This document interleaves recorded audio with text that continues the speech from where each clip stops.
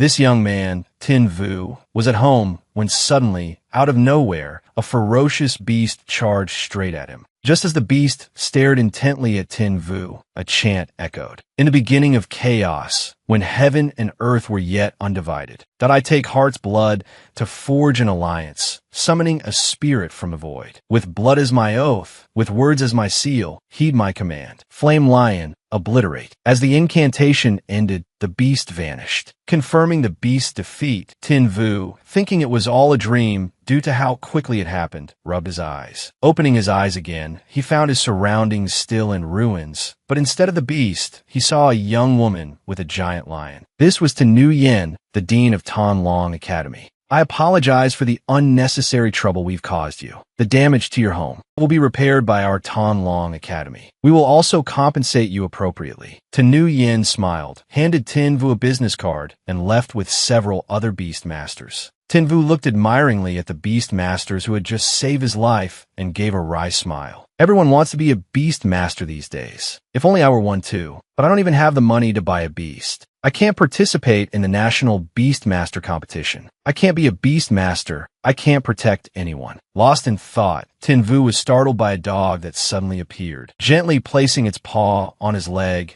and then licking his face enthusiastically, surprising him. Don't tell me you followed that giant lion here. What kind of beginning is this? A husky falling from the sky. Could this dog be a beast? Suddenly, Tin Vu remembered seeing a picture of this dog in a book. That's right. It's that dog breed with the long name in the textbook, a Tat Phong Kuyen. Low bloodline. Doesn't require spiritual energy. Maybe I can actually afford to keep you. Great. With a beast, I could become a beast master too. But there are only 3 days left until the National Beast Master competition. I probably won't make it in time. Despite this, Tin Vu decided to keep the Tat Phong Kuyen. However, the very next morning, Tin Vu carried the Tat Phong Kuyen to a beast shop. You won't have any future following me. Tin Vu said this, but in his heart, he thought it's better to give him to someone who can afford to care for him. This little glutton, he ate a whole week's worth of my food in one night. At that moment, the shop owner opened the door and, seeing Tin Vu, grumbled irritably, "What are you doing standing in front of my shop so early in the morning, kid?" "Shopkeeper, do you want this beast?" The beast shop owner looked at the Tat Phong Kuyen in Tin Vu's arms and waved him away dismissively. "Ah, Tat Phong Kuyen.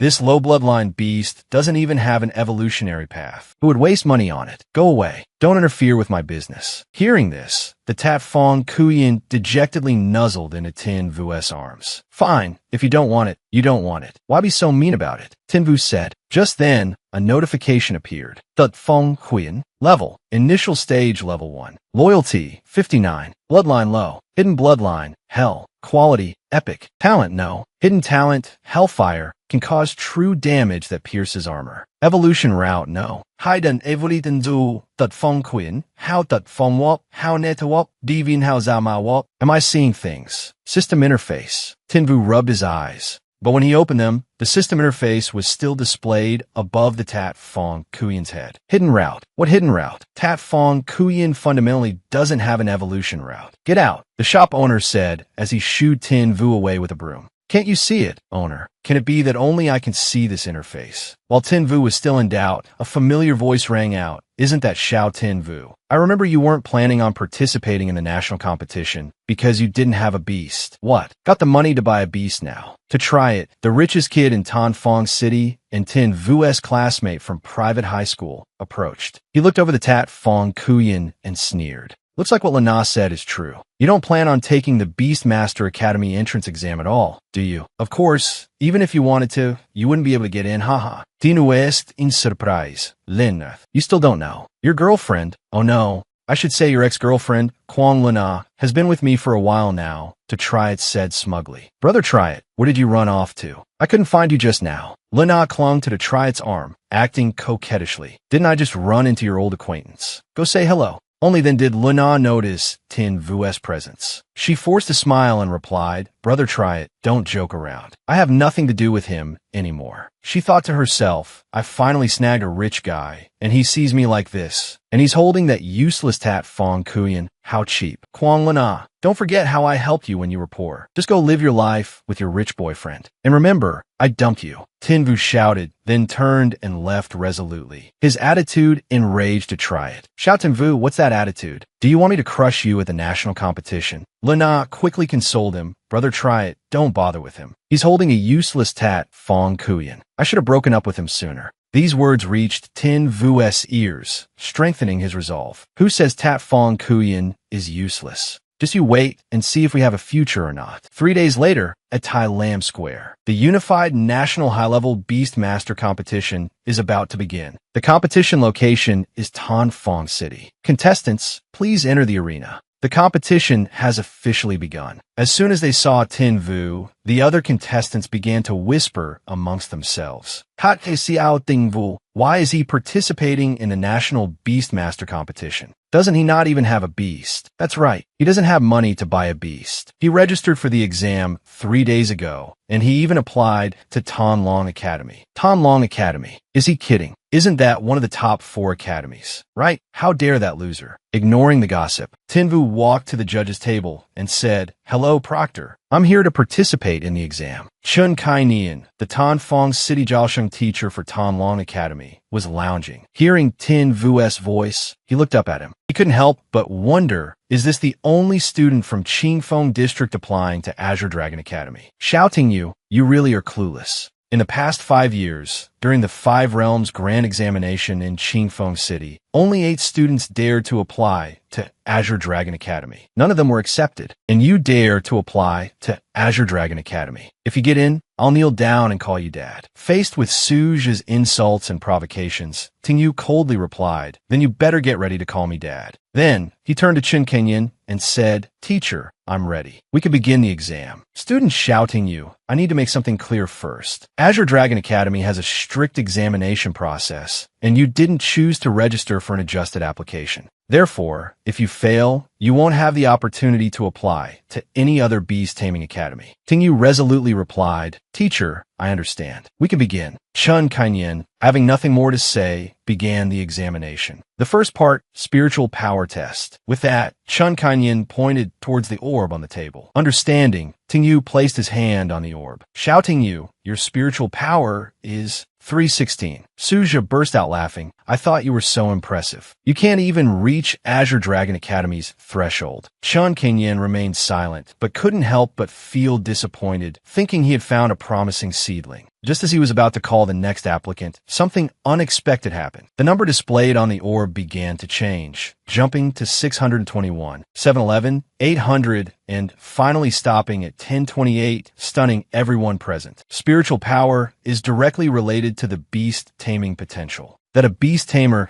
can achieve in the future. Every 100 points of spiritual power corresponds to the ability to contract with one beast. And with 1028 spiritual power points, it means that Shouting Yu has the potential to become a 10-star beast tamer in the future. In the past few decades, very few people in the Dragon Kingdom have reached this level. It seems the Dragon Kingdom is about to have another genius. Thinking to himself, Chun Kanyan announced, Applicant Shouting Yu, spiritual power score, 1,028 points. I remember the genius girl, Yi Ningshuang, only achieved 1030 spiritual power points last year. I didn't expect you to be this strong. Your spiritual power is only 2 points lower than Yi Ningshuang's. Suja, still not giving up the opportunity to belittle Tingyu, said so what? The Azure Dragon Academy examination has 2 parts. Jiang Lina chimed in. He definitely won't pass the next beast bloodline quality test. Applicant Xiao Tingyu, the second part of the exam. Chun Kenyan was speaking when the technician in charge rushed over and whispered in his ear. Teacher Chun, there is a slight malfunction with the spiritual power measuring device just now. This applicant's actual score is 1032. 2 points higher than that Yi Ningshuang girl. Chun Kenyan thought for a few seconds and then said, let's not announce the issue with the measuring device for now. Yes, Teacher Chun, the technician replied and quickly left. The second part of the exam, Tingyu's Beast Bloodline Quality Test, officially began. Applicant Xiao Tingyu, please summon your beast. Hey phone, it's your turn to take the stage. Everyone waited with bated breath. But as soon as Chun Kainyan saw that Xiao Tingyu's familiar was just a galehound, he couldn't help but be surprised. A galehound? Isn't that the familiar with the worst bloodline quality? In this day and age, who would still form a contract with a galehound as a familiar? Not to mention spiritual power value. The bloodline quality of a familiar is also a huge factor limiting the future development of a beast tamer. Clearly, the bloodline quality of Xiao Tingyu's familiar is far too poor. Thinking this, Chun Kainyan was about to fail Tingyu's test when suddenly someone spoke. Everyone look, this isn't a galehound at all. Galehounds have absolutely no evolutionary path. At this moment, Heifeng transformed from a husky-like appearance into a gigantic, monstrous beast. Along with it appeared a description above its head. Name, Hell Gale Wolf. Level, initial body level 1. Bloodline, Epic Hell Bloodline. Talent, Hellfire, Fire Attribute, Wind Attribute. Skills, Hellbind, Targeted Skill, Hell Roar, Penetrating Attack. Evolutionary path, unknown. Second stage, evolution. Shouting you, unexpectedly. He's such a formidable person. Chun Kainyan smiled with satisfaction and announced, Contestant Xiao Tingyu has passed the examination. Welcome to Azure Dragon Academy. Suja and Jianglina, having just received their results, were about to leave when Tingyu called out to them. Where are you two going? Without even greeting your father. Don't get cocky, brat. I won't call you that. What can you do about it? Suferi tortiv. Heifeng, understanding his intent. Heifeng immediately walked over and gently pressed Suja's head to the ground with his paw. Can you speak now? Although unwilling, Suja had no choice but to call out, Father, I don't have a son like you. Get lost. Saying this, Tingyu recalled Heifeng and turned to leave. As he passed Jianglina, she shamelessly said, Tingyu, actually, my feelings for you have been very deep these past 2.5 years. So could we. Sorry, I'm not going back. Tingyu refused directly and quickly left. I have to tell my sister the good news that I got into Azure Dragon Academy. Tingyu excitedly took out his phone and made a call. But as soon as the other side picked up, he heard a weak voice calling out Xiao Wu, followed by continuous screams before the call disconnected. Worried that something bad had happened, he immediately ran to find his sister. Elsewhere, the farmer's market on the outskirts of Azure Dragon City was under attack by a monstrous beast. Ru Shui huddled behind a collapsed wall, holding a child and whispering reassurances. Don't be afraid. At that moment, the monstrous beast was right behind the wall, looking at her with bloodthirsty eyes. At the same time, after a while, Tingyu finally arrived at the market his sister frequented, his heart filled with worry. What happened? Where's my sister? He went against the crowd, deeper into the market under attack, just in time to see the monstrous beast thrust its pincer down towards the collapsed wall where his sister, Ru Shui, was hiding. Sister. Without a second thought, Tingyu rushed forward with Heifeng. Suddenly, a notification appeared. A Hell Gale Wolf. Heifeng can use the skills Hell Howl and Hell Binding. Should he use them? Of course. Heifeng, Hell Binding, Hell Howl. At this moment, Heifeng didn't use any skills, didn't even move, but just turned to look at Tingyu. Seeing the monster charging straight towards his sister in this critical situation, Tingyu suddenly remembered the beast tamer who saved him from the magical beast last time. When they broke the window, it seemed like the people from Azure Dragon Academy recited some kind of incantation. All right, I'll give it a try. In the beginning of chaos, the end of heaven and earth, I use my heart's blood to form a pact, summoning a spirit from the vast emptiness. With blood I swear, with words as a talisman, heed my command, go. Just as Tingyu finished speaking, Heifeng's Hell Howl skill activated. One move instantly obliterated the monster, surprising even Tingyu himself. It's dead. Is this the power of a beast tamer? At this moment, he suddenly remembered that his dear sister was also near the monster and rushed over to check on her. Sister, are you all right? Seeing his sister safe and sound, he breathed a sigh of relief. I'm late, but thankfully you're okay. Tingyu, how? Sister, I passed the Azure Dragon Academy entrance exam. From now on, I'm a beast tamer. Oh, and this is my contracted beast, the Hell Gale Wolf, Heifeng. After that, Tingyu and Ru Shui went to check the monster's corpse and found a beast core. Initial stage beast core, poison attribute. Acquisition condition, obtained after defeating a mutated beast. Effect, can increase the poison attribute attack of a beast. Attack power +5, experience +10. Tingyu didn't hesitate and immediately fed it to Heifeng. Although it was only an initial stage poison attribute beast core, every little bit helps, and it would be beneficial for Heifeng's evolution. That night, Ru Shui secretly observed Tingyu while he slept. After confirming the dragon mark on his back was still there, she called that person. The dragon mark forbidden spell is still there. The Dragon Soul King seal hasn't loosened at all, but how can Xiao Tingyu still form a contract with a beast? Isn't this unscientific? The person on the other end replied, "It seems this is fate's arrangement. Keep a close watch on him." "Yes, I understand. I will keep an eye on him." Time passed, and finally, the day arrived for Tingyu to start school. Many people from the market came to see him off. Not only did they prepare food, but everyone also pooled some money to give to Tingyu to help him with some of the expenses of attending the academy. "Everyone, please don't see me off any further. I'll come back to visit during my breaks." With that, he and his sister boarded the train. A few hours later, "Attention passengers, there is a magical beast on the tracks ahead. There may be some shaking of the train cars." A moment later, another announcement rang out. "Attention passengers, the train has passed the dangerous section of the track and is now running normally." Tingyu, Ru Shui, and the other passengers hadn't had much time to celebrate before a loud crash echoed through the train, shaking it violently. Another announcement followed. "Attention passengers, a pack of three-eyed giant apes has appeared ahead. Please protect your lives and belongings." Dents began to appear on the roof of the train car, evidence of powerful impacts. Then, the train car roof ripped open, and a monstrous ape appeared, sending the terrified passengers scattering in panic. Tingyu quickly pulled Ru Shui to a corner as far from the beast as possible. "Sister, stay here, don't come out." "Tingyu, what are you going to do?" Ru Shui asked. Tingyu didn't answer, running straight towards the monster. Just as the monster swung down at Tingyu, a fox with gleaming gold fur appeared. Out of nowhere, slamming its tail into the monster's face, disrupting its attack. "You idiot, what are you standing there for? If you don't want to die, get back." A girl with fiery red hair stepped forward, shielding Tingyu, then commanded the golden fox. "Xiao Xiao, Thunderflash." Then, both girl and beast charged forward to attack the monster.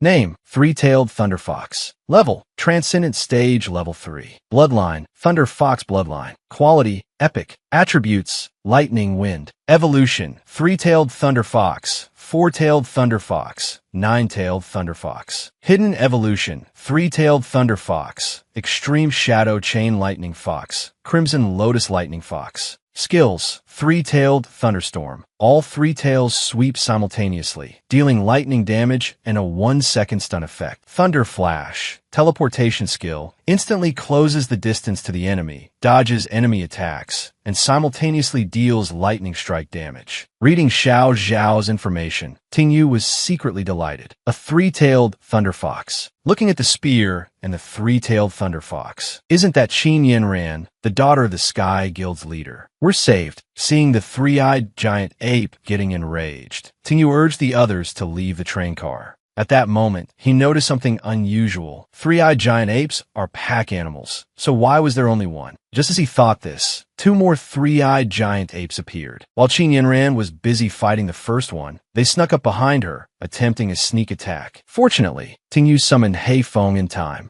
using hellish binding to restrain all the three-eyed giant apes, saving Qin Yanran's life. "I didn't know you were a beast tamer too. Thank you so much," Qin Yanran said gratefully. "It's nothing. I think anyone would have done the same. But your beast." Tingyu looked doubtfully at the information panel above. Xiao Xiao. Beast status, mentally suppressed, lethargic. Diagnosis, post-traumatic stress disorder. Treatment, soak soul calming flower in hot water, combined with a lightning attribute catalyst and a dissolve complete water-type beast core. Has it been overly excited every time it fights recently? After fighting, does it become listless and tend to frequently self-harm? Qin Yanran asked in surprise, "How did you know?" He couldn't tell her that he could see information related to her beast. Thinking to himself, Tingyu explained, "It has post-traumatic stress disorder. I read about this illness in the Beast Pathology Handbook. This three-tailed thunder fox is very susceptible to this disease." No wonder Xiao hasn't been smiling lately. It turns out she's sick. "Thank you so much. I'll treat her as soon as I get home." Qin Yanran slapped Tingyu hard on the back, almost knocking him off his feet. Then, she slung an arm around his shoulders and said boisterously, "From now on, you're my little brother." At this moment, she didn't notice Ru Shui standing not far away, looking at her with dagger-like eyes.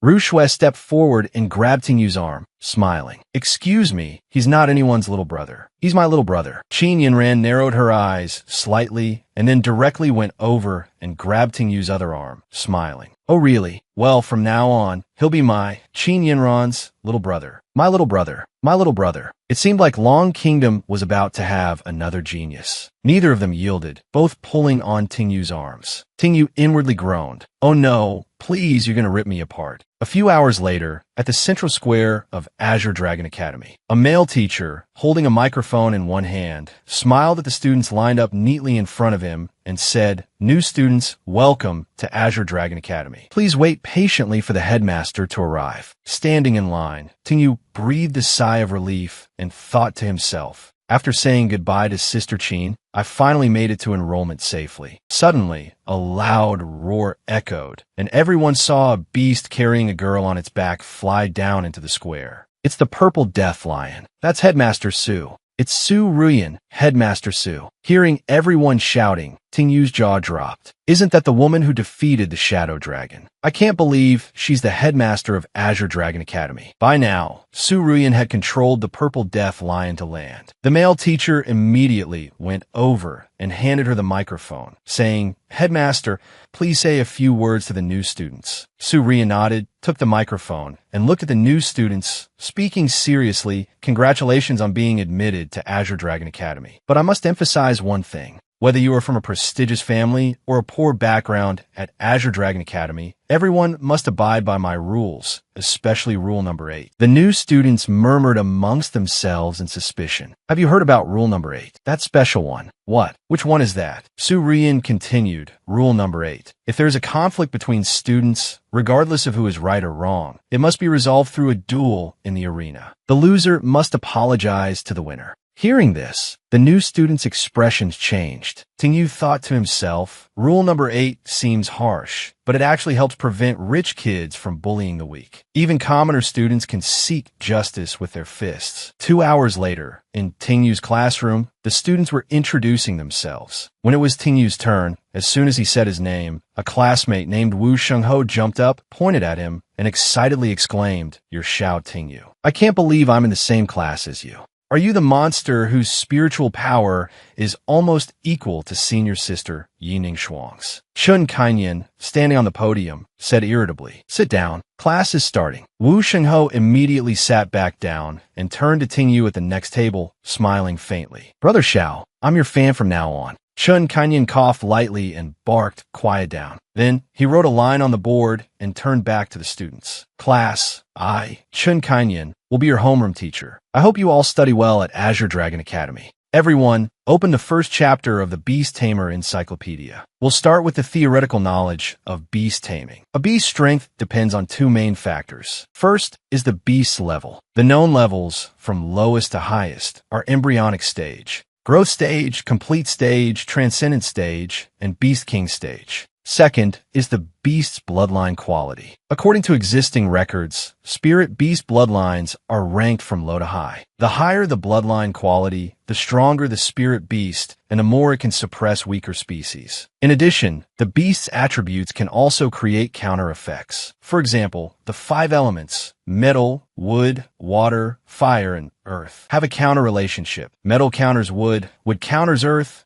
counters water, water counters fire, and fire counters metal. Besides these basic attributes, there are other variations, such as the sand attribute and the lightning attribute. I won't give examples of each one. The lecture continued like this. While the students were listening attentively, Tingyu was slumped over his desk, fast asleep. Chun Kainyan angrily threw a piece of chalk at his head and yelled, shouting, "You get up." Tingyu groggily stood up. Chun Kainyan said, "How dare you? You dare sleep in my class. Tell me, what is the weakness of the sky demon lizard? If you can't answer my question, pack your things and get out." Tingyu replied, "The poison sac under its belly." Chun Kainyan's anger subsided slightly, and he continued to ask, "Go on. Where do ice condensation crocodiles usually live?" Tingyu replied, "The frozen bone lake area in southern Long Kingdom and the cold pool waterfall below the Kunlun Mountains." The other students gaped at him in astonishment. Chun Kainyan was also surprised. He wanted to test him further, so he asked a more difficult question. If you encounter a heaven-devouring tiger in the wild, how would you deal with it? Ting Yu answered, I would put my identification card in my mouth and lie down in the shade. Chun Kainyin was stunned. Why? The other students also looked at him curiously. Ting Yu smiled and explained, because the heaven-devouring tiger is a mutated Beast King level magical beast. Only 6-star beast tamers and above can handle it. If a trainee beast tamer, like me, encounters a heaven-devouring tiger in the wild, I'm as good as dead. So I put my ID card in my mouth so my family can easily identify my body. Lying down in the shade might prevent the body from smelling too bad. Chun Kenyon slammed his hand on the desk and said loudly, for this answer, I'll give you full marks. Shouting you, I just tested you with knowledge from the end of the textbook. How did you? Before he could finish, Ting Yu pulled out 3 books and said with a smile, because I've already finished studying all the remaining content. The other students immediately groaned. How are we supposed to live like this? What kind of monster genius is this? Chun Kanyin spoke up, everyone, study on your own for a bit. Shouting you, come out here and talk to me. A moment later, outside the classroom, Ting Yu said, Teacher Chun, I apologize for sleeping in class. I promise I won't do it again. Chun Kanyin replied, it's not about that. You finished the entire course theory in just half a class. Ting Yu responded, it's thanks to your excellent teaching, Teacher Chun. You teach so well. Chun Kanyin said exasperatedly, don't flatter me, kid. If you finish the theory, then move on to more advanced material. He handed him a card and patted him on the shoulder. This is a library card for the Azure Dragon Academy. With this, you can access the library anytime and also enjoy free borrowing privileges. Go on, I have nothing left to teach you. A while later, at the Azure Dragon Academy library, Ting Yu was quietly reading when Wang Yin swaggered in with a few of his lackeys and yelled, this Azure Dragon library is mine today. All the boys get out. The male students knew he was the son of Vice Principal Wang Dongsheng, so no one dared to say anything and hurried out of the library. Wang Yin then leered at the female students and said, ladies, stay and read with me. Haha. The female students cried out in fear, young Master Wang, please spare us. At this moment, the only male student who hadn't run, Ting Yu, threw the book he was reading at Wang Yin's head and said, perfect timing. Wang Yin roared angrily. Who did that? One of his lackeys pointed at Ting Yu and shouted, young Master Wang. It was that impudent brat. Ting Yu walked in front of a female student and looked at Wang Yin. Bullying girls. How embarrassing. Wang Yin bellowed. Who are you? Trying to play the hero. The kind female student urged Ting Yu, you should leave quickly. He's the son of Vice Principal Wang Dongsheng. We can't afford to offend him. Hearing this, Ting Yu scoffed. So, he has his daddy as the vice principal. No wonder he's so arrogant. Wang Yin wasn't angered. Instead, he puffed out his chest and said, good that you know. Now get on your knees and apologize to me. Dream on. Ting Yu shouted and suddenly kicked Wang Yin squarely in the groin, causing him to double over in pain and roll on the floor. His lackeys asked anxiously, young Master Wang, are you all right? Wang Yin, trembling, pointed at Ting Yu. Ridiculous. He doesn't even know who I am. You dare lay a hand on me. I'll make sure you don't get out of this library. Today, I'll teach you who runs this Azure Dragon Academy. Just then, Su Ruan entered the library, accompanied by Chun Qingyan and another male student. They happened to overhear Wang Yan's words. Su Ruan spoke up, such arrogance. I wasn't aware that you were in charge of the Azure Dragon Academy. Wang Yin was startled, thinking, how did Headmaster Su find out so quickly? Su Ruan walked up to Wang Yin, her expression dark as she said, Wang Yin, I know what happened. If you two have a conflict, then settle it according to school rule number 8. This news quickly spread throughout the Azure Dragon Academy. The students, full of excitement, dragged each other along to watch. Hurry up, shouting Yu and Wang Yin are fighting in the arena. Let's go see. Wang Yan's familiar is the 6-clawed Gale Leopard, a legendary bloodline. Can Shouting Yu even fight back? Nonsense. Our brother Xiao is invincible. A moment later, at the arena, Chun Kanyin sat in the stands, looking down at Ting Yu and murmuring, Shouting Yu, don't disappoint me. In the arena, the referee shouted, the match is about to begin. Please enter the arena. Hearing this, both Shouting Yu and Wang Yin stepped onto the stage and shook hands. Wang Yin said, Shouting Yu, I want you to know the consequences of opposing me. Ting Yu smiled and replied, is that so? Then I'll be waiting for your apology. The referee shouted again. The match officially begins. Wang Yin cast a summoning spell and shouted, Binji, come forth. A second later, Binji appeared beside Wang Yin. Tingyu didn't summon his familiar immediately. He used the system to observe Binji's detailed information. Name, six-clawed gale leopard. Level, initial stage level 1. Bloodline, legendary. Attributes, ice, wind dual element. Talent, profound ice winter. Any attack has a certain freezing damage effect, reducing the target's movement speed by 30% and attack speed by 30%. Ice burst, attacks with an ice sphere, which after locking onto the target, explodes instantly. The exploding ice rings form a large-scale attack. Loyalty, 72. Tingyu thought to himself, a dual-element familiar. His expression turned serious as he softly called out, time to enter the stage. Hei Feng. A second later, Hei Feng appeared before everyone's eyes. Wu Shengho exclaimed, damn, Brother Zhao's familiar is so cool. The boy beside him echoed. In terms of looks, the six-clawed gale leopard is completely outclassed. In the VIP stands, Su Ruoyan looked at Hei Feng thoughtfully, shouting Yu's familiar. I've never seen it before. It looks like an evolved form of the Swiftwind Hound. But the Swiftwind Hound has always been known as a useless familiar with no evolutionary path. How did shouting Yu manage it? In the arena, Wang Yin, hearing everyone praising Tingyu's familiar, grew even more jealous.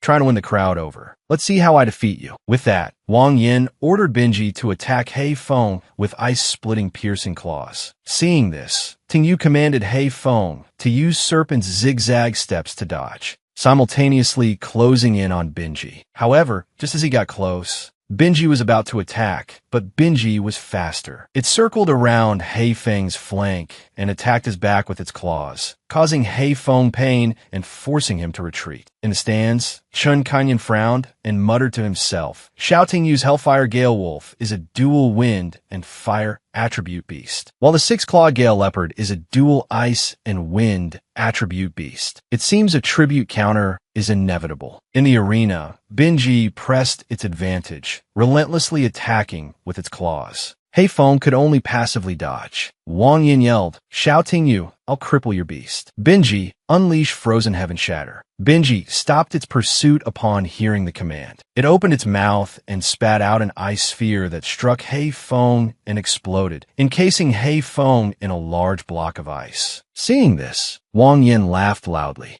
shouting Yu, it won't be long before your beast freezes to death inside. In the stands, everyone focused on shouting Yu, wanting to see what he would do. In the arena, shouting Yu chuckled and said, is that so? Hei Feng, shadow sneak. Then, everyone watched in astonishment as Hei Feng transformed into a mass of black chi and vanished from the ice block. In the stands, Chun Kanyan and Su Ruoyan both frowned simultaneously and muttered, dark attribute. The Hellfire Gale Hound actually has 3 attributes. In the arena, Wang Yin looked around in a daze, muttering, what the hell? Where did it go? He was completely unaware that a shadow was rapidly approaching him on the ground, right behind him. Chun Kanyan and Su Ruoyan, watching from the stands, understood and muttered to themselves. So it turned into a shadow. No wonder the ice couldn't freeze Hei Feng. At that moment, Hei Feng lunged out from the shadow behind Wang Yin to launch a surprise attack. Fortunately for him, Binji reacted in time to protect its master, successfully repelling Hei Feng back to Shouting Yu's side. Shouting Yu snorted and said, let me show you what we're capable of. Hei Feng, silent claws. Hei Feng vanished once more, then suddenly reappeared beside Binji and launched a rapid series of claw attacks. Binji howled in pain from the high-speed assault. Binji, fight back. I said fight back.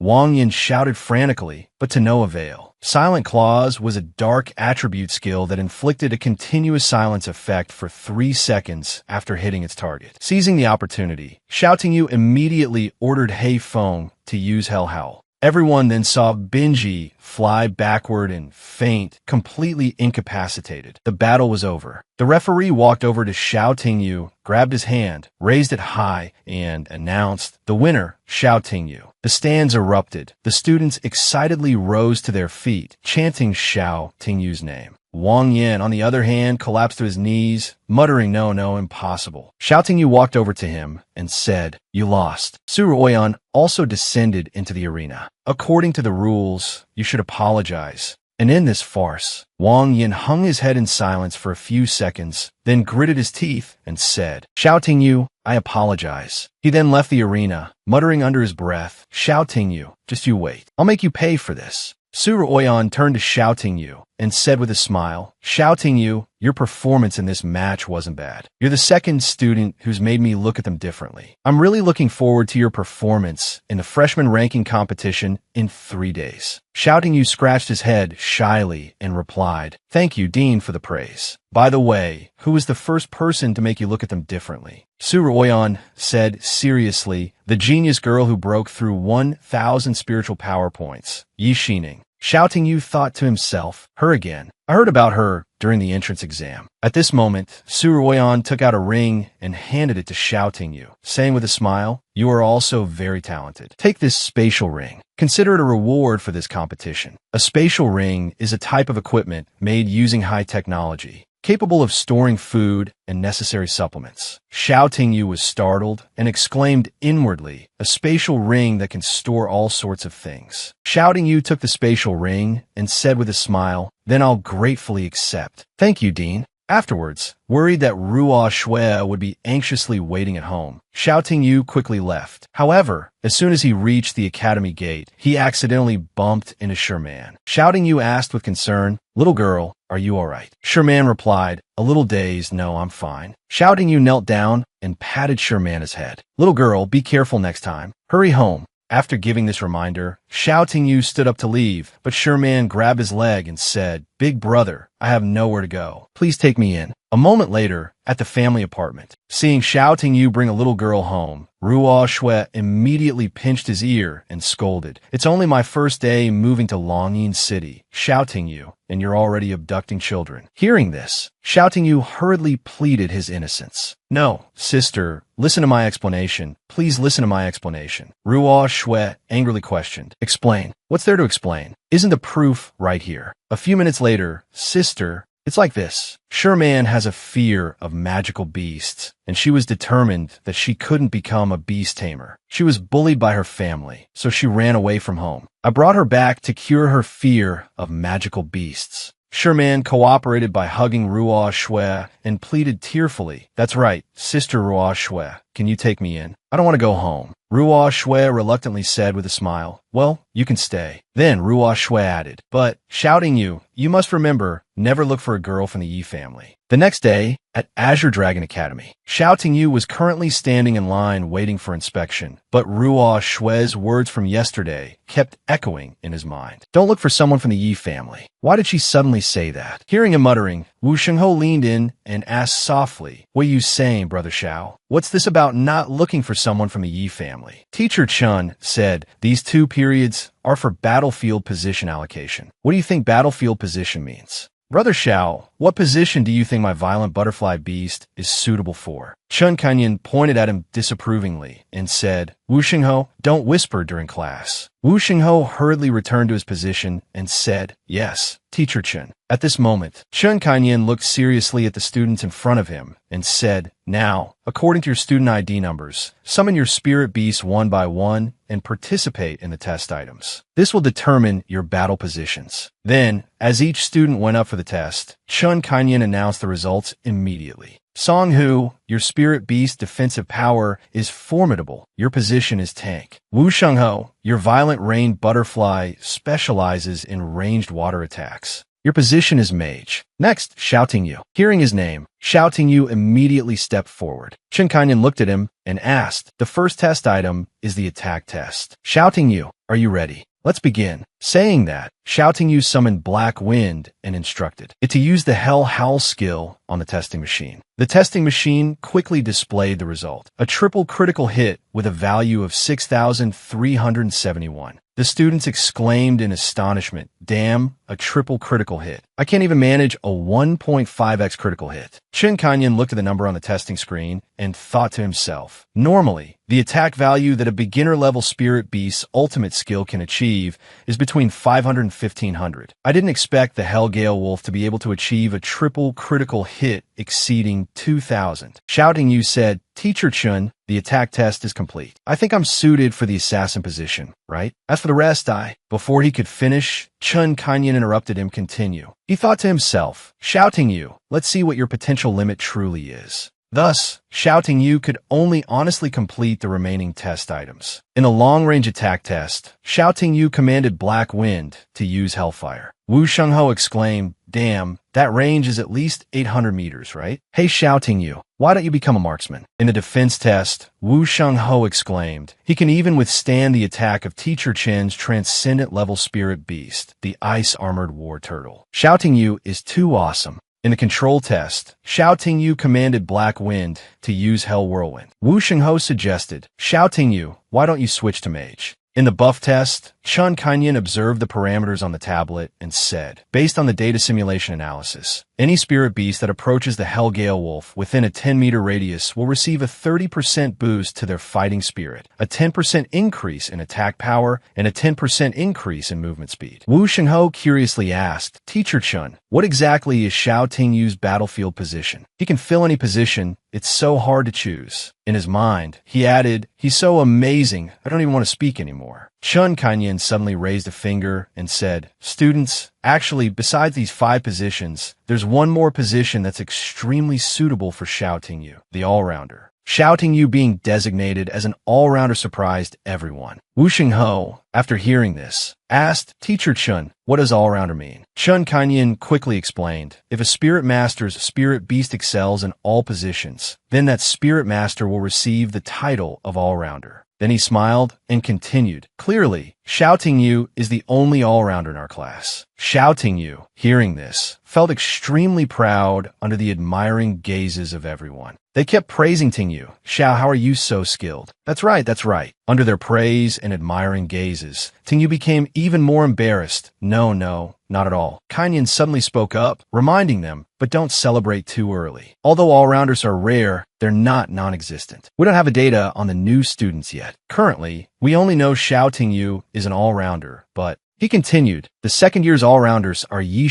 Ning and Han Tianjun. The third year's all-rounders include Mu Rongqing and Li Xiancheng. Kanyan looked at his students and encouraged them. So, everyone, you must continue to work hard. After class ended, Tingyu walked down the street, thinking to himself, I need to buy some supplement for my spirit beast to prepare for the freshman ranking competition. Suddenly, a group of people appeared in front of Tingyu. Kid, where do you think you're going? Tingyu frowned and asked them, who are you? The group was full of bluster. You don't even know our Black Tiger Guild. You're asking for a beating. Wang Yin pointed at him. Boss Lei, why waste your breath on him? Just cripple one of his legs for me. Let's see if he's still arrogant then. He replied, oh, right, young Master Wang. The group aggressively approached Tingyu, daring to mess with young Master Wang. Well, consider yourself unlucky. Tingyu was a little surprised, Boss Lei. He looked at the star rankings on their clothes. Every one of you is a 3-star or 4-star spirit master. He said angrily, isn't it a bit excessive to bully a 1-star spirit master like me? Wang Yin disregarded Tingyu's words. This young master is bullying you. What can you do about it, even if it's excessive? Boss Lei added, young Master Wang, don't be impatient. I'll take care of him right away. He then called out his spirit beast in a loud voice. Thunder Tiger. A majestic white tiger appeared, surrounded by violet lightning. Boss Lei then commanded it attack. The Thunder Tiger charged towards Tingyu. In an instant, Black Wind, summoned by Tingyu, quickly pounced on the opponent. Its eyes glowed red. Its jaws clamped tightly around the Thunder Tiger's neck. Boss Lei's spirit beast was immediately knocked to the ground by Black Wind. He stared in disbelief. Young Master Wang didn't tell me this kid's spirit beast was so strong. Boss Lei started to panic. How can a 1-star spirit master be on par with my transcendent Thunder Tiger? He then revealed his contempt for Tingyu. Well, let's see how powerful a 1-star brat like you is, or how powerful my Black Tiger Guild's 3-star and 4-star spirit masters are. After he finished speaking, Boss Lei's teammates all summoned their spirit beasts. The 3 newly appeared spirit beasts were extremely ferocious, growling at Tingyu and Black Wind. Suddenly, a woman's voice interrupted. Well, let me see how powerful your Black Tiger Guild is.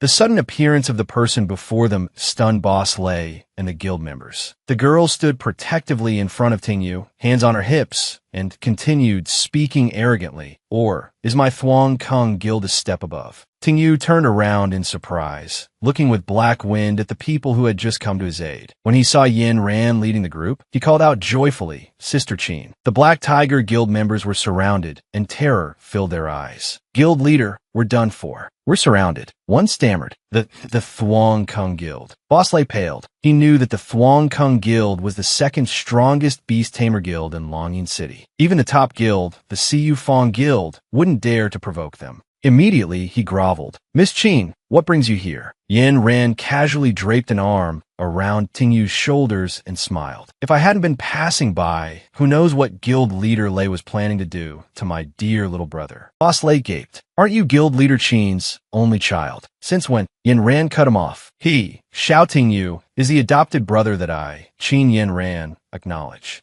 She looked at him and declared, "Anyone who bullies him is making an enemy of me, Qin Yin Ran." Boss Lei instantly fell silent, resignation clear on his face. Then, with imposing grandeur, Yin Ran continued, "And that means making an enemy of my Thuong Kung Guild." Boss Lei quickly switched to flattery. "Miss Qin, it's all a misunderstanding. Just a misunderstanding." He then pointed at Wang Yin. "It's him. This brat hired us to cause trouble for your brother." Wang Yin, singled out, panicked, and raised his hands in surrender. Miss Qin, I didn't mean to antagonize," shouting you.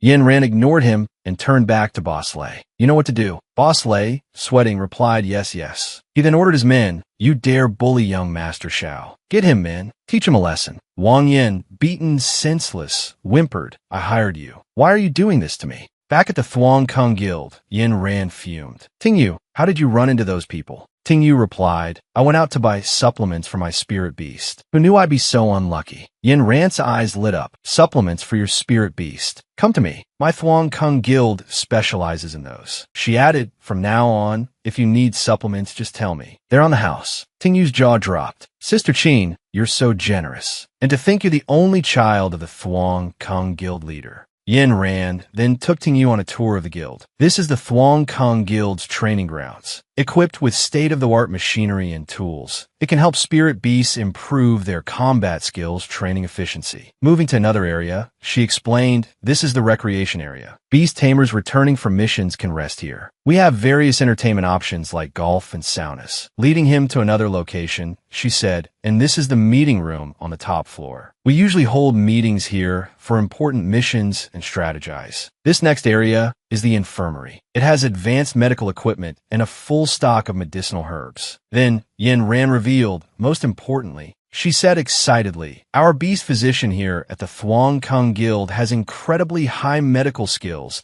and can provide the most advanced technical services for injured spirit beasts." Hearing this, Tingyu thought, a beast physician. He immediately took Yin Ran's hand. "Sister Yin Ran, could my sister Qin join the Thuong Kung Guild and be your beast physician?" She looked at him hesitantly. That might be difficult. Suddenly, a voice interrupted their conversation. "Absolutely not." It was Lu Yu, the vice guild leader of the Thuong Kung Guild. She spoke firmly with a hint of mockery. "No one has even mentioned who you are or why you're here. Your age and experience as a beast physician for our guild. This joke isn't funny at all." Yin Ran recognized the voice immediately and explained, "Annie, he's the one who helped me subdue the giant three-eyed ape on the ship, the one I told you about. He's also my adopted brother." Suddenly, a man rushed in from the doorway, panicked, Vice Guild leader Lu. "Several seriously injured spirit beasts have just arrived at the infirmary." He stammered, flustered, "We don't have enough people. What should we do?" Lu Yu reassured him, "Don't panic. Transfer personnel from the other branches." Then she turned to Yin Ran, "Go to the other guilds and request support." Before she could finish, the man interrupted urgently, "There's no time. Vice Guild leader, those spirit beasts are bleeding profusely. They won't last much longer." Hearing this, Tingyu stepped forward. "Let me, Vice Guild leader Lu. Time is of the essence." At that moment, within the Thuong Kung Guild, Bai Qing lay on a stretcher, being rushed towards the operating room by two frantic medics. While pushing the stretcher, they instructed a nurse, Bai Qing, the raging howler, is in operating room 3, hemorrhaging severely. "Quickly get the emergency blood supply." Sensing its body's changes, its owner frantically ordered, "Move aside. Move aside."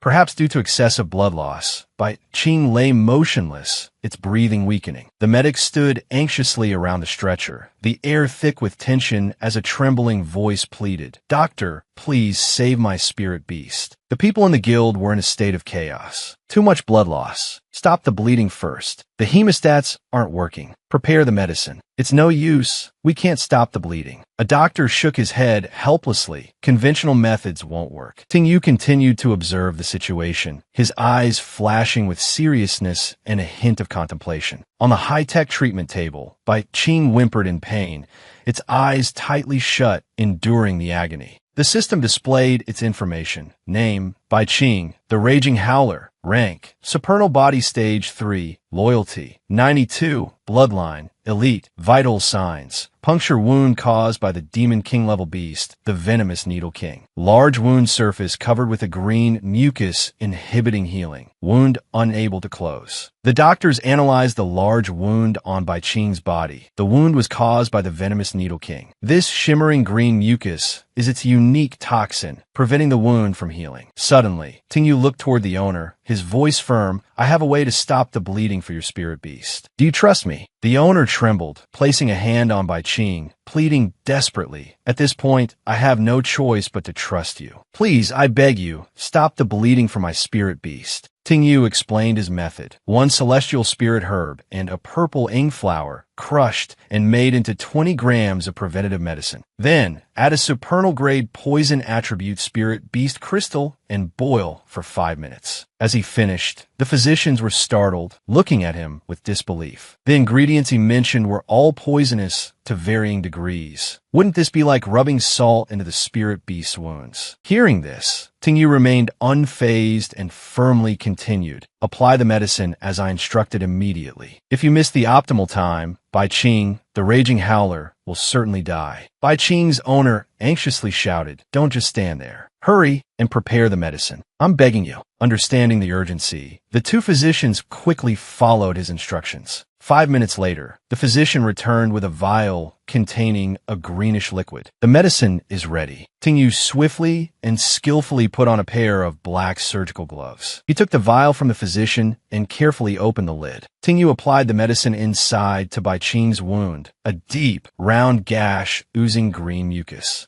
As soon as he finished applying the medicine, Bai Qing roared in pain, startling both him and its owner. Suddenly, someone exclaimed, "The bleeding has stopped. The bleeding has stopped." Indeed, only a few drops of green liquid remained on the wound. While Bai Qing drifted off to sleep from exhaustion, its owner embraced it emotionally. "Bai Qing, I saved you. It's all right now." Nearby, Tingyu clasped his hands and asked Lu Yu with a smile, "Vice Guild Leader Lu, I wonder if my performance has satisfied you." She, somewhat impressed by what she had just witnessed, extended her hand towards him. "Your performance truly exceeded my expectations. I was presumptuous before. Now, allow me to formally invite you to join the Thuong Kung Guild as our special pharmacist." "I'm very happy to accept." Tingyu's face lit up with joy as they shook hands, signifying their agreement. The scene shifted to Tingyu's home, where Yin Ran was questioning him. "You said you were late because you were signing a contract to be a special pharmacist with the Thuong Kung Guild." He replied hesitantly, "Yes, sister." She turned away, feigning anger. "I see you have a foster sister and have forgotten about your real sister." Tingyu quickly explained, "How could that be? Sister, that's not true at all." Amidst the tension, Team Man appeared. "Brother Tingyu, what's a special pharmacist? Is it something you can eat?" Tingyu happily explained to the little girl, of course. "Becoming a special pharmacist for the Thuong Kung Guild means I'll have a salary." He exclaimed excitedly, "This weekend, I can treat everyone to a feast." Ti mindset pone entusitasti. Okay. Okay. Meanwhile, in Wang Yan's room, he was lying down with his left leg in a cast and suspended. Wang Yan yelled furiously, "Tingyu, I won't let you off." Lin Shang looked down at him with his arms crossed. "You useless, incompetent fool." Wang Yan, with tears streaming down his face, said resentfully, "Dad, you have to get justice for me." He sternly lectured, "You are the son of Lin Shang. yet you lost to a clown from a small town in the competition. You not only embarrassed yourself, but also disgraced our Wang family. Wang Yin wiped his tears and sobbed, Dad, don't scold me anymore. I don't know where that Ting Yu got a contract with a 3-attribute spirit beast. Lin Shang sat down next to Wang Yin, gritting his teeth as he explained, besides, he has the Thuong Kung Guild backing him. I'm afraid you won't have a chance to regain your face. Wang Yin nodded. The Thuong Kung Guild. Our Wang family really can't afford to offend them. But if Ting Yu meets with misfortune in the Yinna Mountain trial, dies at the hands of a magical beast, wouldn't that have nothing to do with us? Lin Shang gave a sinister smile, adjusting his glasses as if victory was already in his grasp. The sun shone brightly over Yinna Mountain today, its rays piercing through the vibrant foliage. Instructors stood above, supervising the students. Lin Shang announced clearly, today is the day for the new students to participate in the Yinna Mountain trial. This trial will be live-streamed across social media.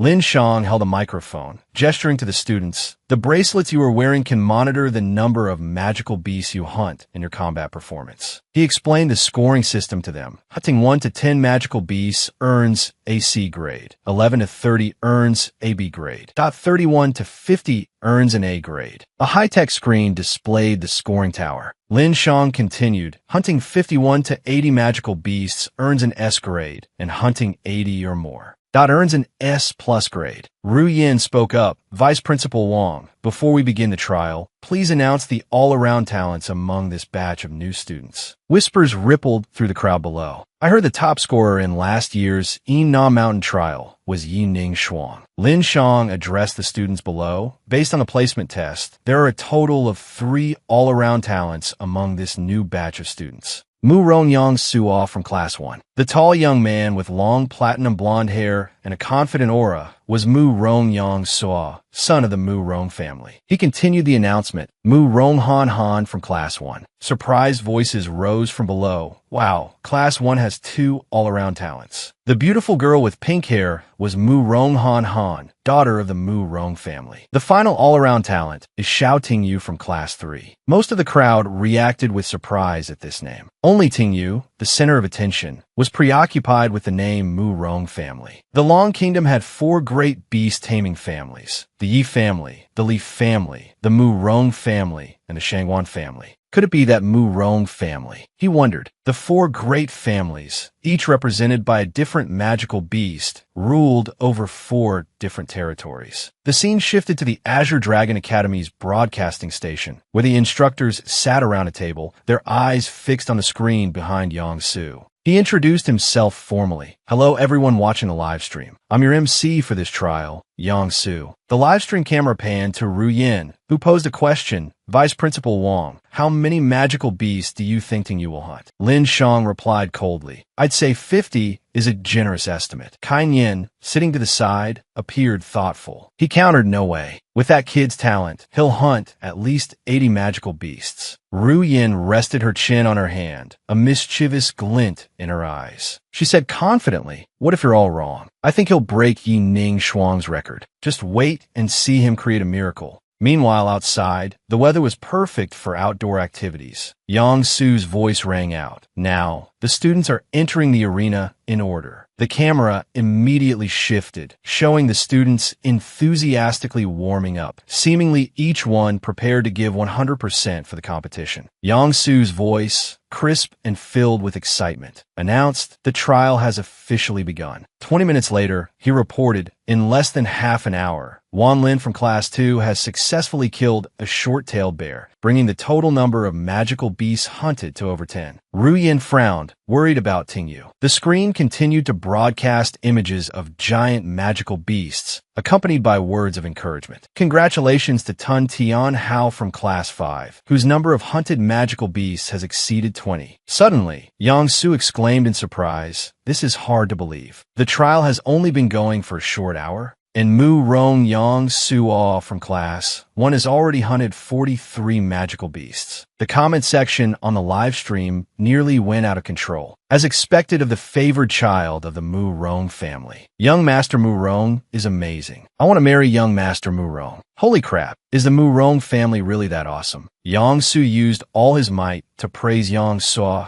Murong Yang Suo's white ape beast, as expected of the only superpower-type beast in this trial. Its spatial warping ability not only closes the distance with magical beasts instantly, but any attack it launches can also cause a penetration effect. The screen immediately showed the white ape holding a silver serpent, its eyes shining brightly and sharply. Yang Su's voice remained steady. Although the silver serpent is a type of magical beast with strong regenerative abilities, it happens to be restrained by the white ape beast's ability. The result is so tragic it's hard to watch. The white ape used its beak to tear the silver serpent apart, but Yang Suo stopped it. Xiaobai, don't torment it. He touched the silver serpent and ordered the white ape, just take the magical beast crystal. The scoreboard numbers kept jumping. The current leader was Han Han, also the only girl in the top 3, followed by Yang Suo and Ting Yu. The livestream switched to show her fighting a giant magical beast. Yang Su introduced. After watching Mu Rong Yang Suo's performance, let's take a look at Mu Rong Han Han. Her beast is the bone-sucking sea turtle of legendary bloodline quality. It's also the only undead-type beast in this trial. I just want to say, she's truly a spiritual player. The opposing magical beast roared, its expression determined for battle. Yang Su explained, the bloodthirsty mad lion is an initial stage level 2 beast possessing an epic bloodline. Its physical attacks carry a 5-fold critical hit effect, a super powerful ability, but it has encountered the bone-sucking sea turtle. Today will be its last day. The comments section exploded with virtual roses. Brave Miss Murong. Han Han, fighting, forever supporting you. This talent is even stronger than her brother, Murong Yang Suo. Yang Su's voice boomed with excitement. If Murong Han Han successfully hunts the bloodthirsty mad lion, her total hunted beasts will reach 51. Somewhere, Yang Suo looked at the scoreboard, proudly thinking, it seems that in this trial, my sister will probably take first place. Suddenly, he was astonished to discover someone has overtaken my sister. Rewinding to a minute earlier, when she was fighting the magical beast, Han Han watched with a worried but determined expression as her beast attacked. Her beast companion shot out a beam of purple light, both eye-catching and dangerous. Han Han smiled triumphantly, thinking another one down. At that moment, Ting Yu's shout startled her. Black wind teared apart. Her beast companion was already flying towards a magical beast, mouth wide open, ready to attack. But the last minute, a surprise attack hit the beast. It spurted blood from its chest as everyone watched in awe. A triumphant voice rang out, "Gotcha!" On Enam Mountain. Ting Yu and Han Han stood facing each other, the slain bloodthirsty mad lion between them. Riding Black Wind, Hegrindat Han Han. Murong Han Han, thanks for the gift. She maintained a calm facade, while internally screaming, I want to murder you 1, 2, 3, 4, 5, 6, 7. The scoreboard began to change. Yang Su enthusiastically announced, ladies and gentlemen, what a dramatic turn of events. This young man is truly cunning. Murong Han Han, despite all her precautions, couldn't defend against the sly Xiao Ting Yu. He snatched her kill and jumped into first place. Suddenly, a giant magical beast appeared near Ting Yu. The situation changed. A 3-eyed ant had emerged from nowhere. He quickly took a fighting stance. Yang Su continued his commentary. Ladies and gentlemen, even through the screen, I can feel the burning desire to win between these two. Han Han was equally determined, her eyes filled with resolve. Who would ultimately slay the 3-eyed ant Ting Yu? On Blackwind's back, gave the command to attack. Blackwind, Hellfire Whirlwind. Yang Su provided the blow-by-blow account. Ting Yu charges in. The 3-eyed ant shell is notoriously thick and tough. Blackwind's flames wrap around the ant like fiery ropes, but the Hellfire of the Hellfire Gale Wolf ignores armor, dealing direct damage to its foe. Ting Yu waits for the right moment, then gives the next command, Blackwind Reap. He unleashes a blazing inferno aimed directly at the ant. Hellfire Blast. Suddenly, a gust of wind gently pushed back the fierce flames. Murong makes hard move. The bone-winged sea turtle unleashes a sonic wave, interrupting the Hellfire Gale Wolf's final attack. Han Han quickly directed the finishing blow. Bone-winged sea turtle, ice fire blast. The attack successfully incinerated the three-eyed ant. The ant collapsed, instantly dissolving into a large spirit stone. She reached out and picked up the glittering stone from the pool of blood. Tingyu approached, his voice tinged with frustration. Mu Rong Han Han, I didn't realize you were such a fierce competitor. The changing tides make this competition even more exciting, ladies and gentlemen. Things have just gotten much more interesting. Currently, Xiao Tingyu and Mu Rong Han Han are tied, with no clear leader. With less than an hour left in the trial, who will claim the top spot? Let's wait and see. Tingyu then found another target. Black Wind, get ready. Before he could attack, the beast was killed in an instant. It was Han Han. Mu Rong Han Han and Xiao Tingyu are at it again. She's stolen another kill. He watched the fallen beast, frustration building. Wherever Xiao Tingyu goes, Mu Rong Han Han follows to steal his kills. Her total number of magical beasts hunted has reached 89. Yang Su continues. Half an hour has passed, and Mu Rong Han Han, by stealing Xiao Tingyu's kills, has firmly secured the top position. Tingyu is only now starting to feel remorseful. Han Han, although it was wrong of me to steal your kills, you don't have to keep following me relentlessly, do you? Han Han, still fuming, replies, yeah, right. He then leads the viewers on. Will Mu Rong Han Han be able to extend her lead? Will Xiao Tingyu be able to rally and advance?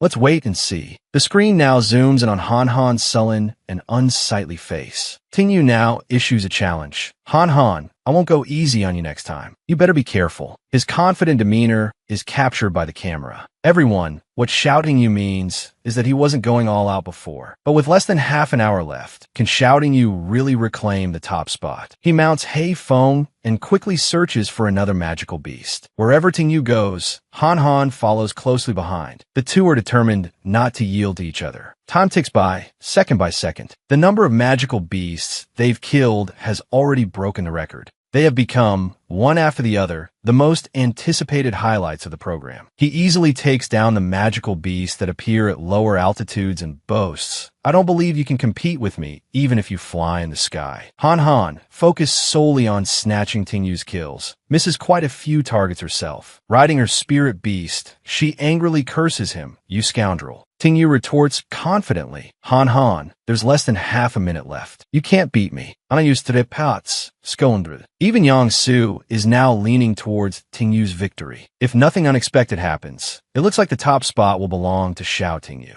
Tingyu, hearing Han Han's words, is indignant. Are those the only 2 words in your vocabulary? Suddenly, a magical beast with incredibly powerful energy appears nearby. It hides behind a large boulder, having observed Tingyu and Han Han for a while. Suddenly, it roars and charges towards him. Yang Su is also surprised by this unexpected turn of events. What's going on? Why is there a complete stage 3 magical beast here? Tingyu, realizing the danger, quickly climbs on a hay phone. By now, the magical beast is rapidly closing in. Its magical power is incredibly fierce. His eyes widen in terror. Both he and Hei Feng are unable to dodge and are pushed off the cliff by the beast's force. Oh no! Han Han, witnessing everything, is stunned into silence. Xiao! She rushes to the edge of the cliff and sees that Tingyu has luckily managed to grab a branch, while Hei Feng clutches his leg. Han Han sets her spirit beast to confront and hold back the magical beast while she tries to help him. Give me your hand. Hanging precariously from the cliff face, Tingyu's eyes suddenly catch a glimpse of Wang Yen lurking below. Wang Yen, it's you again. The weak branch, unable to bear the weight of both him and his spirit beast, quickly snaps. Han Han watches him fall with a desperate cry, shouting you. After the incident, the atmosphere at the broadcasting station becomes incredibly tense. Kai Yin slammed the table and stood up, unable to remain calm. Headmaster, I want to personally go rescue my students. As Yin calmly reassured him, Teacher Chun, don't be anxious. Xiao Tingyu and Mu Ronghan Han are also my students. As the headmaster, I won't let anything happen to them. The two left together to find solution. Kai Yin announced, I'll have security initiate the emergency rescue program. Lin Shang remained seated, smug about his plan. Genius, my foot. I just used a little trick, and hasn't that brat gone to report to the king of hell already? A while later, at the foot of Nam Mountain, the harsh sunlight pierced through the dense canopy. Tingyu slowly opened his eyes, his whole body aching. Am I still alive? The image of Wang Yin, with a cunning smile, lurking on the other side of the cliff, flashed through his mind. He now had time to reason. It was Wang Yin again. This time, I won't let him off the hook. Suddenly, Tingyu realized he hadn't seen Hei Feng and frantically searched. Hei Feng. He realized he was lying on top of it and felt extremely remorseful. He quickly stroked it. Hei Feng, did you use your body as a cushion for me? It groaned painfully and howled. Tingyu, being a pharmacist, luckily always carried emergency medicine with him. He opened the lid and gently fed at the medicine. Hei Feng, drink this nutrient potion. The pain will go away soon. At that moment, the skies suddenly turned gray, dark clouds rolled in, and rain poured down like a trickle. Seeing the unfavorable weather, Tingyu could only exclaim helplessly, "It's raining." He quickly recalled Hei Feng to prevent it from getting more exhausted. I'll take you to find shelter from the rain. After wandering around for a while, he luckily found a relatively spacious cave. Looking outside, he saw the rain getting heavier, his mood gloomy. I wonder when the rain will stop. Unable to contact anyone, he felt uneasy. She must be worried sick. And also, remembering the scene where Han Han had yelled, "Give me your hand," he wondered how she was doing. Suddenly, the sound of someone stepping on branches echoed in the cave. Tingyu quickly realized and panicked. Someone's in the cave. As he turned around, a hand reached out and choked him. Dalu looked at him with the eyes of an enemy, uttering venomous words. "Human, you have seen my face. I have no choice but to eliminate you." She tightened her grip, and he struggled, using all his energy. Quickly, all the information about Dalu appeared. Title: Nine-Tailed Fox Demon. Rank: Level 1 Beast Emperor. Bloodline: Mythical Nine-Tailed Fox Clan. Talent 1: Eye of Calamity. After activating this technique, can petrify any enemy of a lower rank. Talent 2: Nine-Tailed Fox Transformation. Burns the enemy's soul, accompanied by a terrifying mental attack. Attributes: Beastman, Psychic Fire. Loyalty: None. Hidden Evolution Path. Nine-Tailed Fox Demon. Ten-Tailed Heavenly Fox. Ten-Tailed Dragon Fox. He realized her identity. So, she's a Beastman-type magical beast, a nine-tailed fox demon. Dalu was surprised that he had discovered her true form. "Human, I didn't expect you to recognize my true self." Unable to speak, he tried to use his thoughts to persuade her. "Even if I recognize you, I can't defeat you. A Beast Emperor level magical beast. I have no chance against you." But Dalu had no intention of sparing him. "It seems this Empress can't keep you." Shouting You struggled with all his might to stop her. Cough, cough, wait. He choked out with difficulty. "You were injured by a pure-blooded dragon. You'll die in less than half an hour." She was even more surprised that he knew so much. "How do you?" At this moment, the pain from her injury seemed to overwhelm her. Cough, cough. Could it be? Shouting You immediately seized the opportunity while she was distracted. "This is my chance." Shouting You quickly used his own energy. Dalu was momentarily blinded by the bright light of his magic. While she was disoriented, he retreated a few steps, keeping a safe distance. Shouting You rubbed his aching neck and added, "If I know you're a nine-tailed fox demon, how could I not know such a trivial thing?" Looking at Dalu coughing up blood, he checked her injury status. Status: severely injured magical beast, near death. Time of death: half an hour. Pathology analysis: injured by a pure-blooded dragon. Dragon's power has invaded the body, damaging the heart meridian and reversing the flow of chi and blood. This information surprised Shouting You. Although he didn't know why a pure-blooded dragon, extinct for 300 years, had reappeared, he needed to calm her down first. He said decisively, "I can save you." Weakened by her injury, Dalu didn't readily trust him. "You're just a one-star beast tamer. Can you really heal me?" She understood the severity of her injuries. "My wounds were inflicted by a pure-blooded dragon. Even the most skilled beast tamer physician of mankind would struggle." Shouting You's face remained confident. "It's not difficult. I can save you, but..." He had already planned his escape route. "I don't want to heal you only to have you kill me." To ensure his safety, Shouting You set a condition. "You must sign a blood contract with me." Outside, the rain showed no sign of stopping, and neither did the conflict in the cave. Dalu angrily unleashed her power. "You wicked boy. You want this Empress to submit to you, to become your spirit beast." Shouting You seemed to be affected by the burst of purple energy emanating from her. He frowned and replied, "That's right." Dalu roared furiously, her eyes blazing red at him. "You're digging your own grave. With that, she lunged fiercely at Xiao Tingyu, her body radiating a violent energy as if she wanted to devour him alive. His neck caught in her grip. Xiao Tingyu strained to speak. Taking my life is easy, but if I'm gone, you won't survive either. Delu glared at him, unwilling to accept her fate. Do I really have to submit to this human? Suddenly, a powerful tremor struck, momentarily stunning her. Delu trembled and stumbled. Xiao Tingyu reminded her, the dragon's power has already penetrated deep into your heart meridian, hasn't it? If you don't sign the blood contract, it'll be too late. Internally, Delu still struggled against submission. No, I can't die now. I still have the mission my sister gave me. She gradually loosened her grip on his neck, leaving purple marks on his skin. Finally, Delu conceded to his proposal. I agree to sign the blood contract with you. Then, from now on, as he spoke, Xiao Tingyu lightly bit his finger, his face serious as he performed the blood contract ritual. A drop of fresh blood flowed from his fingertip. Xiao Tingyu continued the ritual. Oh, it's Xiao Tingyu's beast. He lightly touched her forehead with the finger that held the drop of blood, and immediately a dazzling star-shaped light appeared between them. Delu marveled inwardly, but didn't forget to remind him. So your name is Xiao Tingyu. Can you heal me now? Tingyu calmly replied, of course. You're my beast now, so I'll definitely protect you. What are you doing taking your clothes off? Delu blushed at his unexpected action. With a serious expression, he held a sharp dagger in his hand and looked at her, saying, healing you. How can I draw blood without taking my clothes off? As he spoke, he stabbed the dagger directly into his chest, his face contorted in pain. Tingyu pointed to the cut on his left chest and said, quickly, drink. Delu blushed with embarrassment at his actions, her voice stammering, what are you saying? How could I? I could never do such a thing. Ignoring Delu's embarrassment, Tingyu explained, my heart's blood can protect your core. Panic began to rise within her. I don't care, she exclaimed, then shyly moved closer to Tingyu. Delu began to drink his heart's blood. My core.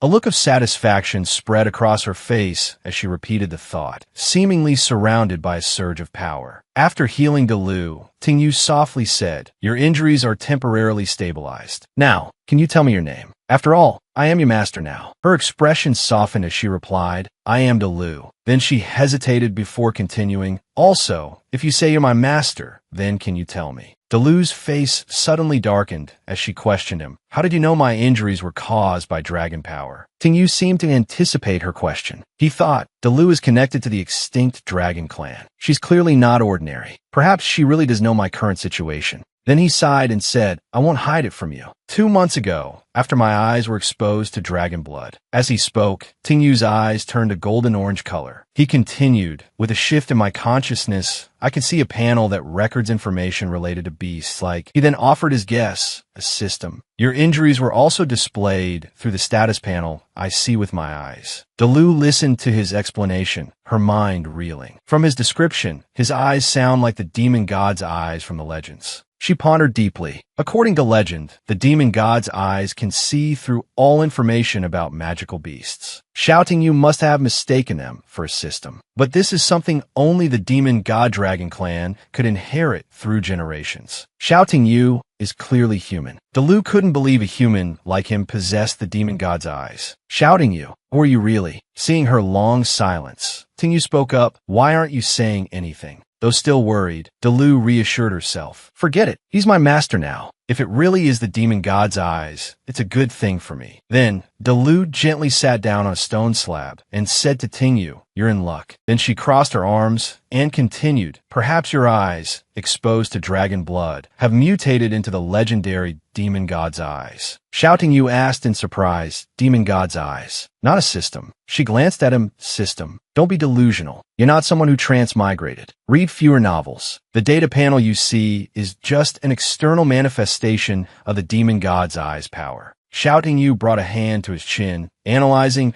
just a visualization of the demon god's eyes power. But why did I hear it talk? He recalled a time when he'd inadvertently followed a voice urging him, quickly pick it up. It can awaken the beast-taming bloodline and help your beast transform. He continued to reminisce, The first time was after the dark demon dragon attack. It led me to an awakening crystal, saying it could help Fearsome evolve. Then, during the Azure Dragon Academy's entrance exam, I gave the awakening crystal to Fearsome. Shouting You remembered the moment Fearsome clenched the crystal in its mouth, the surrounding air turning a vibrant red, enveloping it. He hadn't expected it to actually evolve into the Hellgale Wolf, allowing him to pass the Azure Dragon Academy's test. Both times, he'd heard that voice. Shouting You pondered, wondering when he would hear it next. Nearby, a magical beast was watching the situation in the cave, baring its sharp teeth as if waiting for something. Suddenly, it charged towards where they were sitting, roaring loudly. Delu reacted quickly, pulling Shouting You back by his collar.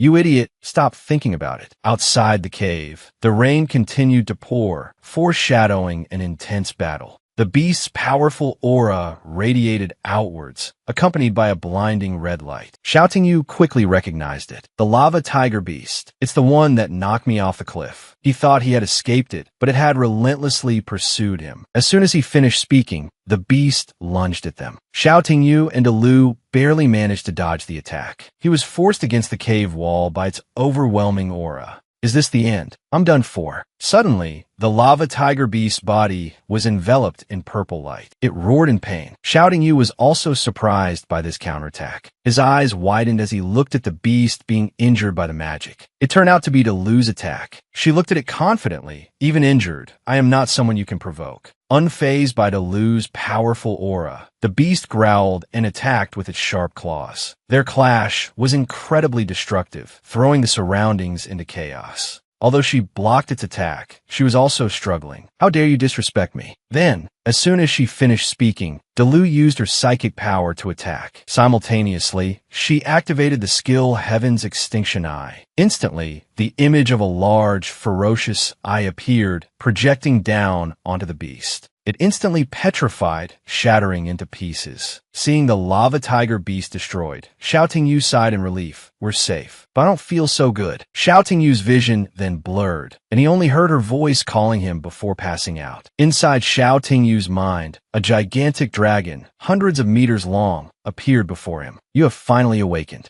The dragon called him the demon god's eye. Shouting You was stunned by the colossal figure before him. He stammered, Who? Who is speaking? Then he realized he was sitting on the back of a black dragon, Fearsome. But just a moment ago, he was clearly in the cave with Delu. Who are you? Where is this? As soon as he finished speaking, the dragon replied, Have you forgotten me? Your spirit beast's evolution was guided by me. He finally recognized the identity of the black dragon before him. So, it was you who guided me to find the bloodline awakening crystals. Who are you really? The dragon began to tell him about itself. I was awakened by the power of blood, but I don't know who I am. Shouting You suddenly remembered something from the past. The power of blood. Could be the dragon's blood from back then. Before he could continue, the dragon made him an offer. But I know I can help you achieve supreme glory. Shouting You scoffed. Ridiculous. How can you help me when you don't even know who you are? As the dragon spoke, it displayed a system panel before him. Don't you already know my abilities? The system panel displayed designation, Galehound. Rank, initial stage level 1. Loyalty, 59. Bloodline, lowly. Hidden bloodline, hell bloodline, epic quality. Talent, none. Hidden talent, Hellfire, can inflict true damage, ignoring defense. Evolution path, none. Hidden evolution path, Galehound, Hell Gale Wolf, Hell Nether Wolf, Hell Yama Wolf. Shouting You finally understood. The control panel he had mistaken for a system was indeed this dragon's doing. The dragon continued to explain. I can see through all the information of your spirit beasts. You just need to summon me with your consciousness, and I will appear. As long as you follow my instructions, you are bound to become an outstanding individual in the future. Shouting You said suspiciously, so many benefits. What's your purpose? Perhaps to regain my memories. I don't know. Then why are you only appearing now? I thought it was some kind of system.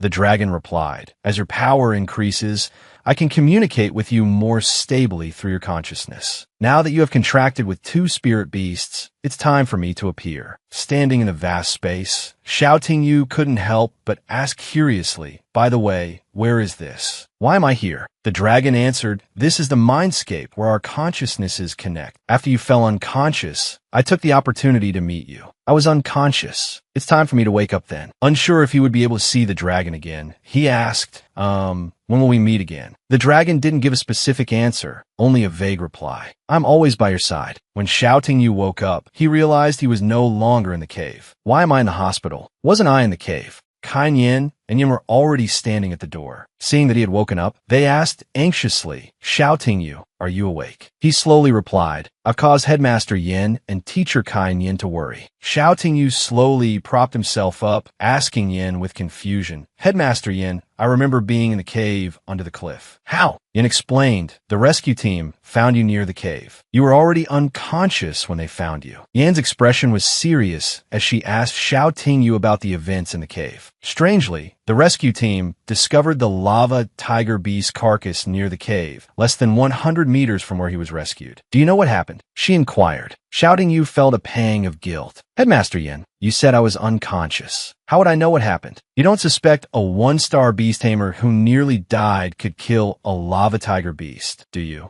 After hearing Shouting You's reply, Yin looked bewildered and questioned herself. Could I really be overthinking this? She quickly reassured him, Shouting You, don't worry. The Academy will thoroughly investigate this incident and give you an explanation. He forced a smile and replied, of course, I trust you, Headmaster. Kain Yin also spoke up, praising him. Furthermore, for this Na Mountain trial, both you and Mu Rong Han Han received an S+ evaluation, breaking the Academy's record. Rest well and prepare for the freshman ranking competition at the end of the week. After saying this, the two of them left, leaving Shouting You alone in the hospital room. As soon as the room was empty, a flash of light appeared. It was Delu. I was wondering where you went. Turns out you were in the beast taming badge. She then scolded him. You brat, relying on your strength. You made this empress drain my heart's blood. After being injured, you overexerted yourself and fell into a coma. Recalling the scene in the cave earlier, her face darkened. Just as the rescue team arrived, this empress didn't want to be discovered by humans, so I hid. Dalufuruit herburais in confusion. From what those two said just now, your fall down the cliff was an accident. He chuckled, a hint of sarcasm in his eyes. What accident? I know exactly who did it. Shouting You recalled Wang Yan's provocative face. Angrily, he continued, this time, I won't let him off the hook. In Wang Yan's study, Lin Shang was calmly sitting, drinking tea and reading a book. Suddenly, Wang Yin rushed in, his face pale with fright. He held up his phone, his voice trembling. Dad, something happened. Seeing his haste, Lin Shang frowned and placed his teacup on the table. What's with this Wang Huang Zhang Zhang? Have some composure. Wang Yin spoke urgently. Dad, something bad happened. He quickly handed the phone to his father and continued, Shouting You isn't dead. He's still alive. Wang Yin was extremely worried. Dad, we didn't kill Shouting You last time. He'll take revenge on us. He has the Thuong Kung guild backing him. Lin Shang adjusted his glasses. Ah, revenge.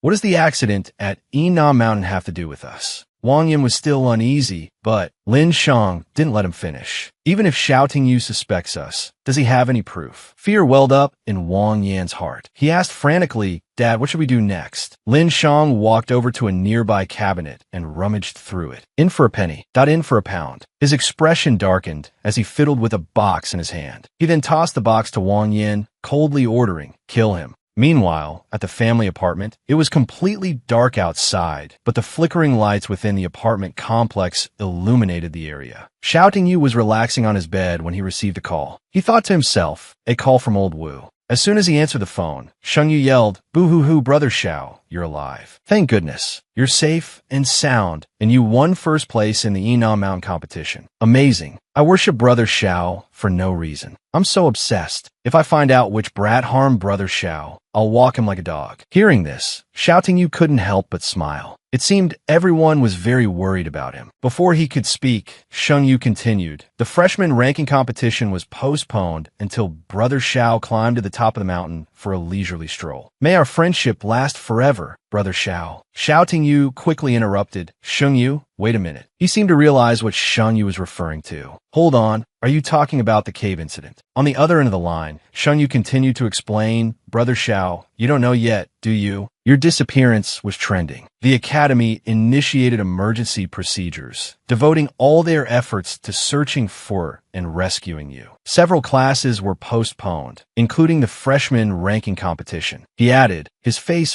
full of anticipation. The freshman ranking competition is an annual event at Azure Dragon Academy. Freshmen are divided into groups, and the order of competition is determined by lottery. After selecting the 8 strongest individuals, the top 3 are chosen from among them. This is a life or death battle that determines the future of the freshmen. It's very intense and exciting. Shengyu urged him, "Brother Xiao, don't be late." Xiao Tingyu gave a perfunctory nod and hung up the phone. "All right, I understand. You go to bed early." He looked at the darkened phone screen and pondered for a long time. The freshman ranking competition. If I get a good ranking, I'll definitely be valued by the academy, receive training, and be prioritized for resources. As far as I know, spirit beasts need the spirit master to provide sufficient spiritual energy to use their skills. The higher the level of the spirit beast, the more spiritual energy is needed for their skills. Xiao Tingyu recalled the last time Delu used her skill. She had drained all his spiritual energy, leaving him exhausted. He mused, if I have resources from the academy to support me, I can definitely increase my spiritual energy faster and avoid the situation where Delu drains all my spiritual energy like last time.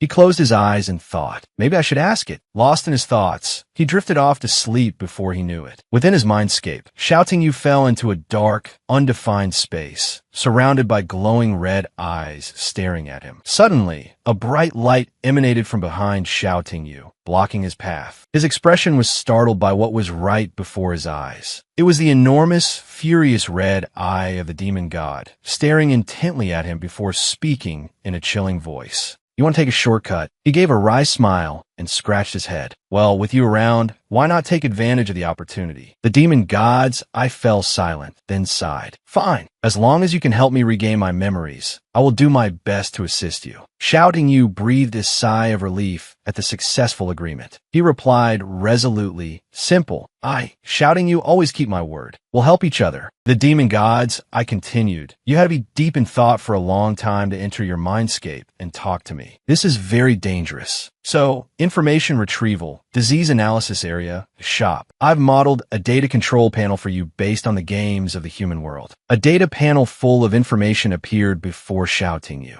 It continued to explain, from now on, you can purchase necessary items through the shop. But as a precaution, to prevent you from slacking off and delaying the retrieval of my memories, I will send you random missions through the system. Completing the corresponding missions will reward you with points or other items. Looking at the item list before him, Xiao Tingyu couldn't contain his excitement. This really motivates me. Perhaps because he was too excited. When looking over the items in the system, Xiao Tingyu didn't hesitate to immediately click the Buy Dragon Spirit Pill button. After that, a line of information appeared. Dragon Spirit Pill. This pill can instantly increase the user's spiritual power tenfold, but after 5 minutes, the effects will wear off, resulting in a period of weakness. Seeing him click the buy button, the demon god's voice echoed from within his mind. This dragon spirit pill is certainly something you need, but the side effects are significant, so use it with caution. Consider this a gift. In the future, you'll have to earn what you want. He continued, his crimson eye fixated on Xiao Tingyu. From now on, just recite beast taming. Break the void in your mind to summon the system. Beast taming, break the void. Your servant obeys your command. I need to rest. Unless it's an emergency, don't come to me casually. Hearing this, Xiao Tingyu replied solemnly, then I won't disturb your rest any longer. I'll be going now. The demon god chuckled, his voice both challenging and trusting. Yes, you won't disappoint me, will you? After Xiao Tingyu left, the demon god watched his receding figure, his deep gaze holding countless unspoken meanings. The next morning at his family's apartment, the sun had risen high, its rays shining through the windows, making the small space feel cozy. A voice called out, "Sister, I'm going to school." Xiao Tingyu ran out the door and turned back to look at the two people seeing him off. Yushuel looked at him with some worry, calling out, "You've just recovered. Take it easy." T-Man, standing beside her, also gently reminded, "Brother, take good care of yourself." He smiled. "I know, go back inside." As Xiao Tingyu walked, he thought, today is the freshman ranking competition. I wonder if Shengyu remembers me. Passing a utility pole, Xiao Tingyu glanced at a flyer posted on it. A moment later, he stopped abruptly, looking closely, noticing its unusual content. He picked it up to examine it, his voice hardening. What is this? He was surprised to find it was a wanted poster with Delu's image printed on it and the words, "Wanted, Nine-Tailed Fox Beast Emperor." Xiao Tingyu stepped into a deserted alleyway. There, he angrily pushed Delu against the wall. shouting you, without holding back, questioned her, his voice sterner than ever. Delu, you lied to me. He held the wanted poster in front of her and angrily shouted, "You're wanted by the royal family. Why didn't you tell me?" Delu sighed, avoiding his sharp gaze, and replied, "I didn't intend to hide it." "You didn't ask." Shouting you frowned, unable to contain his indignation. He pointed at the wanted poster and growled, "You're a criminal, personally wanted by the Empress. How could you not tell me something this important?" Delu shrugged, her eyes indifferent as she looked at Xiao Tingyu and said, "So what if I told you? If you regret signing the blood pact with me, just sell me and collect the reward." He sighed in frustration, then softened his tone to reason with her. Delu ignored him. "I'm your beast tamer now. I hope you won't hide anything from me." Seeing Xiao Tingyu's patience, Delu was startled and suddenly felt a pang of remorse. She hesitated. "Me." After a moment of silence, Delu spoke, breaking the awkward atmosphere. She nodded in agreement. "All right." Delu's eyes darkened, and she spoke in an extremely serious tone. "That woman, Shangwan Lan, put such a huge bounty on my head because of this item in my hand." She raised her hand, revealing a sparkling purple crystal ball in her palm. Shouting you stared at the mesmerizing, radiant crystal ball. A strange feeling welled up inside him. He wondered, "What is this?" Delu replied immediately, "This is one of the supreme treasures of the Dragon Clan." Her voice was deep and solemn, dragon's tears. The crystal in Delu's hand emitted a brilliant light, full of mystery and allure. The pure-blooded Dragon Clan has 3 supreme treasures: the inverse scale sword, the Dragon King's tendon, and the Dragon's tears. The inverse scale sword and the Dragon King's tendon are divine weapons that can unleash earth-shattering destructive power in battle, Delu explained gently. The Dragon's tears, on the other hand, have no offensive power, but they are fused from the tears of 10,000 pure-blooded dragons. She continued, "If its full power is activated, it can reverse time and return to the past." Shouting Yu's jaw dropped in astonishment. He exclaimed, "Return to the past." Shouting Yu took a deep breath as if trying to stay calm, his expression thoughtful. "Before, I wanted to ask you, wasn't the Dragon Clan extinct 300 years ago? Why have there been dragons around recently?" His face darkened. Shouting Yu looked directly at Delu, his voice low and icy. "What is the truth behind the dragon-slaying war 300 years ago?" Seeing his expression, she became somewhat wary. She stammered, "This matter, I also..." Suddenly, someone called his name, Shouting Yu. Immediately, Delu disappeared, returning to the badge. Shouting Yu turned around and found that it was Mu Rongyang Suo and Mu Ronghan Han. He looked at Shouting Yu and greeted him. "What a coincidence, you're here too. I thought my sister was mistaken." Yang Suo lowered his eyes and sighed. "You truly cheated death. Be careful not to die again next time." His words were callous, but Han Han noticed. She thought, he clearly cares about him, so why does he speak so harshly? Yang Suo frowned, angrily jabbing at Shouting Yu. "Because you fell off the cliff, my sister felt so guilty she wouldn't even eat." Yang Suo explained how he tried to coax Han Han to eat. "Sister, eat something." She just hid under the covers and called out, "No." He continued, "Until she saw the news of your safety on TV. That night my sister ate several extra bowls of rice." Yang Suo spoke haltingly because before he could finish a sentence, Han Han covered his mouth with her hand. "Be careful next time, or my sister won't be able to eat again." Shouting Yu chuckled, pleased to know they were worried about him. All right, I won't worry Mu Rong anymore. The freshman ranking competition is about to begin. Let's go in together." Hearing this, Yang Suo was displeased. He coldly pulled his hand away from Han Han's grip, his voice sharp. "Our relationship isn't good enough to go together. Besides, you stole my sister's prey during the Yinna Mountain trial. I haven't even settled the score with you yet." Then Yang Suo pulled Han Han's hand and entered the academy. "Han, let's go." Leaving Xiao Tingyu standing there alone, confused. He watched them go, his face full of suspicion. Then why bother coming to talk to me? Upon arriving at the Azure Dragon Academy, the atmosphere was heating up. Brilliant fireworks shot into the sky, creating a lively and bustling scene. The vast hall buzzed with excitement. The MC spoke enthusiastically. "Good morning, teachers and students." He formally announced, "The annual freshman ranking competition is about to begin. All freshmen must draw lots to determine the order of battle." Hearing this, each student approached the wooden box to draw their lot. "Please line up one by one," the MC instructed.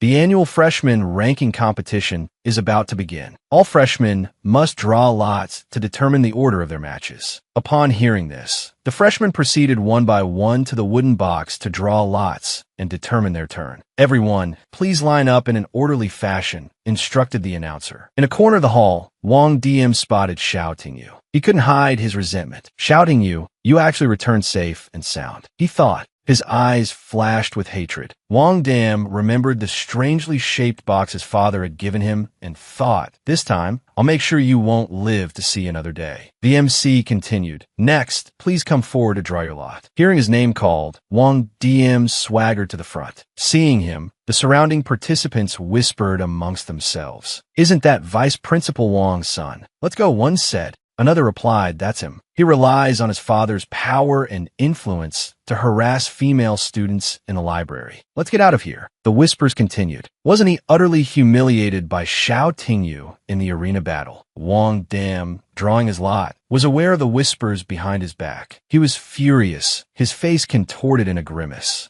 Someone else chimed in. "He's the laughingstock of Azure Dragon Academy." Wang DM's face darkened. He clenched the slip of paper in his hand and smiled sinisterly. "Xiao Tingyu, the humiliation you brought upon me." The slip read, "Round 1, Match 7, Xiao Tingyu versus Wang DM. Today was his chance for revenge." Wang DM chuckled to himself. "Today, I'll pay you back 100-fold." The displayed matchups surprised the entire audience. "I'm not seeing things, am I? Wang DM versus Xiao Tingyu. Oh my god, what a coincidence. Talk about enemies meeting on a narrow road." Wang DM recalled the slip pasted on the top of the lottery box. Smugly he thought, "Father, don't worry. I definitely won't disappoint you." Wang Dam strode towards Xiao Tingyu, pointed at him, and said, "Xiao Tingyu," later in the arena. He gritted his teeth, glaring at Xiao Tingyu as if wanting to devour him alive. He declared menacingly, "I will personally cripple your beast." Xiao Tingyu responded with disdain, "Is that so? I'll be waiting to see it." With that, both stepped onto the arena, facing each other, their auras brimming with fighting spirit. A strong gust of wind blew past as Xiao Tingyu calmly strode towards the battle area, his eyes filled with confidence. In the stands, Mu Rong Yang Suo asked, Han Han, why do you keep staring at Xiao Tingyu?" Mu Rong Han Han didn't answer immediately, but instead asked, "Brother, do you sense it?" Yang Suo looked bewildered, unsure what she meant. "Sense what?" Mu Rong Han Han replied quietly. "Ever since Xiao Tingyu fell down the cliff and was rescued, his aura has become much stronger." At the same time, Ruo Yin also sensed it. She wondered to herself, "Xiao Tingyu, what have you been through in just a few short days?" Back to the match between Xiao Tingyu and Wang DM. Yang Hu raised his flag and announced, "The first match of round 1, Xiao Tingyu versus Wang DM. Begin." He excitedly waved the flag down, signaling the start of the match. "Begin," he shouted. Immediately after hearing the referee's call, Wang DM took a defensive stance, leaping backward. At the same time, Xiao Tingyu also moved to the side, taking a proactive stance and creating a safe distance from his opponent. With a determined glint in his eyes, Xiao Tingyu shouted as he summoned his beast, Hei Feng, who immediately assumed an attack-ready posture. Wang Dam summoned his beast, Bing Dian, a leopard with ice-like markings, his eyes filled with the resolve to defeat Xiao Tingyu. Information about the two beasts appeared on the electronic screen. Hei Feng, name, Hellgale Wolf, rank, initial stage level 1, bloodline, epic quality, talent, Hellfire, ignoring any armor to inflict damage on the enemy, attribute, wind element, fire element. Bing Dian, name, Six-Clawed Sky Leopard, rank, initial stage level 1, bloodline, legendary, talent, profound ice freeze, all attacks inflict a certain amount of freeze damage, reducing the enemy's movement speed by 30% and attack speed by 30%, attribute, ice element, wind element. Yang Hu explained to the audience, on the electronic screen is the information about the beast that the measuring device has detected. Please take a look. Suddenly, Mu Rong Han Han's face darkened. It seemed she had noticed something about Hei Feng. This aura isn't quite right. The electronic screen displayed Hei Feng's information, Hellgale Wolf, Rank, initial stage level 1, bloodline, epic quality. Mu Rong Han Han became suspicious because the Hei Feng before her eyes couldn't be that low of a level. With the current aura of the Hellgale Wolf, its rank couldn't just be initial stage level 1. But she reconsidered, but the beast measuring device wouldn't be wrong. The Hellgale Wolf's rank really is initial stage level 1. Mu Rong Han Han propped her chin in her hand, lost in thought. There were many mysteries she couldn't understand. So strange. Unless she suddenly realized something. Shouting You is deliberately suppressing the Hellgale Wolf's rank, wanting to use this competition to achieve a breakthrough and level up. Back to the battle between the two beasts, Bing Dian was continuously charging, baring its sharp fangs to attack Hei Feng. With its agility, Hei Feng dodged Bing Dian's attack and leaped to another spot. This time, Bing Dian unleashed its force field to attack, Frozen Heaven Shatter. A large block of ice shot from its mouth towards Hei Feng. Dark shadows surged forth, thanks to Hei Feng's ability, blocking the attack. Lurking shadow. The ice shattered in midair.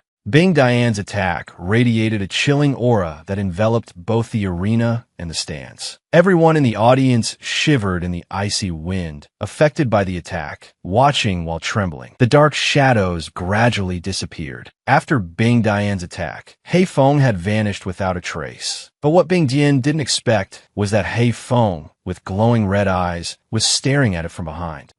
Hei Feng used the skill Hell Howl. The ground exploded into pieces, sending Bing Dian flying. The way it flew through the air, helpless, looked comical. The audience below was sweating as they watched the match. Everyone felt hot and stifled. Despite wearing a parka in this scorching weather, the MC continued to broadcast live. One amazing duel. Freezing cold one moment, and now it's getting hotter and hotter. A symbol appeared on the back of Shouting Yu's hand. He used his special move, Black Front, Claws of Silence. Looking at how the MC was commentating, you had to admit he was truly dedicated to his craft. Shouting You was leading in showcasing dark attribute combat skills. A shadowy, spectral figure appeared behind Hei Feng. Its aura was truly capable of overwhelming the opponent. Hei Feng gave Bing Dian an affectionate slap, but it honestly looked incredibly painful. The audience couldn't stop teasing. The leopard's been hit. Its skill couldn't even be released.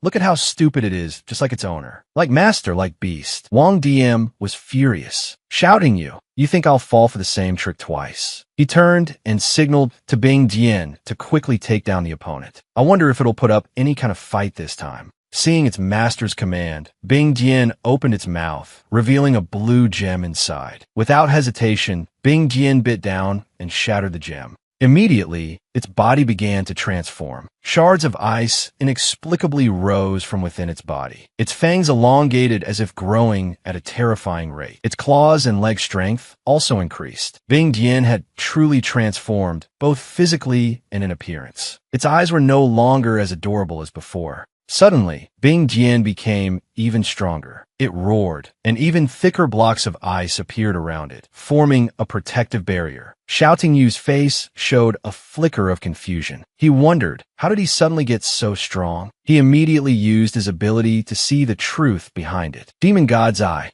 Oh, Shouting You was curious. Let me see. He used his ability to look at Bing Dian. A red aura of forbidden substances emanated from it. Don't tell me he's using forbidden drugs to get a short-term power boost. Shouting You angrily exposed Wang DM. Wang DM, to defeat me, you're forcing your beast to use forbidden drugs. He didn't deny it, instead retorting, yeah, mind your own business. Wang DM immediately ordered Bing Dian to attack. He shouted, Bing Dian, Ice Ring Defense. It was stronger than before, charging forward with fierce momentum and launching a volley of sharp ice shards towards Hei Feng. Hei Feng was rooted to the spot, unable to react. It continuously endured the sharp ice shards, suffering superficial wounds. Shouting You was worried. He continuously encouraged it to keep fighting. Hei Feng, hang in there. Wang Dian was triumphant, arrogantly boasting.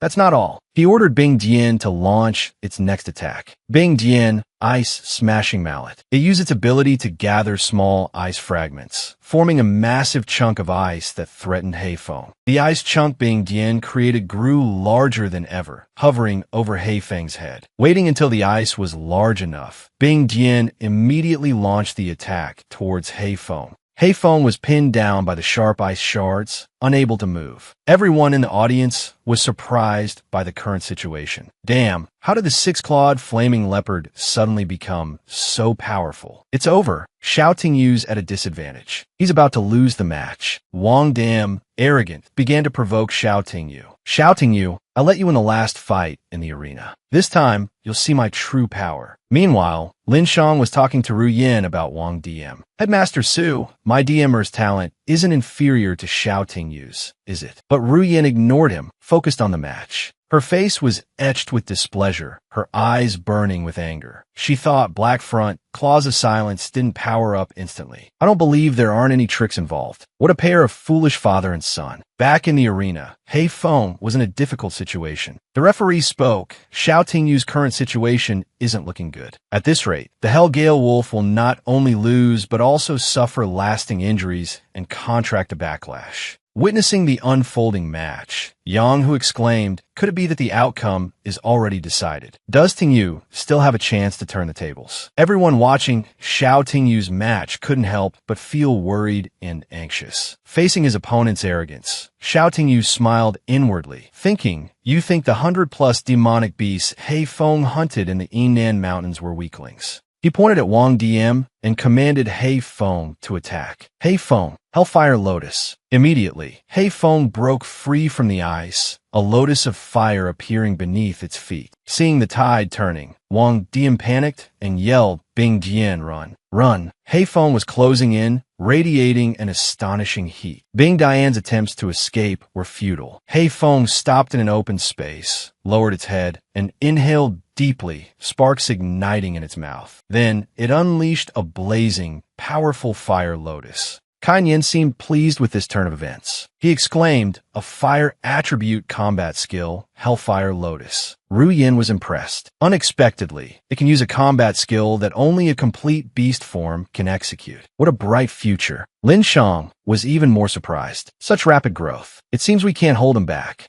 Hei Feng's Fire Lotus relentlessly pursued Bing Dian. Dear viewers, you're not seeing things. Tingyu has used a combat skill of a complete fire-type beast form. A giant Fire Lotus now hovered above Bing Dian. The referee continued. The Hellgale Wolf, currently only in its initial beast form, has surpassed its level to learn a high-level skill. Yang Hu declared confidently, at this rate, I fear Tingyu will surpass Yi Shuangning. Xiao Tingyu put all his strength into the final blow, Hellfire Lotus. The moment the referee announces the result, the commentator said, he might become the #1 genius of Azure Dragon Academy. Hei Feng's attack struck Bing Dian, incinerating it. Smoke and dust filled the arena after Hei Feng's critical hit. As the flames subsided, Bing Dian lay motionless on the ground, with Xiao Tingyu standing beside it. Silence fell over the audience, stunned by the attack. Everyone held their breath, waiting for the referee's announcement. Yang Hu interrupted everyone's thoughts and excitedly shouted, the winner, Xiao Tingyu. He pointed towards Xiao Tingyu, loudly announcing his victory. At this moment, Xiao Tingyu's expression was one of immense satisfaction.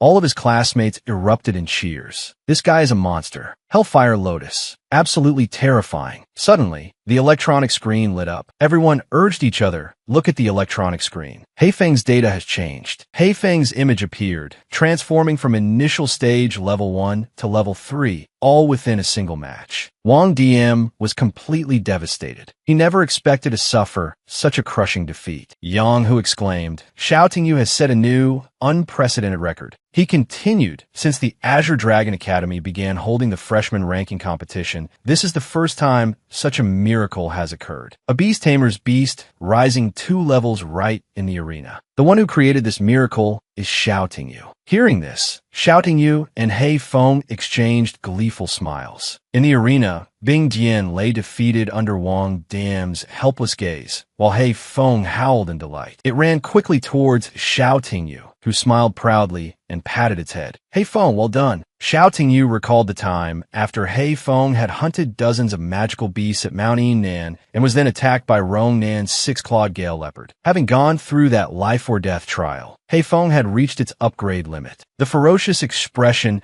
Heifeng wore during the fight flashed in his mind. This time, I relied on the ice attribute combat flag to restrain Heifeng, pushing it to its limits, forcing a breakthrough and rebirth. Lost in thought, Shouting You noticed an argument erupting in the stands. It was Ruyan's voice. Any accusation needs evidence. Where's the evidence? He frowned uneasily, thinking, what is Lin Shang up to now? He decided to go and see. Lin Shang seemed to be indignant on his son's behalf, saying loudly, the rules of the competition state to stop at the right time. Now that the six-clawed Gale Leopard is dead in the arena, isn't that evidence enough? The instructors appeared angry. Headmaster, although Shouting You is talented, his methods are ruthless. He can't be allowed to stay. That's right. If Shouting You's character is flawed, he must be expelled. Headmaster, you can't cover for him. Ruyan reassured them. Everyone, the Academy will conduct a thorough investigation and give everyone an explanation. However, she turned her gaze towards Lin Shang, warning him, before the truth is revealed, if anyone falsely accuses my student, I will not let them off. Ruyan ordered the staff, someone, bring the body of the six-clawed Gale Leopard here. Invite the beast physician to perform an autopsy. A moment later, the beast physicians began a meticulous examination of Bing Dian's body. Various instruments were placed on it. Ruyan approached and asked, Doctor, how is it? Have you found anything? A physician replied, Headmaster, there's massive internal bleeding, likely caused by the Hellfire Lotus. The answer surprised Ruyan slightly. Lin Shang, standing to the side, thought cunningly, good thing I bribed the Academy's beast physician. I knew the headmaster, with her meticulous nature, would use this tactic. He smugly asked Ruyan, Headmaster, did you hear? Even the physician said. Shouting You interrupted indignantly. Excuse me, Vice Headmaster Wang, has there ever been a culprit who acted so cruelly in front of everyone? Explain yourself. Furthermore, my Heifeng's Hellfire Lotus is a soul-burning attack, while the six-clawed Gale Leopard's body clearly shows death by excessive internal bleeding. The instructors also chimed in, he's right. There's no need for him to act so brazenly with everyone watching. Shouting You pressed, I want a three-way confrontation. Doctor, are you absolutely certain there's nothing wrong with your diagnosis? The physician's face paled. About that. Shouting You leaned in and whispered, I advise you not to throw away your entire career as a beast physician for a small profit. Think carefully before you speak. The panicked physician stammered, Vice Headmaster Wang, what should I do? I've been exposed. Shouting You looked pleadingly at the instructors and Headmaster Ruyan. Headmaster, this is extremely important. I request a blood test on the six-clawed Gale Leopard before any final decisions are made. Ruyan ordered, well, what are you waiting for? Go. 5 minutes passed, and the physicians continued to work on Bing Dian's body while Wang Dam stood by in a daze. The physician from earlier hesitantly addressed Ruyan, Headmaster, the six-clawed Gale Leopard. Died because Ruyan lost her patience. Spit it out. What are you stammering about? Still in disbelief, the physician pointed at the results. It died from Fury Pill. Hearing the physician's confirmation, Wang DM was about to explode. You quack. Don't slander me. He knelt down, begging Ruyan. Headmaster, please believe me. I didn't give Bing Dian a Fury Pill. The physician continued his analysis. Headmaster, these are the test results. They confirm that the six-clawed Gale Leopard ingested a Fury Pill. After consuming this drug, a beast enters a frenzied state. Its power skyrockets, but it suffers severe backlash. Ruyan took the test results and glared at Wang DM. The evidence is irrefutable. Do you still deny it? He stammered. I. Wang DM turned to Lin Shang for help. Father, save me. Save me. The instructors murmured amongst themselves. How could Vice Headmaster Wang's son be so cruel? To think he'd give his beast such a drug. It's unbelievable. This heartless brat. Lin Shang, heartbroken for his son, pleaded with Ruyan. Headmaster, about this matter, could you give my son another chance? She responded coldly. Vice Headmaster Wang, don't forget your position. You're not just a father, but also the Vice Headmaster of Azure Dragon Academy. If you intend to disrupt the Academy's discipline for personal reasons, then leave Azure Dragon Academy with your son. Seeing Ruyan's ruthlessness, Lin Shang thought, at this rate, even I will be implicated. He announced loudly, Wang DM violated school regulations by giving his beast a Fury Pill. He is hereby expelled. These words were like a bolt from the blue for Wang DM. He looked at Lin Shang in disbelief. Father, even you want to expel me? Lin Shang spoke in a low voice, only for Wang DM to hear. The Fury Pill is undeniable. We must make peace with this now. But son, I will avenge you. They then put on a show of a broken father-son relationship. Someone, get this disgrace out of here. Wang Diem cried out, Father.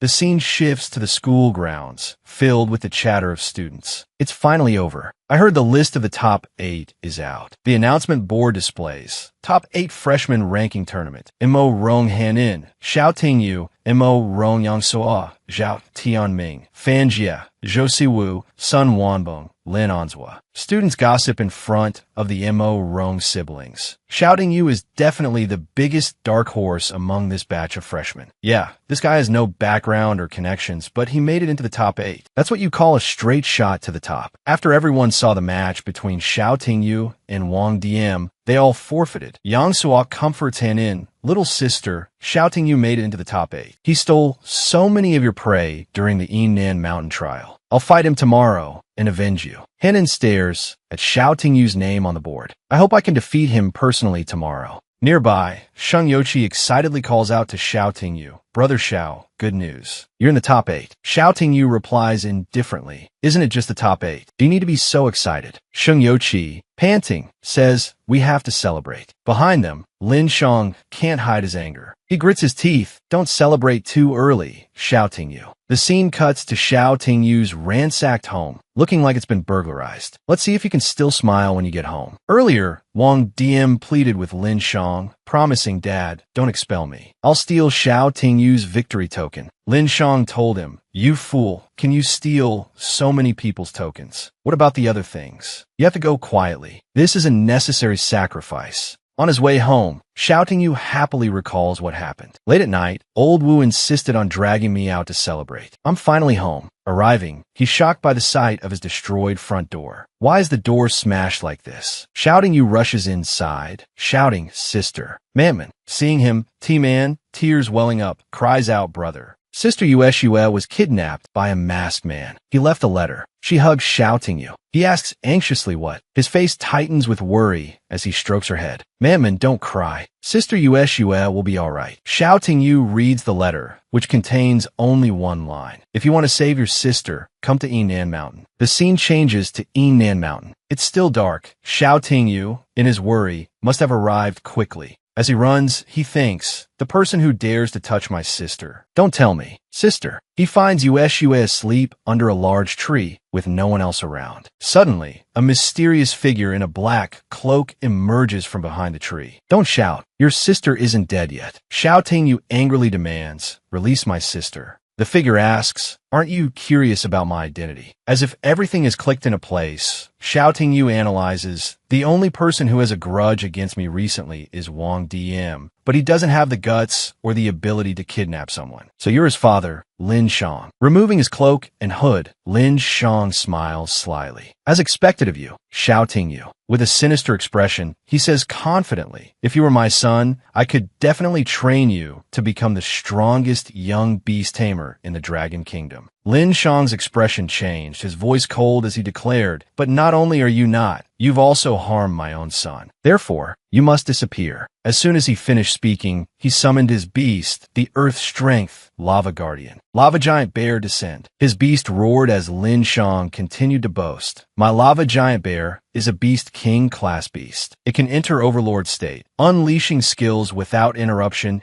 and removing any controlling effects from the enemy. A 1-star beast tamer against a beast king. Shouting You, your life ends here. His beast snarled, baring its fangs at him. Tingyu confidently retorted, Vice Headmaster Wang, I'm afraid I'll have to disappoint you. Lin Shang adjusted his glasses. What? Are you planning to summon that little wolf of yours to be a tasty meal for my Lava Giant Bear, who said I only have one beast? With that, Tingyu extended his hand to summon his own beast. Lulu, it's your turn to shine. At that moment, a massive, inky black cloud appeared above them. Lin Shang's face paled. As this terrifying aura, a fox ear emerged, twitching a few times as if just waking up. Why have you summoned this queen? It turned out to be a beautiful fox woman. She stretched languidly, disturbing my beauty sleep again. Tamer, you better think of a way to compensate me. Tingyu pointed towards Lin Shang's beast. Lulu, send that bear to the heavens. Lulu asked, if I take care of this bear, I could go back to sleep, right? Tingyu readily agreed. Right? You can sleep as long as you want. Lin Shang was calculating. The aura emanating from this beast is too terrifying. If I don't act now, it'll be too late. Thinking this, he immediately commanded his beast to attack Tingyu. The sparks from the attack startled Lulu, but after a moment, she simply cast a cold glance at the incoming bear. As Lin Shang's beast raised its hammer high, preparing to strike Lulu, she casually unleashed her technique. Eye of Heaven's genius. In less than a second, his beast was petrified, frozen in place. Lin Shang trembled, pointing at Lulu and stammering. Why you? You're the nine-tailed fox. You're the Beast Emperor-class fox on a national wanted list. Lulu simply stared at him, seemingly unconcerned. Lin Shang threatened. Xiao Tingyu, the beast you've contracted is the most wanted criminal in the entire country. Once this is exposed, before he could finish, Tingyu grinned slyly. Vice Headmaster Wang, if I've summoned a nine-tailed fox in front of you, it means I don't intend for you to leave this mountain alive. Lin Shang roared in fury. You brat. The difference between a 1-star and a 6-star isn't something a single beast can overcome. It became clear that Lin Shang was a 6-star beast tamer. He cast a spell, shattering the stone encasing his beast's head. It then used its own strength to break free from the remaining petrification. As the last of the stone crumbled away, the rage within Lin Shang's beast reached its peak. It roared, eyes blazing with a destructive fury. Seeing this, Tingyu gave Lulu her orders. Lulu, finish this bear. I'll trade the victory for some delicious food for you. Everything seemed to suddenly fall silent in the desolate mountains, leaving only the sound of everyone's panting breaths. Lin Shang was the first to speak. Ha! Shouting you. The nine-tailed fox is certainly formidable, but don't forget, no matter how strong the nine-tailed fox is, it can't change the fact that you're only a 1-star beast tamer. Immediately, he stirred the atmosphere by igniting a blazing purple flame. Next, I'll show you the difference between a 1-star and a 6-star. Lin Shang's beast began to exert its power, shaking the very ground of the mountain forest, sending chunks of earth flying. It seemed to growl and breathe fire, wielding a weapon only 2/10 its size, but radiating immense killing intent, creating a loud echo that reverberated through the Yunnan Mountains. Its growls echoed further and further, blanketing almost the entire area in a thick fog. Tingyu saw the situation worsening, his expression darkening as he witnessed everything unfolding before his eyes. This dense fog is a dark attribute. Lin Shang's beast is going berserk, its aura blazing. He immediately thought, it's a dark attribute beast that needs to consume the blood of humans or other beasts to nourish itself. Tingyu's eyes narrowed as he realized everything. So, for the past 5 years, the frequent disappearances of low-level beasts in Longyin City were your doing. He pushed up his glasses. Lin Shang's face quickly displayed a skull symbol. He said with a sinister tone, being killed by the malevolent giant bear is your honor. Tingyu was utterly shocked. That was the symbol of the Red Skull Guild, a beast tamer guild specializing in training dark attribute beast tamers, classified as an evil terrorist organization. It was a gathering place for savage Red Skulls and one of the 5 great dark guilds. He calmly confronted Lin Shang. What do you think will happen if the world finds out that the vice headmaster of Azure Dragon Academy is a member of the Red Skull Guild? Lin Shang replied without a trace of fear, if I've revealed my true identity to you, I won't let you leave this mountain alive. Lu, beside him, overheard this and turned to remind Tingyu, Master, with your current spiritual energy reserves, I can't use any battle techniques. He reassured her, don't worry, shouting you, never fight battles with a win probability lower than 100%. Finishing his words, Tingyu immediately put the dragon spirit pill into his mouth. Then he lowered his head and exhaled a breath filled with spiritual energy. Gradually, spiritual energy began to surge throughout Tingyu's body, causing him to cry out. Seeing this, Lin Shang commanded his beast to attack. Next year on this day, I'll be sure to visit your grave and light incense for you. The dragon spirit pill, filled with spiritual energy, now dissolved and permeated Tingyu's body, sending a chilling wave through him. He called out, Lulu. Empowered by Tingyu's support, she readily accepted the command. Master, I'm here. At this moment, Lin Shang's beast sprang into action, furiously charging towards Tingyu and Lulu, its body radiating dark spiritual energy. In this critical situation, Tingyu shouted urgently, Bloodlust,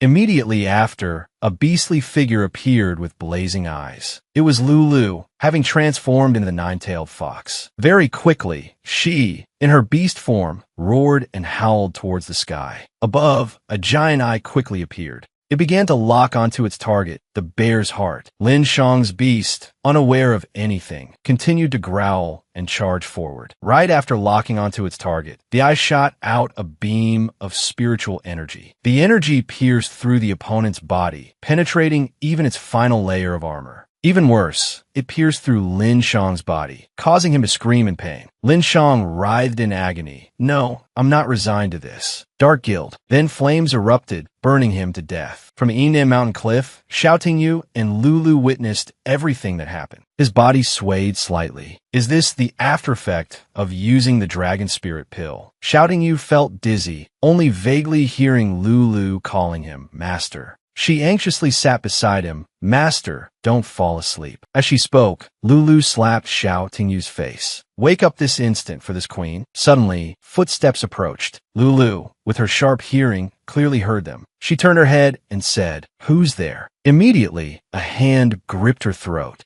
Unexpectedly, a bolt of lightning struck down, and Lulu clearly saw the face of the person standing before her. Amidst the desolate cliffs of Yinan Mountain, Yu Shui gripped Lulu's throat tightly, lifting her into the air. Lulu was terrified. The aura was overwhelmingly powerful. Yu Shui said indifferently, "Nine-tailed fox." Then she frowned and continued, "You're a majestic beast, a queen beast. I can't believe you made a contract with my little brother." As soon as Yu Shui finished speaking, Lulu's eyes widened. She asked in astonishment, "The power of a dragon." Looking at the cold expression and the surging spiritual energy emanating from Yu Shui's body, Lulu was stunned. This queen has never seen such a surge of dragon power. This left Lulu extremely bewildered. "Aren't you Xiao Tingyu's older sister? Why do you have the power of a dragon?" "Just who?" Lulu didn't finish her sentence before Yu Shui signaled her to be silent. "Shu." Yu Shui, with an impassive yet enigmatic expression, continued, "You don't need to know about my identity." She then tossed Lulu aside and turned to face Xiao Tingyu, calmly saying, "In short, right now." Yu Shui went to Xiao Tingyu and sat down. She looked at him worriedly and continued, "I'm just Tingyu's older sister." Having said that, Yu Shui placed her hand on his chest and transferred spiritual energy to him to help him recover. While she was focused on healing Xiao Tingyu, Lulu hesitantly approached and asked, "How is he?" Yu Shui, while healing, diagnosed he must have taken some kind of medicine that temporarily boosts spiritual power. He's suffering from the side effects. After Yu Shui finished healing Xiao Tingyu, she calmly added, "But don't worry, he'll be fine. 3 days of rest should do it." Lulu, letting Xiao Tingyu lean against her, softly replied, "That's good then." Seemingly having completed her task, Yu Shui stood up. Then she walked straight to the edge of the cliff, spiritual energy swirling around her. Lulu, seeing this, cried out in alarm, "What are you?" Before Lulu could finish, Yu Shui's pupils widened sharply. A strange, enchanting melody began to flow from her lips. Following, there were countless resonant sounds as Yu Shui activated the dragon's light language skill. The resonant sounds drifted deeper into the forest, reaching the raging flames beneath the cliff. Everywhere the notes touched, the area quickly returned to its normal state. Lulu was astonished. This was the dragon's light language. She knew that the dragon's light language was a battle skill of the pure-blooded dragon clan. It could restore all things in the world through chanting a specific melody. After using her spiritual energy to erase all traces of tonight's battle, Yu Shui revealed a few scales on her cheek and said smugly, "All traces of the fight tonight have been erased. Except for us and Tingyu. No one will know what happened tonight." Lulu, not being foolish, replied, "As far as I know, among the pure-blooded dragon clan, only the scales of a platinum dragon."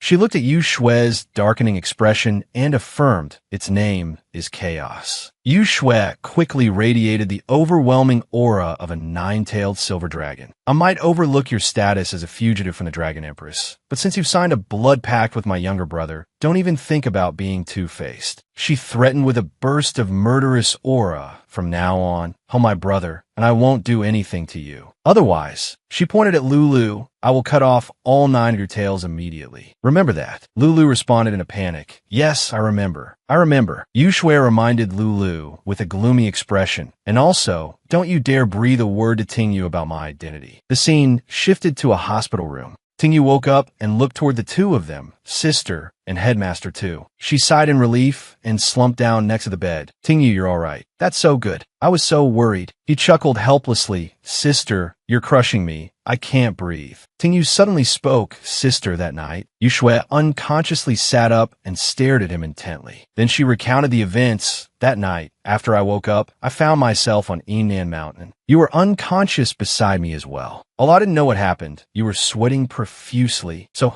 I carried you down the mountain to see a doctor. Hearing this, Tingyu couldn't help but rejoice inwardly. She didn't notice anything unusual. It seems Lulu cleaned everything up properly. Ru Yin approached and explained the situation regarding the ranking competition, shouting you were unconscious for 3 days and missed the semi-finals and finals of the freshman ranking competition. Considering the top 2 ranked individuals in the competition and their reputations, she then told Tingyu the results of the competition. The first and second ranked individuals are Murong Henin and Murong Yangsa, so it's considered that you voluntarily forfeited your participation in the competition. Ru Yin gave a forced smile, intending to encourage Tingyu. But you also? Tingyu interrupted her, realizing something. Headmaster Su, don't you find it strange how I ended up on Yinan Mountain? Tingyu's expression was furrowed with worry and anxiety. In the hospital room, Yu Shui and Tingyu tensely awaited Ru Yan's answer. She thought for a moment and then sighed wearily. Ru Yan seriously addressed the issue. 3 days ago, Vice Headmaster Wang also disappeared. Tingyu was apprehensive, nervously fearing that everything would be exposed. Is it about to be discovered? Yu Shui, beside him, glared at Ru Yan with murderous intent if she dares to harm Tingyu. She readied herself in a fighting stance. I will eliminate you immediately. Ru Yin continued speaking, but I will continue to investigate this matter. I believe you are innocent. It's time for the vice headmaster of Azure Dragon Academy to be replaced. Tingyu was a little surprised. The headmaster was choosing to protect him. He sat down next to Yu Shui as she continued. This time, besides visiting you, I mainly wanted to talk to you about the supernova competition. He asked, the supernova competition.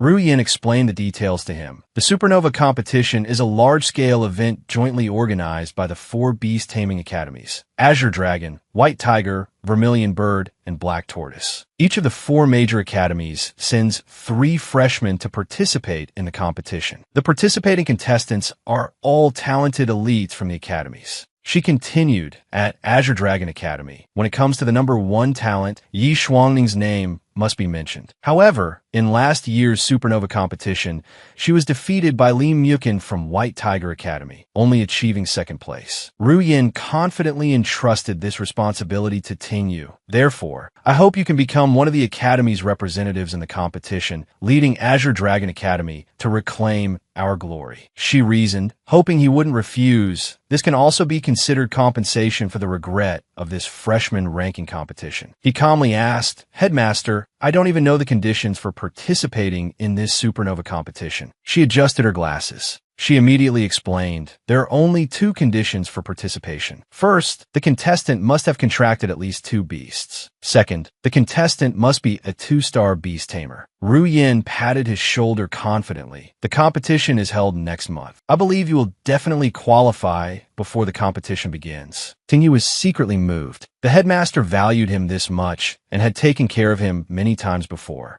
He was determined to fight with all his might. Then I can't let Headmaster Ru down. Besides, I also want to see for myself the strength of White Tiger Academy that could defeat Yi Shuangning. He patted his chest confidently. Don't worry, Headmaster, the 1st place in the supernova competition will be mine. That night, Tingyu planned to go deep into Yinan Mountain. He thought the contestants in last year's supernova competition all had contracts with at least 2 beasts. He considered how to cope with the upcoming competition. Although I also have 2 beasts, Big Road is a nationally wanted criminal and cannot be summoned to battle in public. Moreover, right now, Blackwind is only a rank 3 initial stage Hellgale Wolf, making it difficult to cope with a high-level competition like the supernova competition. He stopped when he reached an open space. Tonight is the time for Blackwind's breakthrough and advancement. Tingyu gave the command to summon Blackwind. It appeared majestically within a blaze of red fire. The ring on his finger began to glow. Items of various colors flew out one after another. Ting Yu thought triumphantly. Fortunately, I prepared in advance. After Headmaster Ru left, I was discharged from the hospital and used my salary as a beast tamer doctor from the Firmament Guild to buy some fire attribute nutrient potions and evolution materials. Not only that, he had also collected items from battles. And these remaining items are rewards from the freshman ranking competition and the Yinan Mountain Trial. Ting Yu gathered a mountain of items. He said triumphantly, "These should be enough for your evolution. Black wind, swallow them." It obeyed the command and immediately opened its mouth, sucking in each piece. After it finished eating, its body began to change. A blazing flame erupted around it. Ting Yu encouraged Black Wind, "Hang in there." Big Road, who had arrived earlier, was also present, listening to Ting Yu's instructions. "Lulu, Black Wind's advancement has a risk of chi deviation. Please protect us." She quickly replied, "Understood." Black Wind's eyes gradually became wild, its breath aggressive. "Black Wind, stay calm." Big Road quickly created a matrix to stop Black Wind from charging forward. Ting Yu was knocked down by the pressure surrounding Black Wind. "I can feel it. Right now, Black Wind is in pain." He struggled to sit up and called out the beast taming system, destructive windscreen. The screen obeyed. He requested, "Quickly check how much longer until Black Wind's evolution is complete." The system continuously updated the notification. Upgrade progress 30%. Upgrade progress 58%. Upgrade progress 73%. Upgrade progress 79%. Upgrade progress 87%. Upgrade progress 90%. Upgrade progress 92%. Upgrade progress 99%. The screen suddenly stopped at 99%, making Ting Yu anxious. Don't tell me the evolution failed. At this moment, Black Wind's powerful paws stepped out from the purple flames. It officially completed its transformation. Ting Yu shouted joyfully, "Black Wind, you evolved successfully." Black Wind's new information appeared. Name, Netherworld Hellwolf. Rank, Level 1 Mature Stage. Bloodline, Hell Bloodline, Epic Bloodline. Talent 1, Hellfire, can inflict true damage on enemies, ignoring defensive armor. Talent 2, Demonic Power, can increase attack and defense. 50% of damage dealt to enemies is converted into its own health. Attributes, Fire Attribute, Wind Attribute, Dark Attribute, Demon Attribute. Skills, Hell Entanglement, Hell Explosion, Shadow Lurking, Silence Claw, Decisive Bite. Big Road was also surprised to see this. She exclaimed, "The gates of the underworld." It unexpectedly awakened the demon attribute. She marveled at Ting Yu's talent. This kid truly is a special beast tamer. He ran over and hugged Black Wind excitedly. "That's great, Black Wind. You're even stronger now." Big Road then asked him, "Next, you still need to form a contract with the beast. What do you plan to do?" He also began to seriously consider this. About that, the scene shifted to a conversation between Ru Yin and Ting Yu. Ru Yin, knowing about his situation, proactively offered to help him. "Ting Yu, I heard you're about to participate in the supernova competition. How can you do that without a beast? Come, I'll take you to buy one." He gratefully thanked her. "Sister Ru Yin, thank you for the beast." She enthusiastically replied, "Oh, what's there to thank me for? You're my younger brother. Your matters are my matters. Isn't it just a beast?" Ru Yin generously led Ting Yu into the shop. "Choose whatever you like. I'll pay." As soon as the shopkeeper saw them, she greeted them warmly. "Ah, Miss Chin, you're here." She cordially inquired, "Are you looking for lightning attribute nutrient medicine or lightning attribute magical beast cores today?" Ru Yin took the initiative to speak. "Shopkeeper, my younger brother has to participate in a competition next month and needs to form a contract with a new beast. Could you recommend something?" The shopkeeper quickly replied, "Don't worry, leave it to me." The shopkeeper led Ting Yu to make his selection. "Young master, let me introduce you to this beast. First, there's a spider-type beast, the pink Tanan spider, with an attack power much higher than other beasts of the same level. Then, there's a tiger-type beast, and this extreme shadow purple fur creature is also pretty good. Agile in combat. It can inflict critical damage. And there's this one." Ru Yin interrupted the shopkeeper before she could continue. "Shopkeeper, Ru Yin directly requested high-end goods. You don't need to introduce the cheap beasts. Just show us the high-quality ones. I'll pay." The shopkeeper understood. If Miss Ruyin insists, then I won't hide my treasures. She opened the door to a separate room. I'll let young master choose the best beast in our shop. They stepped inside the room where many high-quality beasts were kept. So, Tingyu, have you taken a liking to any of them? Ru Yin showed him around, analyzing the stats of this Earthblood Super Mountain armor are excellent in all aspects. The burning and poison damage of the three-eyed Overlord Snake are also outstanding. The Frostbone Eagle has legendary bloodline, and it's no slouch in any aspect either. Tingyu is still hesitant, but none of these beasts have hidden bloodlines. Ruyin from behind asked, "What's wrong, Tingyu? Don't you like any of them?" The shopkeeper was eager to help. "Young master, you're not satisfied with such high-quality beasts. What kind of beast are you looking for? Just tell me your requirements, and I'll specially acquire it for you tomorrow." At that moment, a voice called from outside, "Shopkeeper, new goods have arrived." A large, sinister-looking man walked in carrying a cage. "This batch is fresh." Inside the iron cage were two young girls. Tingyu quickly observed spirit-type beasts. He immediately questioned, "As far as I know, spirit-type beasts are considered useless." "Shopkeeper, why would you want to acquire spirit-type beasts?" Ruyin pulled him aside and whispered, "If you sell these spirits as beasts, of course they won't sell. But if you sell them as pets, you won't have to worry about finding buyers." He quickly understood. So it's to satisfy the pleasures of the powerful and wealthy. Suddenly, his eyes lit up, sensing a special energy. He scanned Freya's information. Name, Water Elemental Sprite. Rank, Initial Stage Level 1. Bloodline, Inferior. Talent, None. Attribute, Water. Skills, None. Hidden Bloodline, Angel Bloodline, Mythical Quality. He was extremely surprised. This Water Elemental Sprite has a hidden bloodline. Ruyin, seeing him standing there in a daze, called out, "Tingyu, what are you spacing out for?" "Tingyu." He suddenly turned around excitedly and said, "Ruyin, I want to buy her." The shopkeeper, hearing this, asked with a suggestive tone, "Young master, don't tell me you also?" Ruyin looked bewildered. "Tingyu, you're not joking, are you?" He indignantly defended himself. "What are you two thinking? I want her as my beast." He paused, thinking to himself, this is an angel bloodline. After leaving the shop, Tingyu brought Freya back to Yinan Mountain. He opened the cage and gently took her out. "Don't be afraid, I won't hurt you."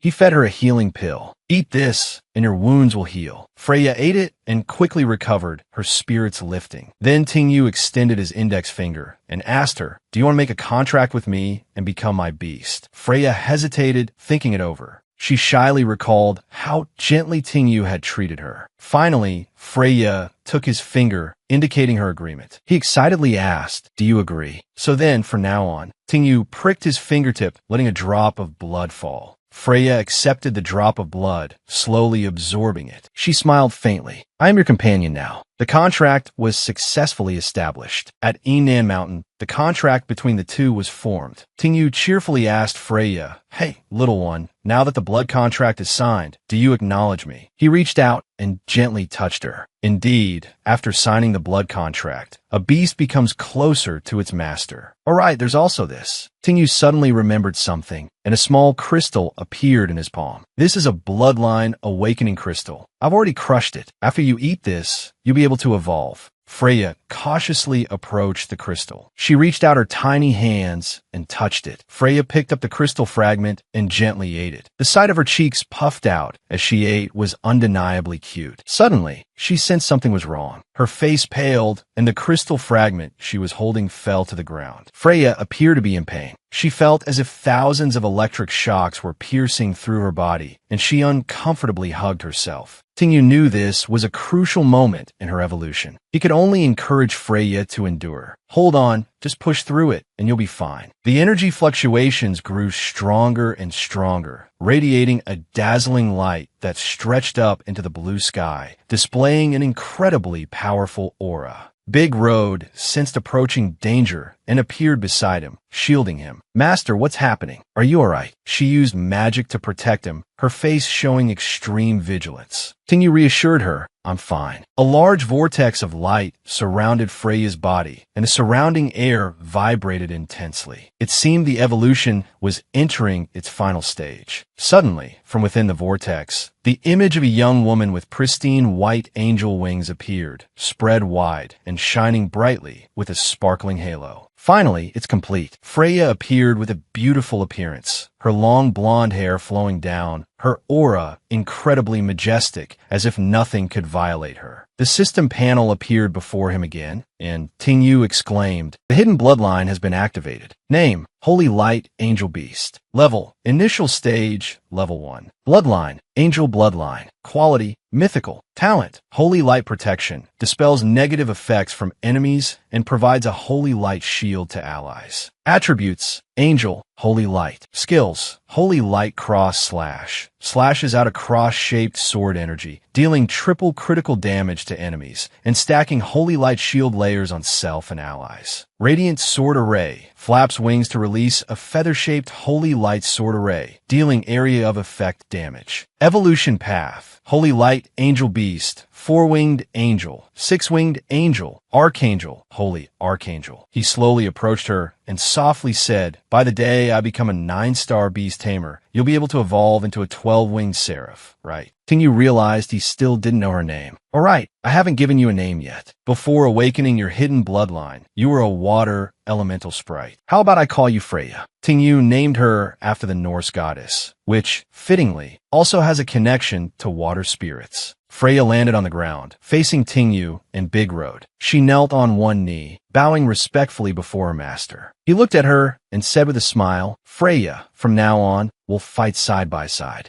Big Road exclaimed, "Looks like you're one step closer to the supernova competition." He replied, "That's right." Ting Yu smiled proudly, a small smile that held a powerful confidence. The next step is 2-star Beastmaster. In the teacher's office, a hand slammed down on the desk. Someone was clearly angry. After listening to Ting Yu explain his upcoming goal, Lin Shang was furious. He couldn't believe what he was hearing. "What? You want to register for the 2-star Beastmaster exam?" Ting Yu smiled sheepishly, scratching his head as he admitted, "Yes, Mr. Lin. The supernova competition is about to start. I have to quickly pass the 2-star Beastmaster examination." Lin Shang felt uneasy, frowning. How are these kids growing up so fast? The Murong siblings also passed the Beastmaster exam 3 days ago. I heard Ting Yu's Black Wind has evolved to level 1 mature stage. He might actually meet the 2-star Beastmaster requirements. Lin Shang calmed down slightly. "All right, if your spiritual power meets the standard, I'll agree to let you take the 2-star Beastmaster examination." As soon as he finished speaking, Ting Yu took the spiritual power meter from him, saying excitedly, "You promised, Mr. Lin." The surrounding teachers were also excited. They had long heard of Ting Yu's extraordinary abilities. "Let us see for ourselves." The numbers changed slowly, indicating his spiritual power was increasing. Finally, the measurement stopped at 2583. The teachers around him were astonished. 2583. If I hadn't seen it with my own eyes, I wouldn't have believed it. Lin Shang looked thoughtful. Usually, after a beast evolves, the Beastmaster's spiritual power will increase as well. But based on previous data analysis, the spiritual power of a 2-star Beastmaster is usually between 2,000 and 3,000. He praised Ting Yu. "The student I mentored before had pretty good talent, and his spiritual power only reached around 1,500 when his beast reached the mature stage. This kid is pretty impressive, reaching over 2,500. I approve you to participate in the 2-star Beastmaster examination." Ting Yu said happily, "Thank you, Mr. Lin." He quickly moved to the Blood Mist Canyon, the location of the upcoming test. The canyon was deep and vast. In the middle of the wilderness, the helicopter carrying him was crossing the mountains. Ting Yu pulled open the helicopter door to look. He stood there calmly, looking down. "Is this the examination site?" Ting Yu pressed his earpiece, and Ru Yan's voice rang out. "You've arrived at the entrance of Blood Mist Canyon. The 2-star Beastmaster examination is about to begin. Please be prepared." Lin Shang also warned him, "There are a large number of magical beasts in Blood Mist Canyon. If you encounter a situation you can't handle, don't be reckless. Send a distress signal at any time." Ting Yu stood near the helicopter door, ready to begin the examination. He calmly said, "I'm ready, Headmaster." Ru Yan and Lin Shang, standing in the observation room, instructed him, "You just need to successfully reach the exit from this canyon entrance, and you'll pass the examination." The 2-star Beastmaster examination officially begins. Good luck, Ru Yin said. As soon as the words left her mouth, Ting Yu parachuted out of the helicopter. Below him lay a giant canyon, its depths unfathomable. In a monitoring room, Kai Yin reported the situation to Ru Yin. Headmaster, Xiao Tingyu has entered Blood Mist Canyon. He spoke with a grave tone, painting a grim picture. To cross Blood Mist Canyon, the examinee must first battle the giant iron-jaw crocodiles.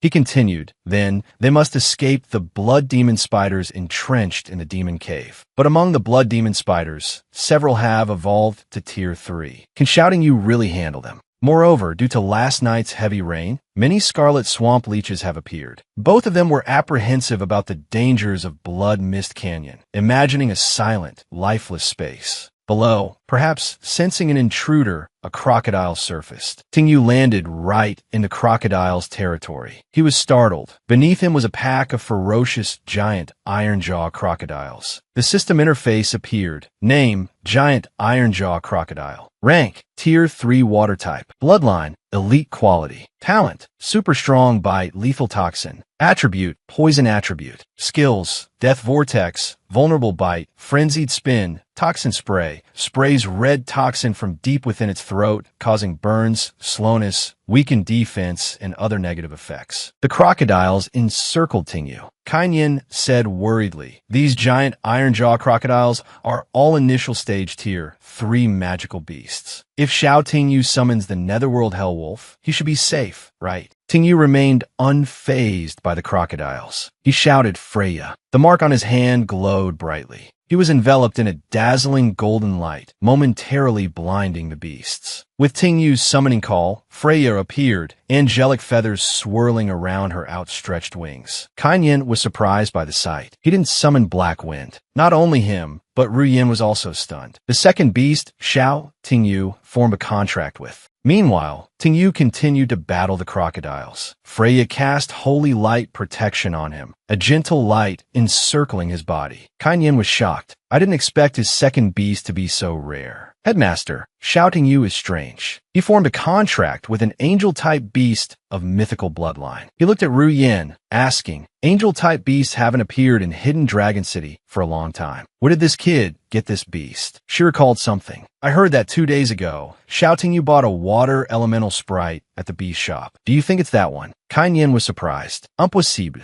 The water elemental sprite's bloodline is very low. The holy light angel beast has a pure angel bloodline. Ru Yin's face was thoughtful. Lao Chen, don't forget, the Netherworld Hellwolf was originally just a sickly wind hound with a low-level bloodline. His eyes on the monitoring screen, Kai Yin softly said, indeed, Xiao Tingyu always turns the impossible in our eyes into the possible. This is what a true beast tamer is. At the Scarlet Swamp, the two were still battling the crocodiles. Tingyu called out, Freya. With that, Freya launched her next attack, Holy Light Cross Slash. A cross-shaped slash descended, annihilating dozens of crocodiles. In a monitoring room, Kai Yin exclaimed, one move. Just one move to kill a giant iron-jaw crocodile. Bloodline suppression. As expected of an angel-type beast with a mythical bloodline. Truly lives up to its reputation. After eliminating the crocodiles, Tingyu turned towards his next objective. He said to Freya, Freya, lead me across that swamp. As soon as he finished speaking, a gentle hand wrapped around his waist. Tingyu, unsure of Freya's intentions, was suddenly lifted into the air. Flustered by her unexpected action, he stammered, Freya, what are you doing?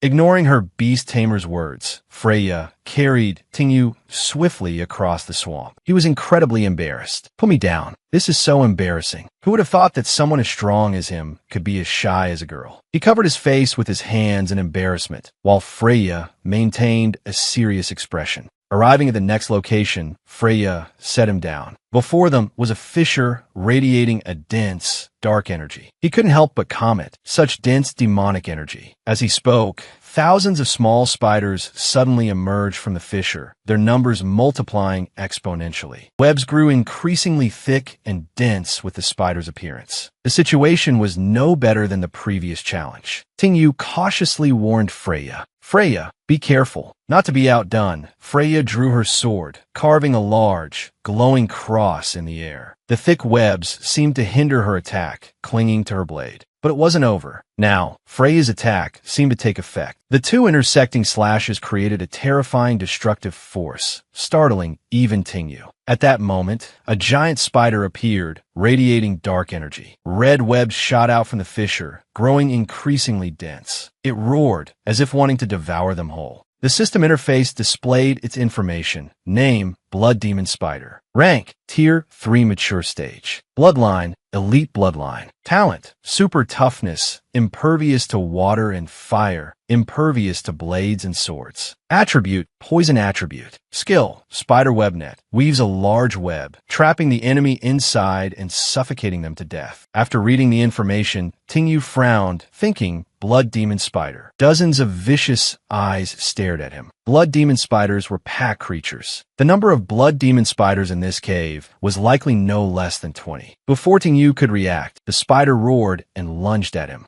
In the observation room, Kai Yin and Ru Yin intently watched their every move. This initial stage Holy Light Angel Beast can actually overcome the difference in rank and inflict damage on a mature stage blood demon spider. The scene shifted back to the battle. The spider attacked Tingyu ferociously. He could only temporarily dodge. A light flashed from his beast, taming insignia, as he softly called Black Wind. The moment the words left his mouth, Black Wind appeared beside him, a powerful aura radiating outwards. Freya and Black Wind stood before Xiao Tingyu, ready to fight at any moment. Ru Yin suddenly spoke up, reminding him, Xiao Tingyu, don't be too aggressive. The goal is to reach the destination, not to kill the magical beasts. Xiao Tingyu smiled slightly and commanded Black Wind, Howl. As soon as Black Wind unleashed his attack, the blood demon spiders seemed to sense the danger. They launched a counterattack, shooting webs towards Black Wind. Surrounded by the web matrix, Black Wind became entangled.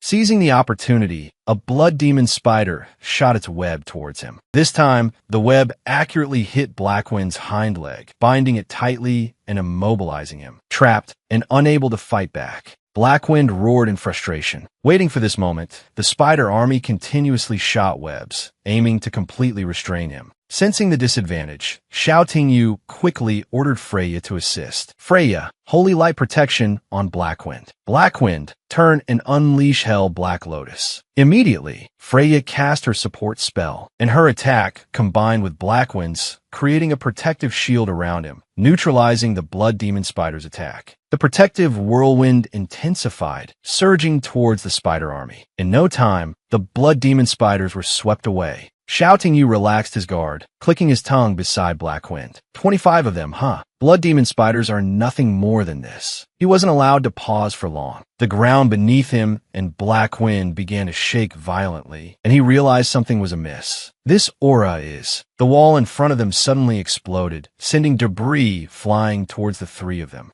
Before Xiao Tingyu could react, a gigantic spider emerged from the rubble. He gasped in astonishment at the creature's true form. A complete form magical beast aura. Detailed information appeared. Name, Earth-burrowing demon-eyed spider. Previous form, blood demon spider. Rank, complete form, Tier 1. Bloodline, elite quality. Talent 1, super resilience. Impervious to fire and water, unafraid of blades and swords. Talent 2, burrowing. Attribute, psychic. Kainyen's voice rang out, urging him, Xiao Tingyu run. Yesterday's storm allowed a blood demon spider to evolve. You can't defeat it. Xiao Tingyu was taken aback by Kainyen's words, replying in confusion, run. Instructor Chen, what about my exam? Realizing the danger Xiao Tingyu was in, Kainyen yelled, you can take it again later. Preserving your strength is paramount. Xiao Tingyu disagreed with Kainyen's solution, responding angrily. Take it again later. That's a waste of time. This is my 2-star assessment. I'll slay gods and Buddhas alike. As if understanding their master's intent, Black Wind and Freya simultaneously attacked, launching their assault on the earth-burrowing demon-eyed spider. Despite taking the full brunt of the combined attack, its ferocity remained undiminished. Xiao Tingyu seemed to finally grasp the danger of his situation. Kainyen said, Xiao Tingyu, you mustn't act recklessly this time. I'll come and get you immediately.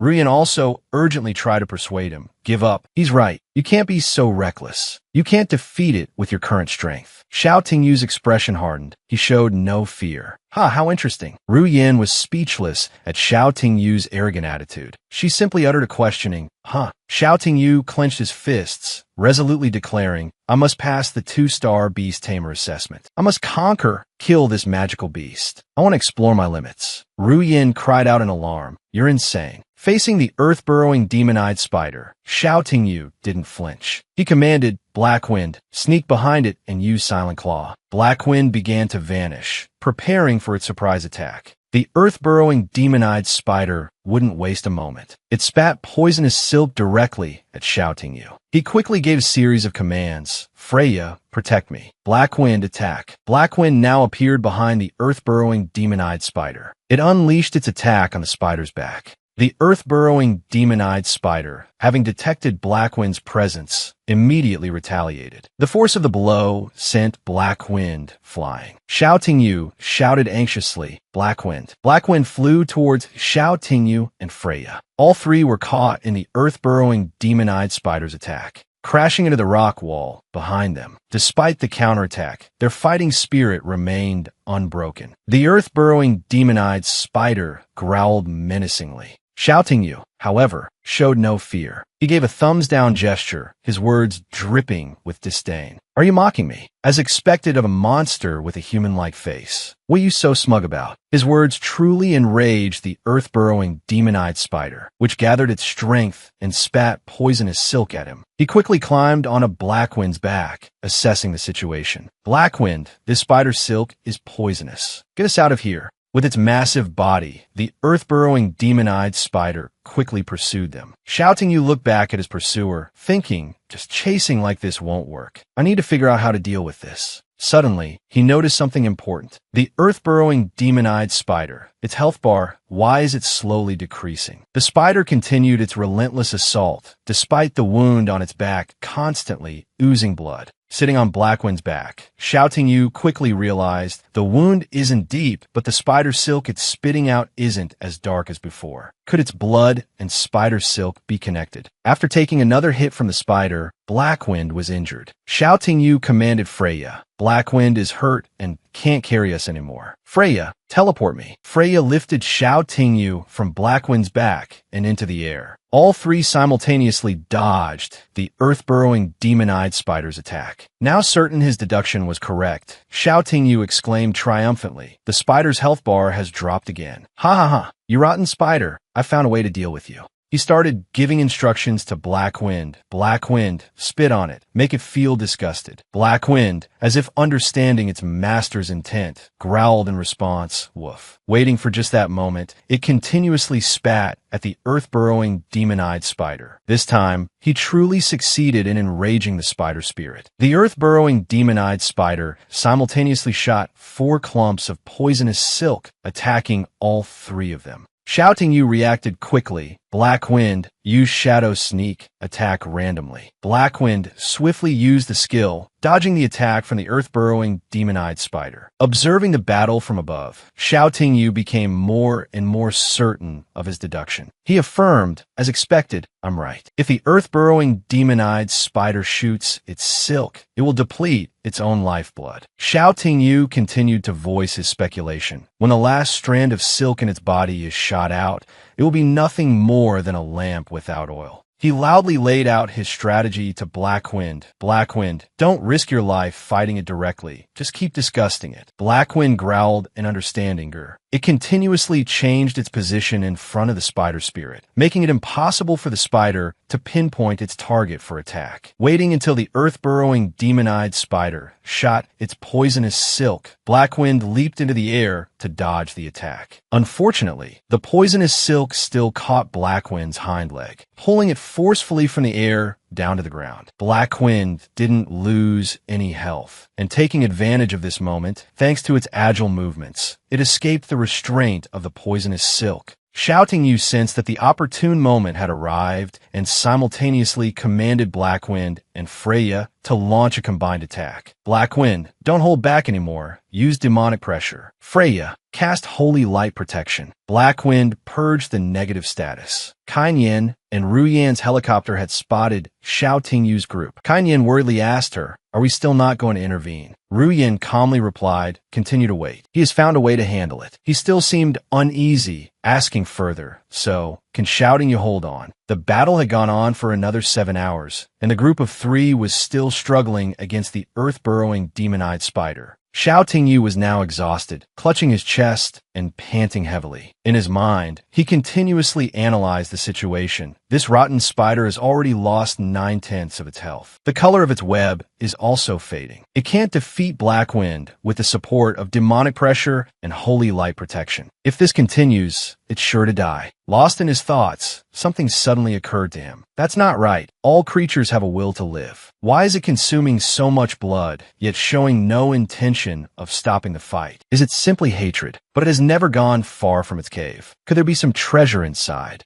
The earth-burrowing demon-eyed spider now shot a massive clump of poisonous silk, attacking Xiao Tingyu's group. The clump of poisonous silk was approaching faster and faster. The decisive moment had arrived. Xiao Tingyu ordered Blackwind to counterattack. Blackwind, use Hell's Howl. Blackwind used all its strength to unleash the skill against its opponent. The outcome of the battle seemed to be within Xiao Tingyu's grasp. He decisively shouted, "It doesn't have much silk left. The opportunity is here." Xiao Tingyu gave the command for Blackwind to deliver the finishing blow. Blackwind, use Hellfire Lotus. After taking 2 consecutive critical hits from Blackwind, the earth-burrowing demon-eyed spider seemed to be finished. But no, it mustered all its remaining strength to resist the final attack, focusing all its power on Xiao Tingyu's group. Blackwind and Freya rushed to protect their master. Xiao Tingyu courageously commanded, "Don't worry about me. Switch from defense to offense. Quickly finish it off." Blackwind, use Hellfire Lotus. Blackwind obeyed the command, soaring into the air and unleashing its strongest attack on the opponent. The earth-burrowing demon-eyed spider had no chance to react, taking the full brunt of Blackwind's attack and tumbling a considerable distance. Xiao Tingyu finally allowed himself to sit down and breathe a sigh of relief. "We did it. We actually did it." He didn't forget to praise his 2 partners. "Blackwind, good job. Freya, you did great too." With the earth-burrowing demon-eyed spider defeated, Xiao Tingyu led his team into the spider's lair to explore what lay hidden within. "Blackwind, Freya, let's go inside the cave and see. There's bound to be something good in there." The group began to advance into the cave. Headmaster Su's urgent voice suddenly rang out. "Xiao Tingyu, get out of there now." Xiao Tingyu, still excited about the potential treasure within the cave, asked in confusion, "Headmaster Su, I've already defeated the earth-burrowing demon-eyed spider." Headmaster Su gravely interrupted. "Even if the earth-burrowing demon-eyed spider is dead, it can still be active for a period of time." Hearing Headmaster Su's words, Xiao Tingyu was startled, his face filled with fear. He quickly turned around, as if to check the situation. "What did you say?" Behind Xiao Tingyu was a sight he could never have imagined. The earth-burrowing demon-eyed spider, clearly defeated just moments ago, was now close behind him, preparing to attack. Using its last breath, the earth-burrowing demon-eyed spider roared, shaking the entire cave. Xiao Tingyu and Freya ran quickly towards the cave entrance. Seeing the beast standing there, he panicked. "We're doomed. The only way out is blocked." The cuts on the spider's body were splitting open, causing it to cry out in agony. Xiao Tingyu quickly ordered Freya, "Quickly, hide in my beast-taming emblem." These words reminded Freya of his promise. "I want you to be my beast. Don't worry, I won't hurt you."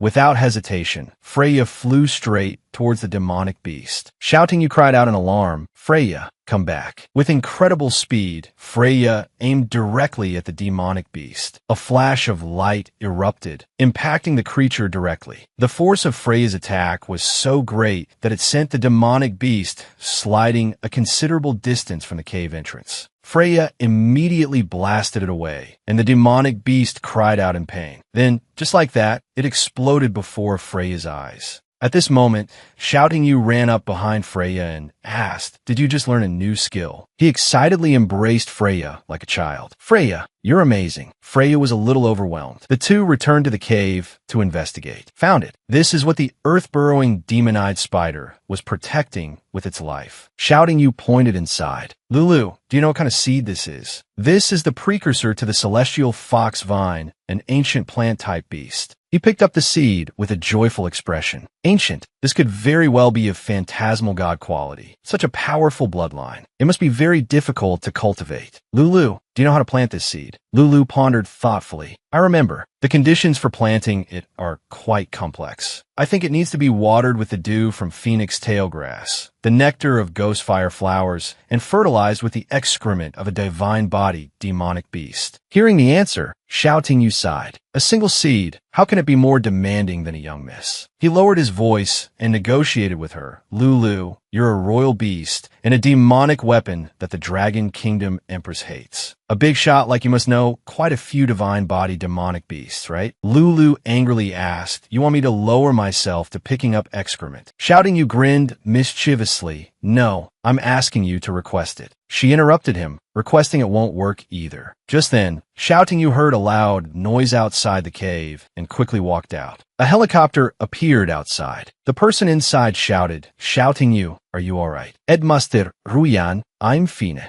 2 weeks passed in a flash. The scene at Four Spirit City was now crowded with people. Surrounded by cheers, Shouting You exclaimed, as expected of a national competition, "It's truly lively. Yo Xiao, the great genius, you're here so early." It turned out to be the Murong siblings walking towards him. Shouting You spoke up. Murong Yang saw, "Hello. Lu Jin, long time no see. You've become even more beautiful." Murong Yang Suo spat out the water in his mouth. He angrily asked Shouting You, "What did you call my sister, you brat?" He replied indifferently, "Lu Jin. Writing Murong Henin is too troublesome, so I gave her a nickname." Murong Yang Suo angrily crushed the can in his hand and asked loudly, writing, "When did you ever write my sister's name? And you even gave her the childish nickname Lu Jin. This vulgarity. Today I'm going to beat you to death." Murong Yang. Henin reached out and stopped her brother. "Brother, sit down." Hearing his sister's voice, Yang Suo calmed down. "Fine." Shouting You approached Henin and asked, "Lu Jin, how have you been lately? How's your beast taming progress?" She smiled and said, "My first beast has evolved to the second-tier mature stage, and my second beast awakened the lightning attribute." Murong Yang Suo was petrified. "My sister actually took the initiative to talk to another boy and even accepted the nickname Lu Jin."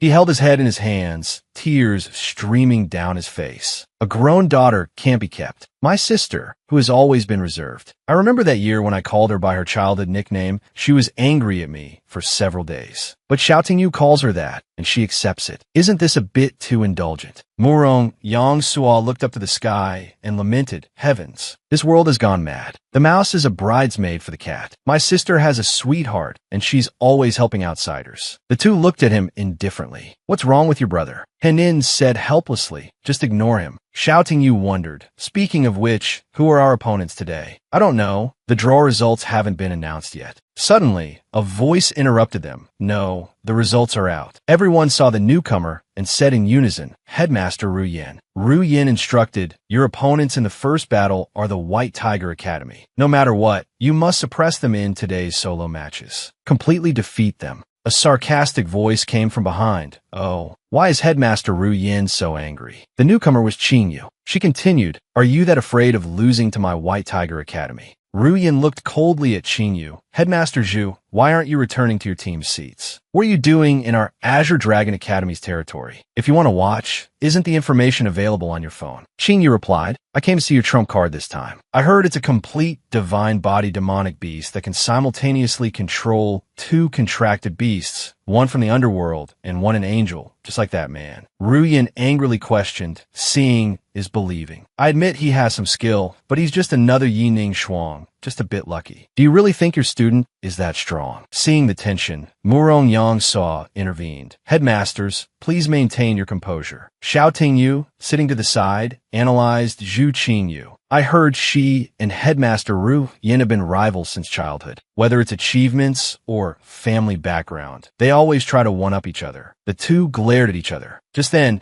Kan Yin arrived to announce, the Empress has arrived. Qing Yu threatened, just you wait. I'll make your Azure Dragon Academy pack up and go home. Ru Yin responded indifferently, I eagerly await that. With a hint of anger, she ordered, Xiao Tingyu, Murong Yang Samurong Han Han, come with me to greet the Empress. The gate in the sky slowly opened, shining down a brilliant beam of light. A colorful cloud appeared in the air, with a figure looming within. As the cloud drew closer, the silhouette of a giant beast became clear, with a majestic figure atop it. The crowd below cheered excitedly. The Empress has arrived. The Empress has arrived. Oh my God, this is the most beautiful and powerful woman in the Dragon Kingdom. This is Shangwan Lan, the Empress of the Dragon Kingdom. Her contracted beast is a fierce-looking white Qilin. Shangwan Lan, a beautiful and powerful woman, looked down at the people below with a stern gaze. Shouting Yu was also stunned by the sight. This is the strongest beast tamer in the Dragon Kingdom. Her aura is truly terrifying. Her contracted beast landed, and Shangwan Lan gracefully stepped down. Both woman and beast exuded an air of authority. Seeing the badge on her person, Xiao Tingyu exclaimed, an 11-star badge. An Emperor Beast Tamer ranks above all 10-star Beast Tamers. The gap between me and her is more than just a few stars. At the same time, he received information about Shangwan Lan's contracted beast. Name, 7-colored Saint Qilin. Rank, Trial Divine Body. Bloodline level, 3rd stage. Bloodline, Pure Qilin. Information on quality, creation, talent, attributes, loyalty, and skills. Unavailable. Xiao Tingyu nodded thoughtfully. As expected, the difference is too great, exceeding the demon god's eyes detection range. He smugly asked Lulu, Lulu, you're wanted by the Empress. How did you survive? Aren't you lucky to have met me? Without me, you would have died 800 times already. Lulu clicked her tongue. Although you're annoying, I can only accept it. Xiao Tingyu was curious. The 7-colored Saint Qilin. It's probably not Shangwan Lan's only contracted beast, right? Of course not. She has even more powerful demonic beasts. Xiao Tingyu quickly detected the dragon's aura around her. He was shocked. Dragon power. Pure dragon power. Lulu, Shangwan Lan has a purebred dragon beast. Weren't purebred dragons supposed to be extinct for hundreds of years? Lulu shrugged. I don't know, she explained. According to historical records, only purebred dragons, purebred phoenixes, and purebred Qilins possess creation-grade bloodlines. In terms of power, dragons are the strongest, followed by phoenixes, then Qilins. But it was the dragons who went extinct. Lulu also wondered if purebred dragons are truly extinct. Where did this woman find one? And she even has dragon tears, one of the 3 great treasures of the dragon race. It seems the extermination war wasn't as simple as it appeared. While the two were still pondering the truth, Shangwan Lan, from above, commanded, let the competition begin. Ru Yin came to inform Xiao Tingyu. According to the draw, you're first. Headmaster Ru Yin guarantees will secure the first victory. Murong Yang Suo quipped from the side. Xiao Tingyu, don't worry too much if you lose the individual match. If you can't win, we're still here. Xiao Tingyu descended to the arena as the announcer's voice boomed. The White Tiger Academy contestant on the right, Lin Tianxi, son of the Tiger Sword Guild leader, Lin Xiang. Following the announcement, a burly figure appeared. The Azure Dragon Academy contestant on the left, the rising genius, Xiao Tingyu. The competition began. At first glance, Xiao Tingyu seemed to be at a disadvantage. He summoned his beast, Appear, Black Wind. The beast roared as soon as it materialized. His opponent summoned a giant python. Sambarial Python attack. Its owner commanded.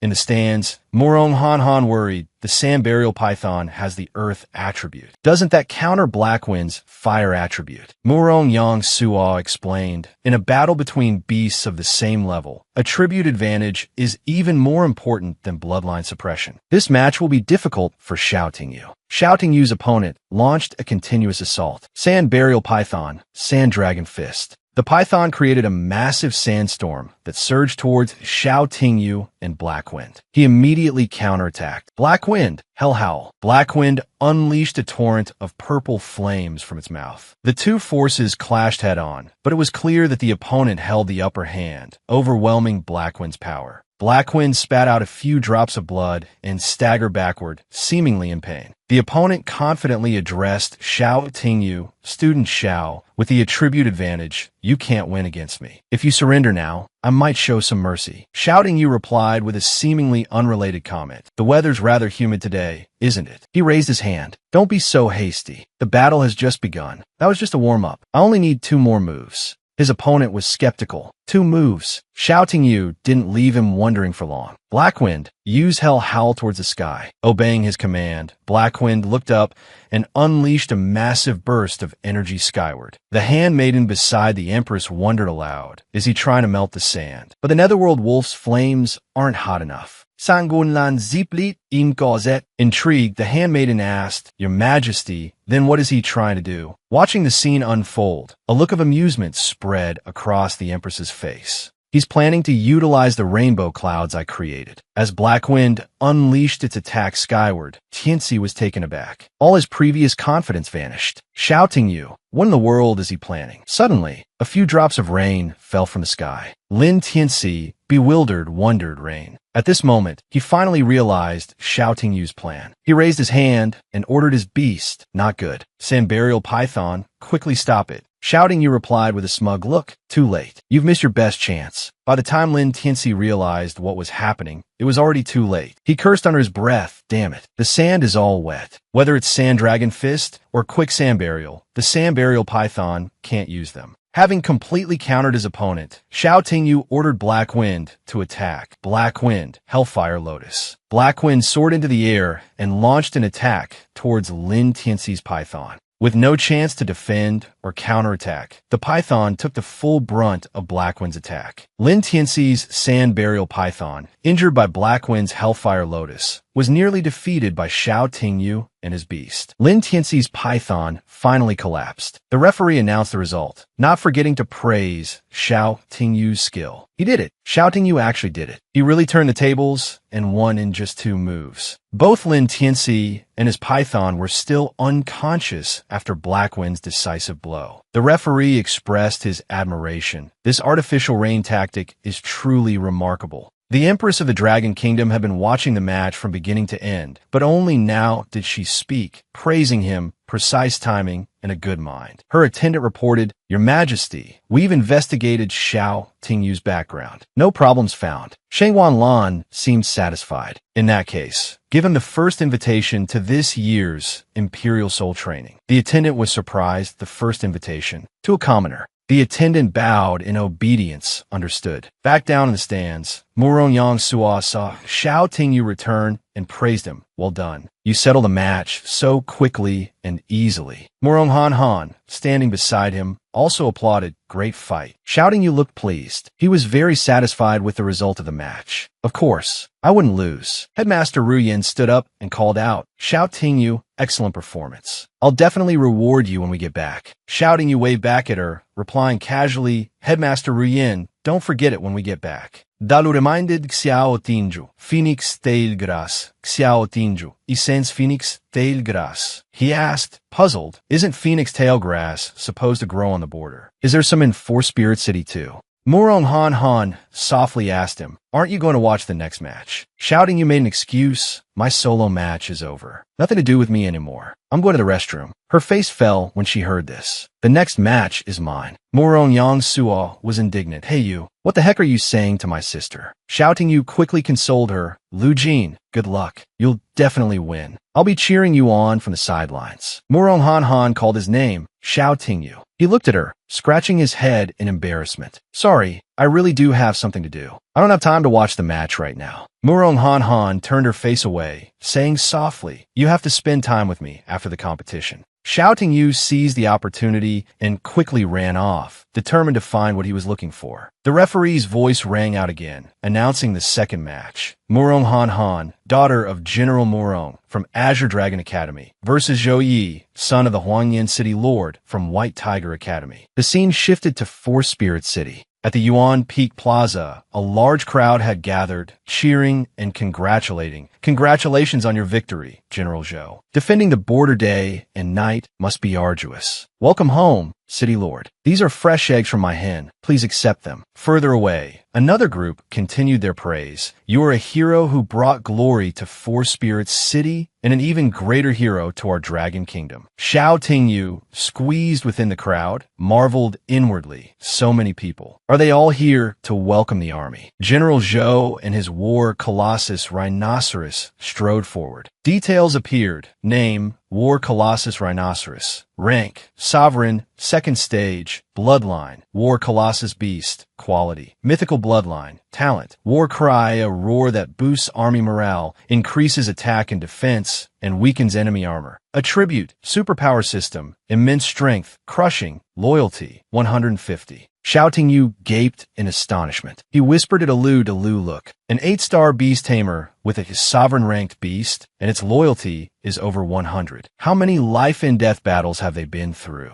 Delu spoke seriously. I know the War Colossus Beast clan. They are very belligerent and have some animosity towards our Nine-Tailed Fox clan. As for the Zhou family, the only one who can be called City Lord is Zhou Xiong, who guards the west among the 4 border cities of the Dragon Kingdom. Shouting, you realized. So, isn't that Zhou Ye's father who's fighting Morong Han Han? Delu schemed. Phoenix Tail grass grows in the ancient Lai Glacier in the west, where many magical beasts live. He's stationed there. So, there's Phoenix Tail grass. You should go and steal his pouch. Shouting, you chuckled. Delu, you make it sound so easy. You want me to rob an 8-star beast tamer. Mid-sentence, he suddenly noticed something unusual. Shouting, you observed the rhinoceros's gait. It was limping. Could it be sick? The rhinoceros was covered in foam, even around its eyes. Shouting, you felt like he'd struck gold. He called out to General Zhou from the crowd. General Zhou, your War Colossus Rhinoceros is injured, isn't it? I have a way to treat it. His call caught the general's attention. He asked sternly, my beast is sick. How does a young brother like you know this? He looked Xiao Tingyu over, noting the Azure Dragon Academy Beast Tamer uniform. Around the same age as my son. How do you know medicine? Xiao Tingyu presented his card while introducing himself. I'm a special pharmacist from the Craftsman Guild. May I ask, is your beast often lethargic? Does it develop red spots all over its body when it rains, and even experience skin ulceration? General Zhou was both surprised and suspicious. Exactly right. He confessed. I returned this time to seek treatment for my beast. But, pardon my bluntness, I still can't quite believe you. Tell me, why is it sick? Is it the same as what the other renowned healers have said? Shouting, you replied confidently. It's simple. Shouting, you held the insect he'd taken from the War Colossus Rhinoceros and explained, City Lord, please look, this is the cause of the illness, the sandmite worm. General Zhou carefully examined the young man before him. He clearly had some knowledge. For years, I've hired countless renowned physicians, but none have been able to completely eradicate the sandmite worms from my War Colossus Rhinoceros. If you dare to recommend yourself, do you have a cure?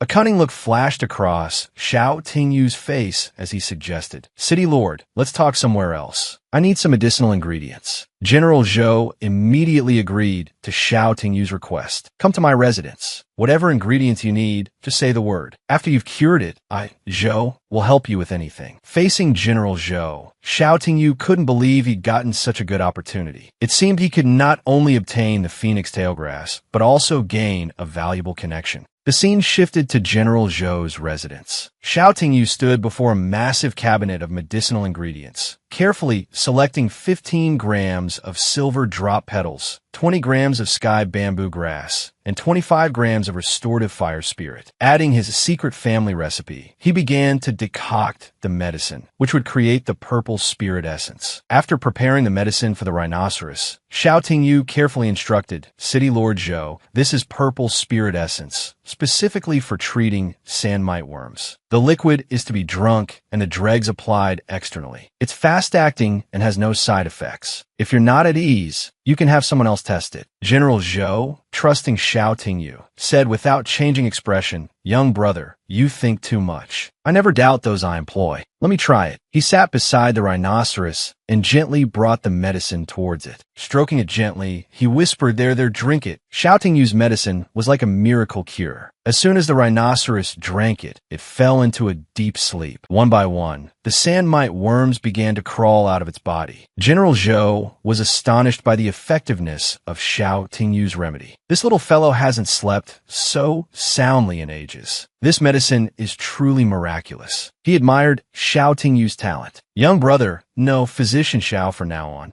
Before General Zhou could finish, Xiao Tingyu quickly replied, I know what you're worried about, City Lord Zhou. The sand mite worms on your beast will be completely eradicated. I can give you the recipe. When you return to Imperial City, you can also help the beasts of your soldiers. General Zhou thanked Xiao Tingyu, but didn't forget to ask, thank you so much. So what's your fee? Xiao Tingyu stated his request. I need phoenix tail grass and also ghost fire flowers. General Zhou didn't think it was a big deal. Phoenix tail grass wasn't an expensive ingredient, and while ghost fire flowers were rare, they weren't impossible to find. Xiao Tingyu added, just these two things will be enough. General Zhou was truly grateful to Xiao Tingyu. He extended an invitation. Divine Physician Xiao, stay for dinner tonight. We've hit it off. Let's have a drink together. Xiao Tingyu scratched his head shyly at the invitation. City Lord Zhou, to be honest, I snuck out here. By now, Luan Lang has probably finished competing with my team from the Azure Dragon Academy. Hearing about the competition, General Zhou exclaimed,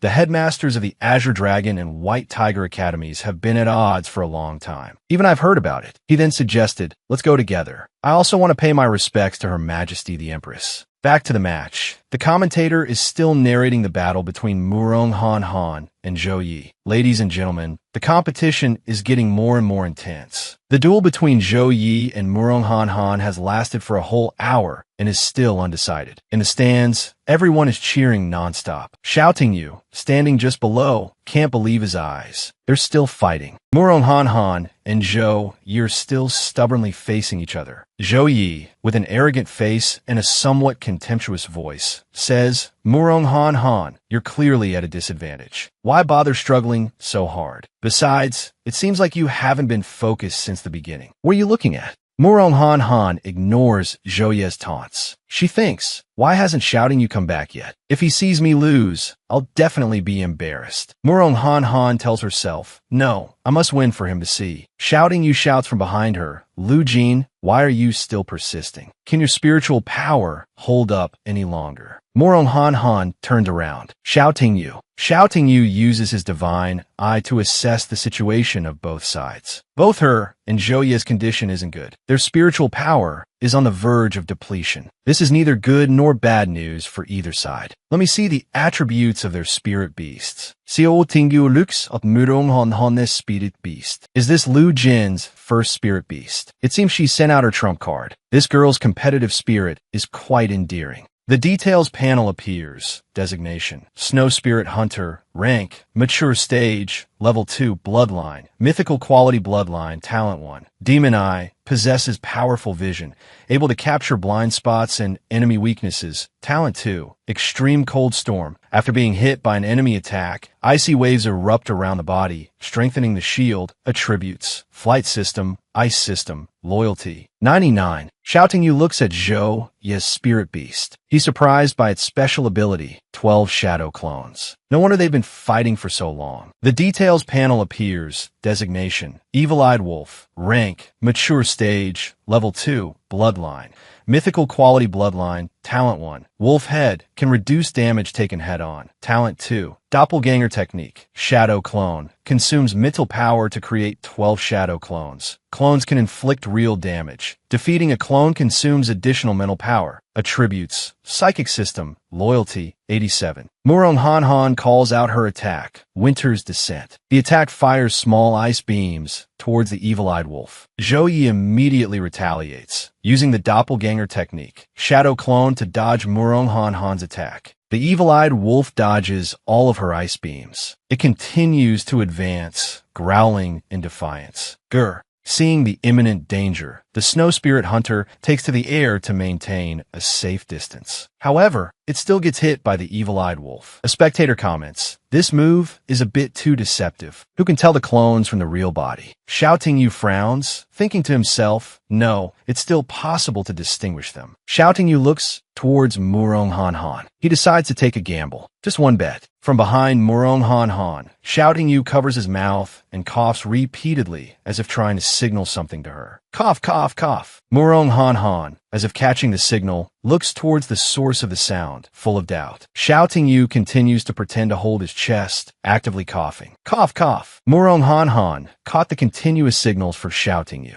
She vaguely guessed his intention. What is he doing? Could this be a signal? Behind Murong Han Han, Zhou Ye's evil-eyed wolf showed signs of preparing for the next attack. She focused on observing the group of real and fake spirit beasts and finally found the true body. The real evil-eyed wolf differed from its clones in that it emitted the breathing sounds of a real spirit beast during battle. Pant. Having discovered the enemy's weakness, Murong Han Han immediately ordered her spirit beast to counterattack. Snow Spirit Hunter attack. Zhou Ye's evil-eyed wolf, no longer invincible as before, took a direct hit from Murong Han Han's Snow Spirit Hunter. Zhou Yi grimaced and exclaimed, "How could this be?" He couldn't believe his eyes and tried to reassure himself. No, she must have just guessed. Evil-eyed wolf, shadow clone shift. Murong Han Han continued to hit the wolf. After taking 2 critical hits, Zhou Yi's spirit beast was completely unable to continue fighting. The referee loudly announced the result of the match. Victory and defeat have been decided. The winner of this battle is Murong Han Han. The Azure Dragon Academy's individual match score is 2-0. After the announcement, Murong Han Han happily walked towards her brother and Shouting Yu. Murong Yang Suo praised her. "Little sister, you truly are the best." Shouting Yu also applauded. "Congratulations, Lu Jin." Murong Han Han rushed into Shouting Yu's arms and said happily, "Thank you." Shouting Yu replied with a smile, "You're welcome. It was nothing." Murong Yang Suo interjected, "Hey." He trembled as he watched their intimate actions. "Little sister, what are you doing?" Shouting Yu, "What have you done to my sister?" Murong Yang Suo, as if going mad, pointed directly at Shouting Yu's face and threatened, "Get your hands off her. If you dare to molest my sister again, believe me, I'll beat you to death." Shouting Yu forced a smile. "It's nothing. I was just giving Lu Jin some pointers." The scene shifted to Zhou Yi. His face no longer held the arrogance from the arena, replaced by fear. "Headmaster, I lost." Ru Yin became even angrier upon hearing this. Standing before the 3 people she considered the best in her academy, she angrily snapped her cigarette in half, startling Zhou Yi and, presumably, Tianci. Ru Yin furiously yelled, "Meeting this afternoon. We'll discuss team strategy. No one sleeps until we have a solution. Train until you drop." They replied in unison, "Understood." Cheng Gong, beside the Empress, commented, "It seems my son's strength still needs improvement. General Murong's daughter has a very keen mind. To be able to spot a weakness at such a crucial moment. She is indeed a worthy seed nurtured by the Azure Dragon Academy." The Empress's expression remained unchanged. "Don't play coy." You could tell. She was prompted. The one who prompted her was the very physician Xiao Yu praised. The Empress's words hit Cheng Gong right where it hurt. He immediately knelt and apologized. "Your Majesty, please don't blame them. Give these children chance." She paid no attention to Cheng Gong, who had just offended her, and simply said, "Zhou Yi, Murong Han Han, and even Shouting Yu performed very well. I will grant them invitations to the Imperial Soul Training Camp." Cheng Gong's face finally relaxed, and he smiled. "Thank you, Your Majesty." Back with Shouting Yu and the Murong siblings, Ting Yu asked with a smile, "Brother Yang Suo, Dean Su is planning a barbecue tonight. Any suggestions on where to go?" Yang Suo retorts irritably, "Get lost. Who are you calling brother? I don't accept." Just then, someone from the organizing committee arrives with letters for Han Han and Ting Yu. Shouting Yu and Murong Han Han, your performance in the arena has been recognized by Her Majesty the Empress. These are invitations to the Imperial Soul Training Camp. Please accept them. Ting Yu takes the letter and turns to Yang Suo, asking, "Brother Yang Suo, what's the Imperial Soul Training Camp?" The Imperial Soul Training Camp, Yang Suo explains, is a training camp specially established by Her Majesty for the 4 great academies. Her Majesty herself will serve as the instructor. Ting Yu asks, "Those who graduate from the camp, don't they all become high-ranking pillars of the Dragon Kingdom?" Yang Suo crosses his arms and replies, "The Empress teaches them personally." Ting Yu suddenly realizes the implications, beads of sweat forming on his forehead. He thinks, although being close to the Empress has many benefits, Lulu and I have a blood pact. What if it's discovered?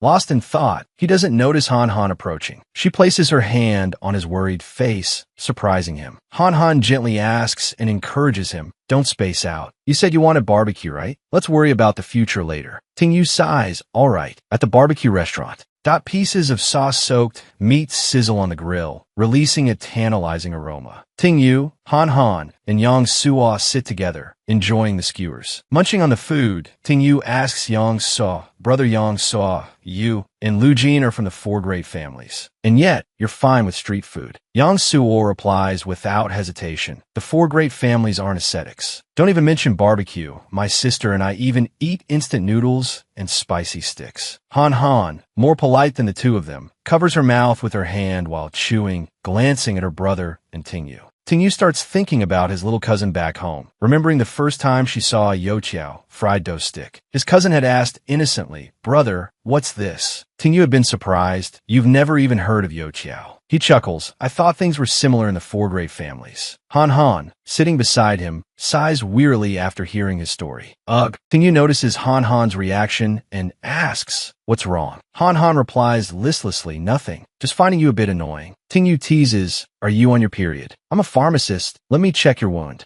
Yang Suo spits out his food in shock, while Han Han seems to radiate murderous intent. Yang Suo yells, pointing his chopsticks at Ting Yu. Shout, Ting Yu, I'm going to kill you. Ting Yu backs away. Brother Yang Suo, calm down. I'll punish myself with 3 drinks. Yang Suo crushes the beer can in his hand and shouts at Ting Yu. Drink what? This stuff is as weak as boiled water. That's no punishment. Hearing this, Ting Yu confidently calls out to the waiter, boss, bring me your strongest alcohol. The owner replies, right away. In a flash, the waiter places a bottle of strong liquor on the table. Yang Suo challenges Ting Yu. Shout, Ting Yu, let's have a drinking contest. Today, I'll make you so drunk you'll be crawling under the table, or I'll take your last name. After challenging Ting Yu to a drinking contest, Yang Suo stands in front of the restaurant, vomiting uncontrollably. Ugh, shouting you, still somewhat sober, said, Yang Suo, are you alright? Can you still drink? Yang Suo, unsteady on his feet, slurred, I can still drink. I'm warning you, after you get married, you better treat my sister well, or this brother-in-law will. Ting Yu chuckled, Lu Jin, your brother's drunk. He's actually acknowledging me as his brother-in-law. Yang Suo, standing nearby, retched repeatedly. Suddenly, Lu Jin blushed and asked Ting Yu, with my brother here today,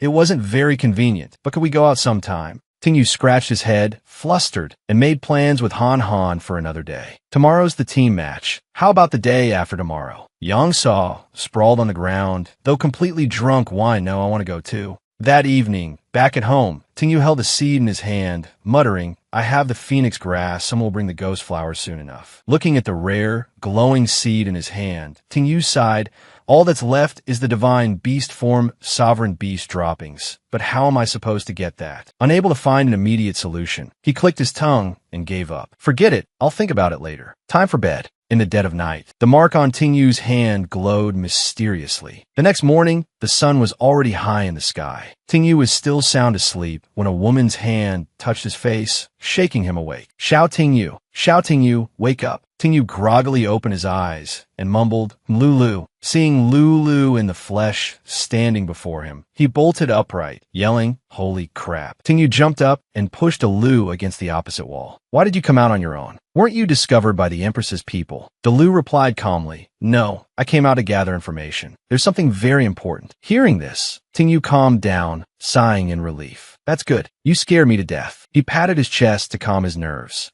Delu looked at him with a slightly disdainful expression and pointedly said, you can pat your chest to calm down, but don't squeeze mine. Ting Yu quickly withdrew his hand, waving it dismissively. Sorry, my hand slipped. He sat down in an armchair, leaning back, and asked Delu seriously, you left my beast taming insignia without permission. What did you find out? Delu recounted, the Dragon Kingdom's Grand Admiral of the Navy, Murong Yun, captured the calamity demon serpent Medusa. She knows too much. Based on my understanding of the Dragon Kingdom, they'll definitely execute her on the night of the full moon, 3 days from now. Ting Yu asked, Murong Yun, isn't that Lu Jin and Yang Suo's father? What does this have to do with you? Delu finally revealed their connection. Medusa and I are acquainted. She's my friend, a divine beast form beast. Tingyu was surprised, as expected of the Dragon Kingdom's Grand Admiral of the Navy, to actually capture a divine beast form beast. Then he realized, wait a minute, don't tell me you're planning to rescue her. Delu began to reveal Medusa's secrets. She possesses secrets related to Empress Shangguan Lan's involvement in the dragon-slaying war. Master, could we? Tingyu immediately refused. No way. I absolutely won't go, even if you call me master. He began analyzing the terrain of the fortress where Medusa would be held. It was an underground fortress at the Navy headquarters, with thousands of high-ranking beast tamers patrolling and guarding the prison. Xiao Tingyu continued, explaining that even Grand Admiral Murong Yun, a 9-star beast tamer who commands a beast with the bloodline of the sea god, is stationed there. He concluded, just the two of us trying to break into the prison. It's practically suicide. Delu looked disappointed. Master, Xiao Tinggu Lithid da Lues Chin. I won't go throw my life away, and you can't either. Don't forget, you're the beast I've signed a blood pact with. You have to obey me. While arguing with Delu, the system suddenly sent a notification to Xiao Tingyu. Ping. The system interface appeared. Quest. The quest details appeared. Special quest. Infiltrate Navy headquarters, rescue the Calamity, Serpent Medusa,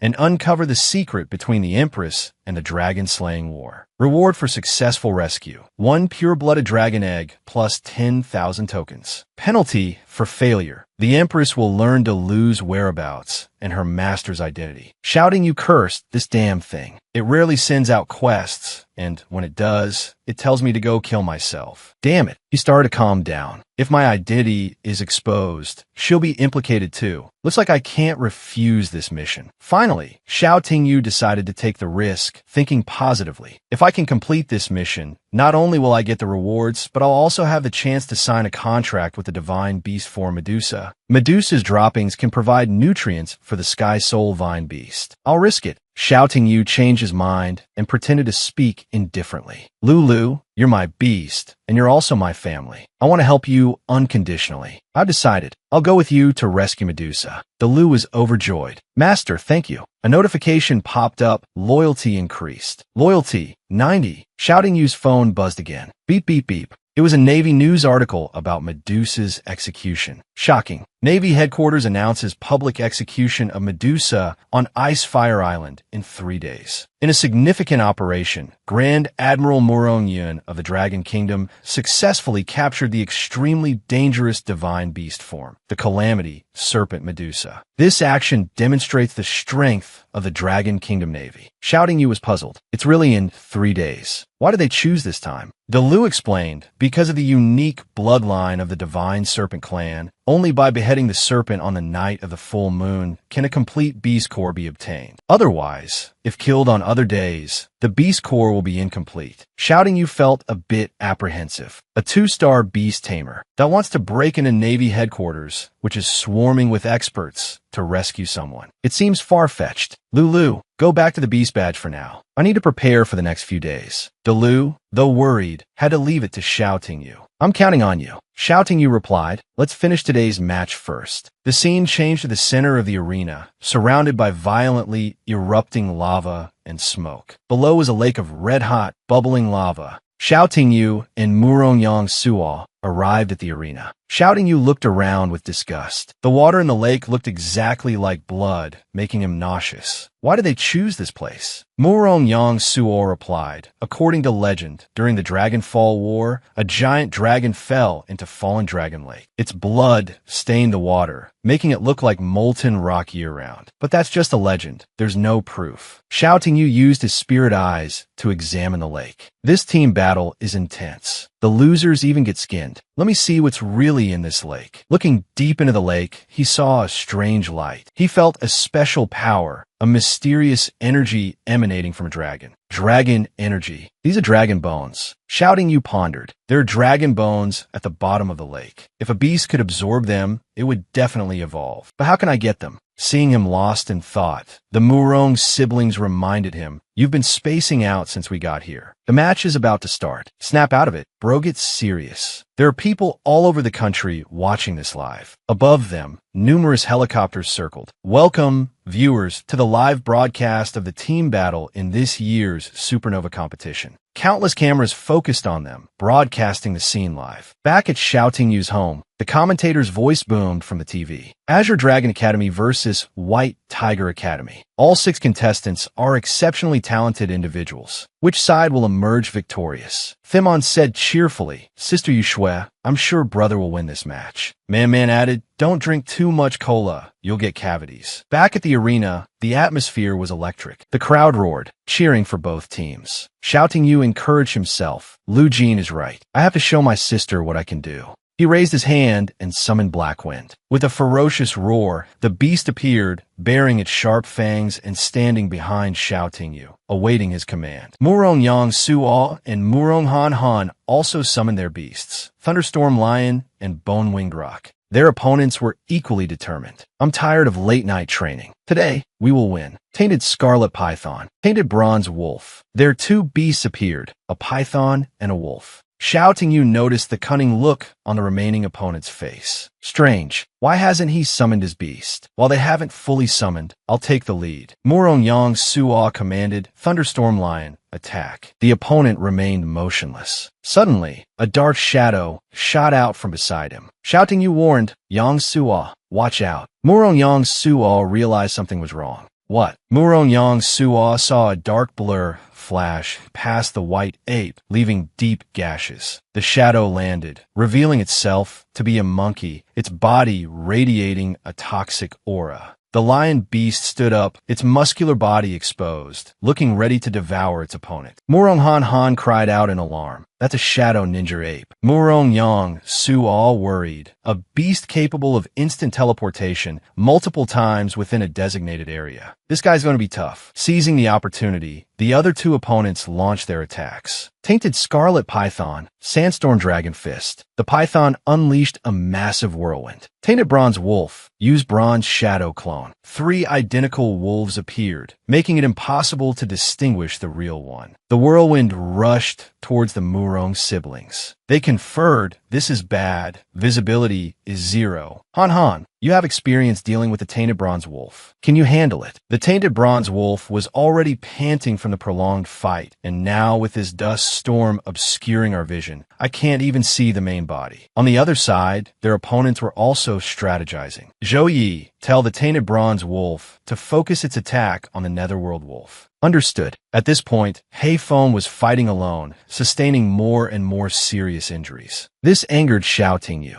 Hei Feng, stay calm. Pierced through the dust storm. Hearing its master's command, Hei Feng charged at the eye of the storm at incredible speed. It thrashed about, trying to break through the whirlwind, its determined roars echoing continuously. Shadow Ninja Ape, use returning shadow darts. 3 sharp darts shot towards the whirlwind, embedding themselves deep into Hei Feng, causing it to howl in pain. Shouting Yu yelled, Hei Feng, shadow form. Hei Feng quickly dug a hole and jumped in, dodging the darts. Murong Han Han asked with concern, Shouting Yu, are you alright? He reassured her, I'm fine. I anticipated this. Murong Yang Suo angrily criticized their opponents, using a concentrated attack strategy against Shouting Yu. How despicable. Murong Han Han agreed. They're deliberately targeting Shouting Yu. We can't let them succeed. Murong Yang Suo gestured to his beast. Bai Meng, Thunderstorm Beast, used Thunderclap to dispel the Tainted Bronze Wolf's clones. Bai Meng swiftly executed a series of basic maneuvers, causing the Tainted Bronze Wolf's clones to fade and disappear. The opposing side was furious. Shadow Ninja Ape, use returning shadow darts again. Not a chance. Bone-Winged Guardian Beast, protect the Netherworld Wolf. Murong Han Han's beast rushed forward to intercept the incoming attack. The black-clad opponent sneered, futile. You can't protect the Netherworld Wolf forever. Under our combined assault, Shouting Yu will definitely be the first one eliminated. As if the comment hadn't been directed at him, Shouting Yu responded indifferently. Oh, really? He then turned back and gritted his teeth, commanding, Hei Feng, unleash demonic power. Hei Feng stood tall, its body radiating a menacing aura. Looking at Hei Feng's sharp gaze, the black-clad opponent exclaimed in disbelief. What? Fully recovered already? Shouting Yu looked at them confidently. The battle has just begun.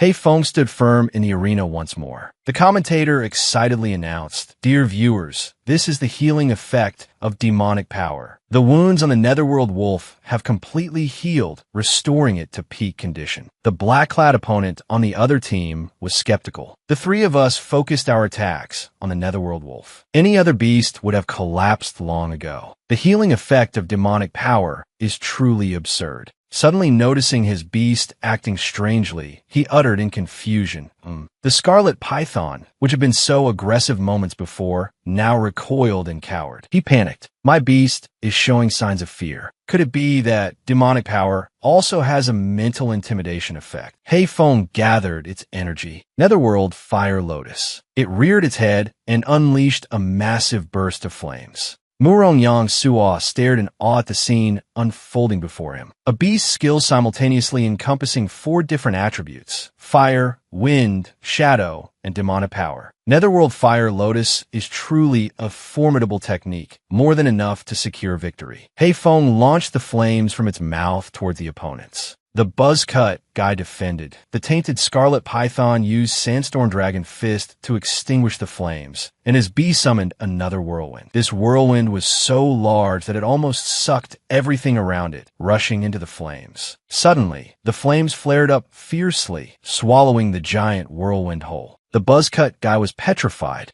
How is this possible? Clearly, the earth attribute counters the fire attribute. Haha, attribute counter. Against absolute stat suppression. That's just a joke. Shouting You then commanded, "Hei Feng, explode." Immediately, the flames in front erupted with a deafening roar, and the whirlwind shattered without a trace. The explosion caused everything around to become hazy, and the cameras and cameramen slid backward with screams of awe. Smoke and dust obscured the view, and the flames within the smoke continued to flicker. From within the smoke, the scarlet python emerged, its body covered in scratches, tears welling up in its eyes. The other 2 beasts didn't escape unscathed either. They looked disheveled, their clothes tattered. Murong Han glared angrily at Shouting You, thinking, as expected, Shouting You didn't use his full strength yesterday. He taunted his opponents. Is this the extent of the White Tiger Academy skills? Then I alone could defeat all 3 of you. The buzzcut guy cursed, damn it. The guy in black calmly stopped him. Don't let your emotions get the better of you. Stick to the plan. This time, we have to give it our all.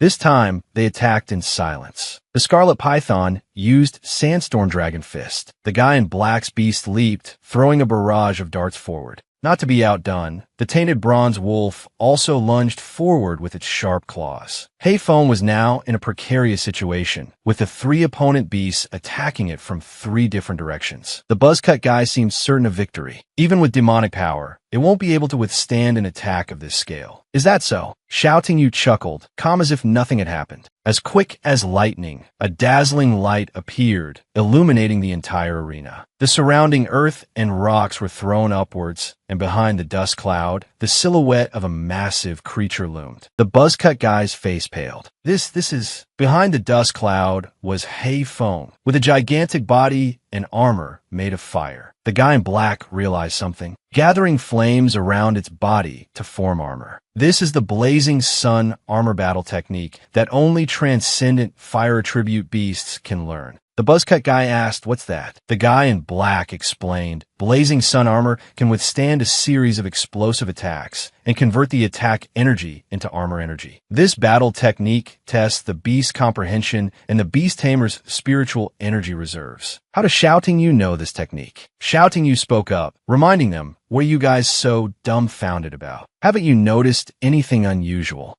They looked around as if searching for something. The Murong siblings' beasts are gone. The guy in black looked up. "Oh no, it's the sky." Meanwhile, their beasts were still oblivious, growling menacingly. The shadow ninja ape noticed something was amiss, but it was too late. Murong Han's beast had directly landed on top of it. Her beast immediately flew up, spewing the power it had accumulated in its mouth towards it. The man in black angrily clenched his fists. Damn it, the shadow ninja's strength isn't enough. It's about to be pushed out of the arena. I'll have to summon my second beast. Thinking this, he called out, "Rock Giant, go save the shadow ninja." But all of this was within Xiao Tingyu's calculations. He gave the order, finally forced out your fourth beast. Come on out, Freya. Seeing the rock giant's massive fist about to descend, Xiao Tingyu launched his attack, Mighty Fist. Freya effortlessly created a transparent shield with her weapon, successfully blocking the opponent's devastating blow. The man in black stammered that. I've seen that in books. It looks like a holy light angel beast, but how can an initial phase beast block my mature phase rock giant? Xiao Tingyu warned, my beast is stronger than you think. The battle raged on fiercely, the heat from the flowing lava causing the surrounding space to churn relentlessly.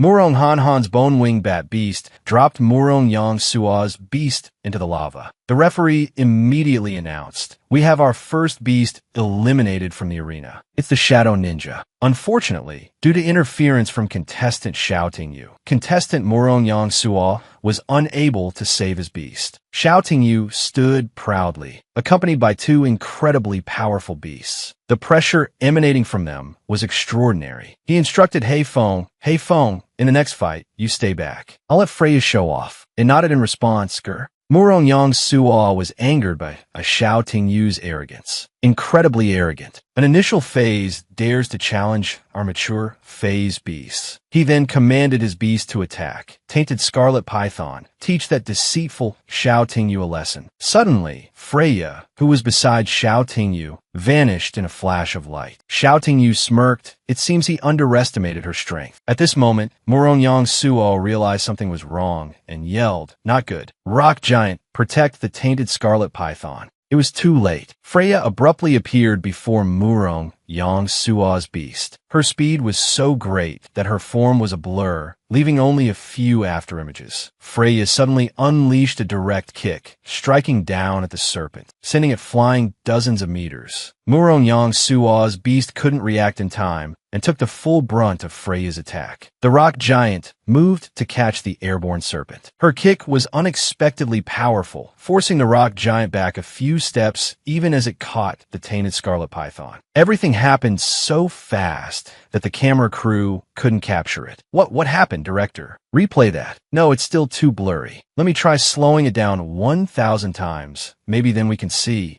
Murong Hanhan, equally astonished, asked Xiao Tingyu, what kind of battle technique was that? A light-speed kick. He replied with a proud smile. Freya mastered that technique herself. It's called Flash of Light. Zhou Yi frowned. That beast is too strong. Even the rock giant couldn't withstand it. Murong Yang Sual, what should we do next? He frowned and replied, I don't know. Xiao Tingyu stood opposite the two of them and called out, Student Yang Heng, has your beast ever been kicked at the speed of light? He pointed at Yang Heng. The corner of Murong Yang Sua's lips twitched. TSK, the humiliation is too strong. This line will definitely become the best catchphrase of the year. The two of them reassured themselves and their teammate. Don't panic, everyone. The opposing beast definitely can't use that lightspeed kick multiple times. We still have two beasts. We still have a chance. Yang Heng also spoke up. I miscalculated. Next, I'll give you my full support. Zhou Yi summoned his beast. Come forth, war drum, rhinoceros. Immediately, a blue rhinoceros appeared, its entire body enveloped in a dark green aura. Tianci was also extremely excited. The beast emblem on his hand flashed as he said, I don't want to lose a second time. Raging Howl Fox, under his summons, his beast appeared and nimbly joined the battle beside its master. The two Murong siblings on the other side weren't idle either. Murong Han called out, brother. Murong Yang Suo replied, don't worry, how could I let him fight alone? Xiao Tingyu immediately commanded Freya,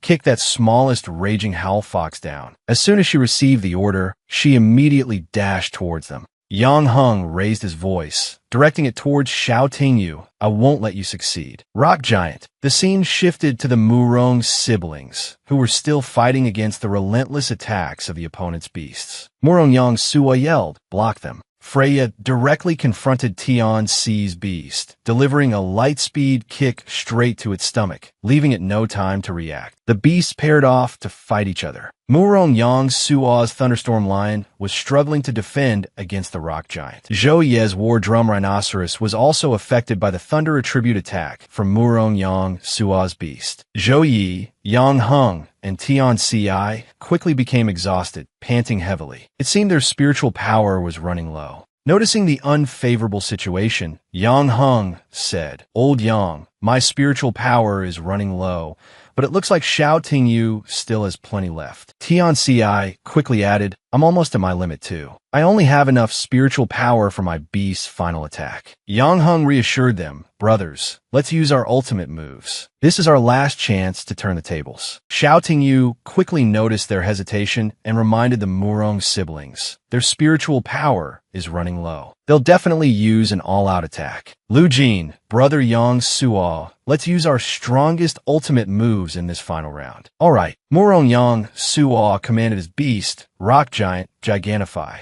Immediately, the rock giant grew larger and more robust. Tianci yelled, "Sandstorm Scarlet Python, use myriad yellow sands." Under its effect, a stream of green spiritual energy mixed with sand enveloped the rock giant. Zhou Yi also shouted, "Evil-eyed jackal, use Dong Thuet, illusion eyes with the rock giant." Dozens of illusory copies of the rock giant appeared one after another. Shouting Yu's lips curled into a slight smile as he said, "Lu Jin, brother Yang Sa." Murong Han replied, understanding his next intention, "I know." Murong Yang Suo yelled, "Attack." As soon as he finished speaking, dozens of rock giants charged straight at Hei Feng, surrounding him. They all lunged towards him, their fists slamming down like sledgehammers onto the ground. Under their ferocious attack, dust and smoke filled the air, obscuring everyone's vision. Suddenly, a howl pierced the air, attracting Yang Heng's attention, causing him to look up. Woo! It was Murong Han's bone-winged demonic beast, alongside the thunderclap lion beast, which was carrying Hei Feng in the air. It immediately launched its next attack. With the accumulation of magical power, a swirling vortex of red and gold formed. A smile spread across Xiao Tingyu's face as he looked towards it and said, "Hei Feng, give them one final blow." The battle was reaching its climax. Murong Han yelled, "Bone-winged demonic beast, transmit the nether flame." Murong Yang Suo also shouted a command to his beast, Thunderclap Lion Beast, transmit the power of lightning into the netherworld wolf's body. As he finished speaking, the two beasts channeled their respective elemental powers into Hei Feng. It absorbed the two immense power sources, and the magical vortex grew larger and more violent. The combined attack of the three beasts created a whirlwind that engulfed the entire arena, trapping all their opponents inside. Sensing that enough energy had been gathered for this skill, Hei Feng immediately unleashed its full power. A blazing stream of fire erupted from its mouth. The flames shot out like a ferocious dragon, tracing a long, burning streak across the sky, aimed directly at the spot where the opponent's beasts were concentrated. Upon impact, a tremendous explosion rocked the arena, sending smoke, dust, and shattered debris flying like a meteor shower. Countless rock giants were blown away by the devastating force of the skill, their bodies shattering into thousands of pieces of varying sizes. Not only them, but the entire arena was affected by the tremors. The surrounding water violently churned, as if recoiling from the combined attack. After a long while, everything finally quieted down. The residual winds swept away the thick smoke and dust, gradually revealing the state of the arena. The illusory rock giants had vanished, leaving only the original one lying unconscious. The other side wasn't faring much better. The evil-eyed wolf was completely unconscious, its body covered in wounds. The sand serpent shared the same fate as the other two beasts. Yang Hung, Zhou Yi, and Tianci collapsed onto the floor, exhausted, a mixture of powerlessness and regret on their faces. "We lost." At that moment, the referee's voice echoed throughout the arena. "The match is over. The winner is Azure Dragon Academy." Shouting You couldn't contain his joy. He hugged Murong Han's waist and spun her around. "Lu Jin, we won." She gave a slight smile. Murong Yang Suo couldn't stand the sight before him and intervened, preventing Xiao Tingyu's inappropriate behavior towards his sister. "Shouting You, don't grope my sister on camera." While he was still excitedly celebrating his victory, a voice called out to him, "Xiao Tingyu." It was Yang Hung, Zhou Yi, and Tianci. They praised him, Shouting you, you're truly strong. Shouting you, Tianci added, I also feel that yesterday's loss wasn't unfair at all. This time, we're completely convinced of our defeat. He chuckled awkwardly at their compliments and replied politely, Hee, thanks for the praise. Shouting you suddenly noticed a conversation nearby. It sounded familiar. Headmaster Su. Congratulations, Headmaster Zhu. This time, our academy has caught the attention of the entire country, all thanks to your White Tiger Academy serving as a stepping stone. The image of the two headmasters shaking hands amicably and looking at each other fondly caught his attention. Eto helplessly, Headmaster Su isadit again. Qing Yu provocatively said to her, Headmaster Su, keep a close eye on your students. Who knows? Next year, Shouting You might be one of mine. Ruyin wasn't about to be outdone, confidently asserting, trying to poach my people. Do you even have the ability? Having said that, she called for Ting Yu, Shouting You, come here for a moment. As soon as he got close, she quickly pulled him towards her. Ting Yu, not understanding her intentions, let out a muffled By the time he realized what was happening, his face was pressed against her ample bosom. He truly was a lucky protagonist. She looked haughtily at Qing Yu and said, I saved Shouting Yu's life. He'll definitely side with me. He quickly spoke up, Headmaster Su, don't do this. We're still live. She simply replied, oh. The scene changed in Gu Shue's room. The television screen showed Ting Yu and Headmaster Su talking with Qing Yu. Seeing this, Ngu Shue flew into a rage, unintentionally snapping the remote control in her hand. TSK, that vixen, T-Man, sitting beside her, was startled by her action. The scene gradually shifted to nightfall, with streetlights and houses flickering on, stretching into brilliant streaks of color illuminating the streets. Amidst the bustling atmosphere, Ting Yu and the two Murong siblings were on their way back. He slurred, Lu Jin, I can still drink more. Brother Yang Suo, let's have another round. Murong Yang Suo thought, strange, wasn't this kid a good drinker yesterday? He's only had a few bottles today, and he's already tipsy. Murong Han replied to her brother, maybe he's not good with cocktails. After getting him back to his room, the Murong siblings left him to rest. Let him sleep it off, little sister. Let's go. The bedroom door closed behind them as they left. As soon as he realized he was alone, Ting Yu cracked open his eyes, checking his surroundings. The beast taming insignia on his hand glowed. He called out, summoning her to Lu come out. Come with me to Dragon Chasing Lake. At his call, she appeared, asking him quizzically, aren't you drunk? Where are you going in the middle of the night? He replied, I figure out how to save Medusa. I need you to come with me. Delu looked incredulous at what he'd just said, her eyes wide with surprise. Really? Ting Yu explained, to break out of prison, she needs to evolve. She's been stuck at rank 3 Beast King for too long. The dragon's power within her hasn't been completely purged. What if I could get a purebred dragon's bone? She didn't understand. Where would you get a purebred dragon's bone? And what good would it do? He smiled confidently and assured her. She swallows the dragon bone, fuses with the pure dragon blood, completes her breakthrough evolution, and advances to become a 9-tailed dragon tiger. Dalu shukladli getli. Shouting You, are you really that foolish, or are you just pretending? Beast Kings, no matter the race, can't fuse with pure dragon blood. A dragon bone, no matter how good, is just a bone. His expression turned serious again as he countered, I know, but what if I have a way? She hadn't expected such an absurd request from him, and said with a wry smile, you want me to advance to a 9-tailed dragon tiger. A dragon tiger.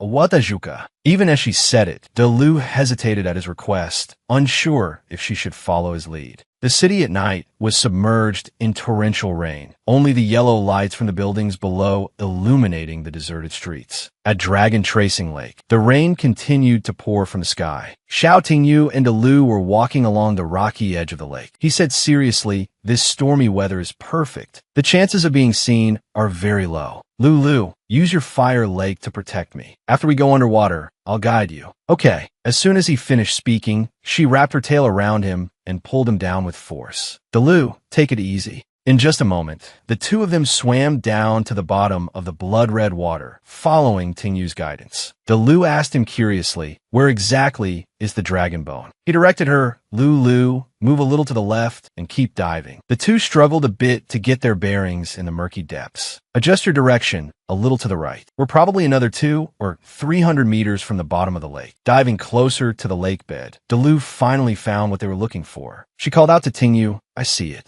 A gigantic skeleton appeared before their eyes. They couldn't believe such a thing existed at the bottom of the lake. Both of them swam towards the skeleton with all their might. Her eyes widened in astonishment. "This is—" Tingyu interrupted, "the heart bone, the smallest bone, and also the densest and hardest bone in a dragon's body." She asked in surprise, "You even know this? Are you really only 18? The ring on his finger suddenly glowed, and his expression changed. A large golden light emanated from the ring, enveloping the skeleton. The bones slowly shrunk and disappeared into the ring. Tingyu quickly instructed, "Lulu, after we get ashore, we'll go to the forest on the outskirts to fuse it. There are many ferocious beasts there, and it's safer if there's no one around." Dalu understood and replied, "Okay." The scene changed to a cave deep in the forest. Outside, the rain was still drizzling. Inside, Dalu was wringing out her soaked tails. "We got the dragon bone. How are you going to help me evolve into a 9-tailed dragon tiger?" He took out a red stone and handed it to Dalu. "Don't rush. I have a treasure for you."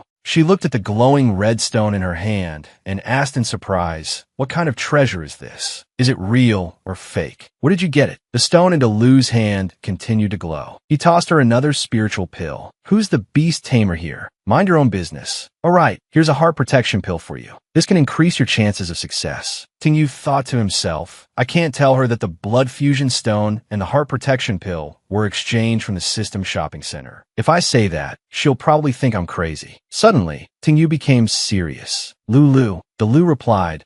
He continued, "There are risks to your evolution. If the fusion with the dragon blood fails, you'll suffer a severe backlash." She took Tingyu's hand and said, "Are you worried?" "Shouting you. Didn't you say you wanted to become the strongest beast tamer in the world? Why are you hesitating now?" Then Dalu spoke frankly, "From the moment I followed you to Dragon Tracing Lake, I've been thinking about it. To save Medusa, to make the Empress of the Dragon Bone Kingdom unable to do anything to me, to live openly under the sun, I want to become strong. I have to take this risk." Tingyu smiled and placed his hand on his chest. "You're right. I was being indecisive. Lulu, let's begin the fusion." He then started the process, the ring on his finger glowing. Dalu transformed into the shape of a large fox, ready for the fusion. Tingyu released the skeleton from his ring towards her. The skeleton gradually materialized, regaining its enormous original form. He instructed Dalu to absorb the skeleton, the red stone, and the heart protection pill. Absorb it. She opened her mouth to receive them. In an instant, Dalu swallowed everything. She began to try and absorb them, and after a few seconds, a transformation began. Dalu's body trembled uncontrollably, burning up. Overcome with discomfort, she rushed out of the cave. Dalu ran straight ahead, knocking aside any trees that blocked her path. Tingyu chased after her, trying to reassure her, "Lulu, the blood fusion stone is starting to take effect. Hold on, you can do it." He stopped abruptly, blocked by a powerful energy emanating outwards. Dalu saw the city lights below and looked towards them with a face full of hatred. On the electronic screen of a large building below, the image of the Empress of the Dragon Bone Kingdom appeared. She was the one Dalu wanted to fight against. Dalu's pupils constricted, and rage welled up inside her. Noticing Dalu's unusual behavior, Tingyu quickly rushed forward to stop her rampage. "Lulu, control yourself. Now is not the time for revenge." He continued, "Remember what you just said. If you lose control, all will be lost." Dalu whispered, "Master." Only Tingyu's presence could calm her now. "Lulu, you must persevere. We'll become stronger together. I'll take revenge with you. I'll help you live under the sunlight. I promise I'll be with you forever. Da'elu go." She roared furiously, creating a strong gust of wind that blew him away. Although unharmed, Tingyu was still worried about Dalu's state. Did it fail? "Lulu, are you all right?" The fox demon's form had vanished, replaced by a human figure. She breathed heavily, her beautiful face now darkened. Seeing that Dalu had completed her advancement, Tingyu cried out joyfully, "What? You succeeded." Suddenly, she pounced on him, catching him off guard. Dalu pushed Tingyu onto his back. She sat on top of him, and he looked at her in bewilderment. Panting, she said, "Shouting you jerk. Why did you talk as if you were proposing?" Dalu brought her face close to his, causing him to stammer, "No, I didn't mean it like that." Dalu looked at Tingyu on the verge of tears and said, "Shouting you, I still want to." He sat on a rock, his face pale and gaunt, dark circles under his eyes. Dark, brooding thoughts radiated from him, making him look exhausted. "Don't blame yourself," he muttered. "I was so stupid, honestly. I only knew that dragon blood could make a beast tamer stronger, but I completely forgot those 4 words. Dragons are inherently lustful. I'm only human. How could I possibly resist the 9-tailed dragon tiger?" You want to ask why I didn't send out another beast to stop it? Because even if they all attacked together, they wouldn't be a match for Delu. But if you want to ask why a man couldn't control himself, I can only say, maybe it's just in my nature. This was even more absurd than causing trouble after getting drunk. As Ting Yu was wearily pondering, a delicate white hand suddenly reached out and grabbed his throat. It was Delu, shouting, "You shameless scoundrel." Ting Yu cried out, "Delu, I'm the one who was wronged." Hearing this, she released him. "Damn it, why couldn't I control myself? If I go back, they'll definitely laugh at me." Ting Yu rubbed his neck. Suddenly, he pulled a cloak out of his ring and offered it to her. "Cough, cough. Put this on. Being naked like this isn't appropriate." Delu said pointedly, "Haha, what shouldn't have been seen has been seen. What shouldn't have been done has been done. Now you're pretending to be polite. Such a hypocrite." Ting Yu could only helplessly drape the cloak over her. "Delu, we're both adults, so if it takes just once, then I'll take responsibility for the little fox's livelihood." He spoke with a serious expression that startled Delu. She angrily threw a rock at him and yelled, "Get lost." Ting Yu clutched his head and ran away in fear.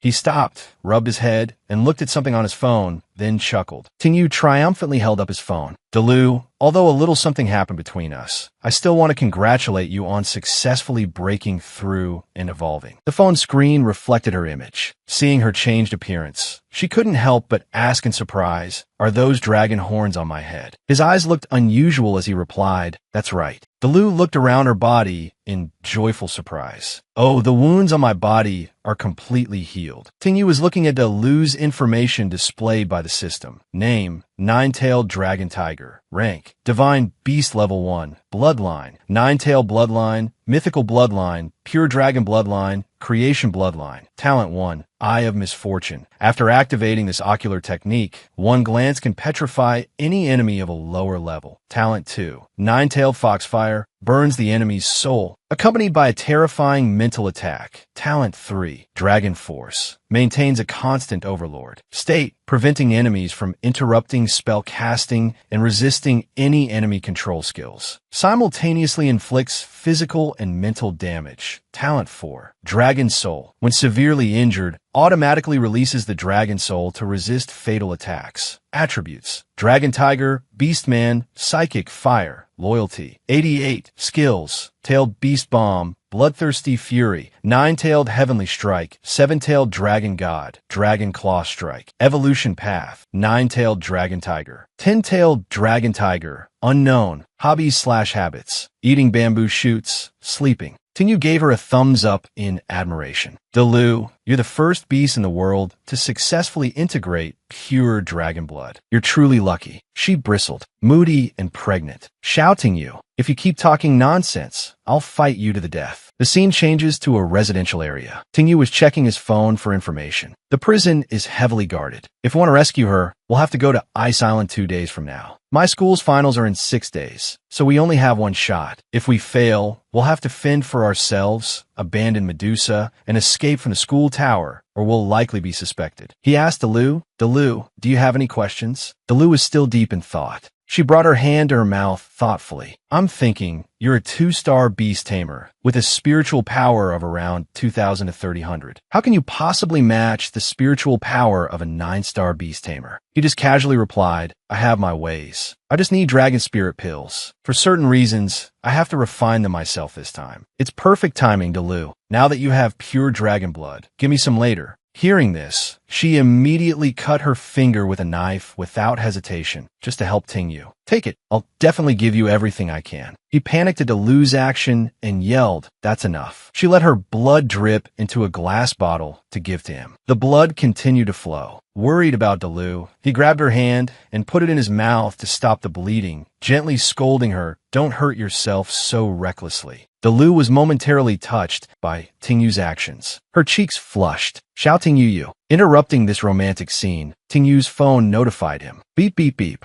He picked up his phone to check it, oblivious to the Lu's adorable, blushing face beside him. He opened it to see a message from Lu Jin. Tingyu, 7 p.m. tonight. Meet me at the north gate of the night market. My brother wants to invite you to barbecue. Soon it was evening. Yang Suo was already waiting for him. Seeing him arrive, he waved and said, "Xiao Tingyu, over here." Tingyu asked, "Brother Yang Suo, you two arrived early." Yang Suo replied with a tired and resigned expression, "Because my little sister demanded it." Turning around, he saw Han Han in a beautiful dress, shyly reproaching Tingyu, "You're late." Both of them looked towards Han Han. He apologized flusteredly and made up an excuse. "Sorry, I was playing games too intensely last night, so I slept in a bit this morning." Then Tingyu looked at Han Han. "All right, Lu Jin, can you help me with something?" Only he could call her by that name. She shyly asked, "What is it?" He immediately got to the point. "I need some special medicinal ingredients. They're a bit expensive, and I can't afford them." Without hesitation, she agreed, "Okay, I'll help you." Hearing Han Han agree to help him, he couldn't help but be overjoyed. "Lu Jin, you're so righteous. I love you to death." Yang Suo quickly interrupted. "Ahem, shouting you I'm still here." Han Han turned to her brother and subtly said, "Brother, Tingyu and I are going to buy the medicinal ingredients first." Yang Suo understood the hint. "Oh, I almost forgot. I have something to do tonight, so I won't be going to the barbecue."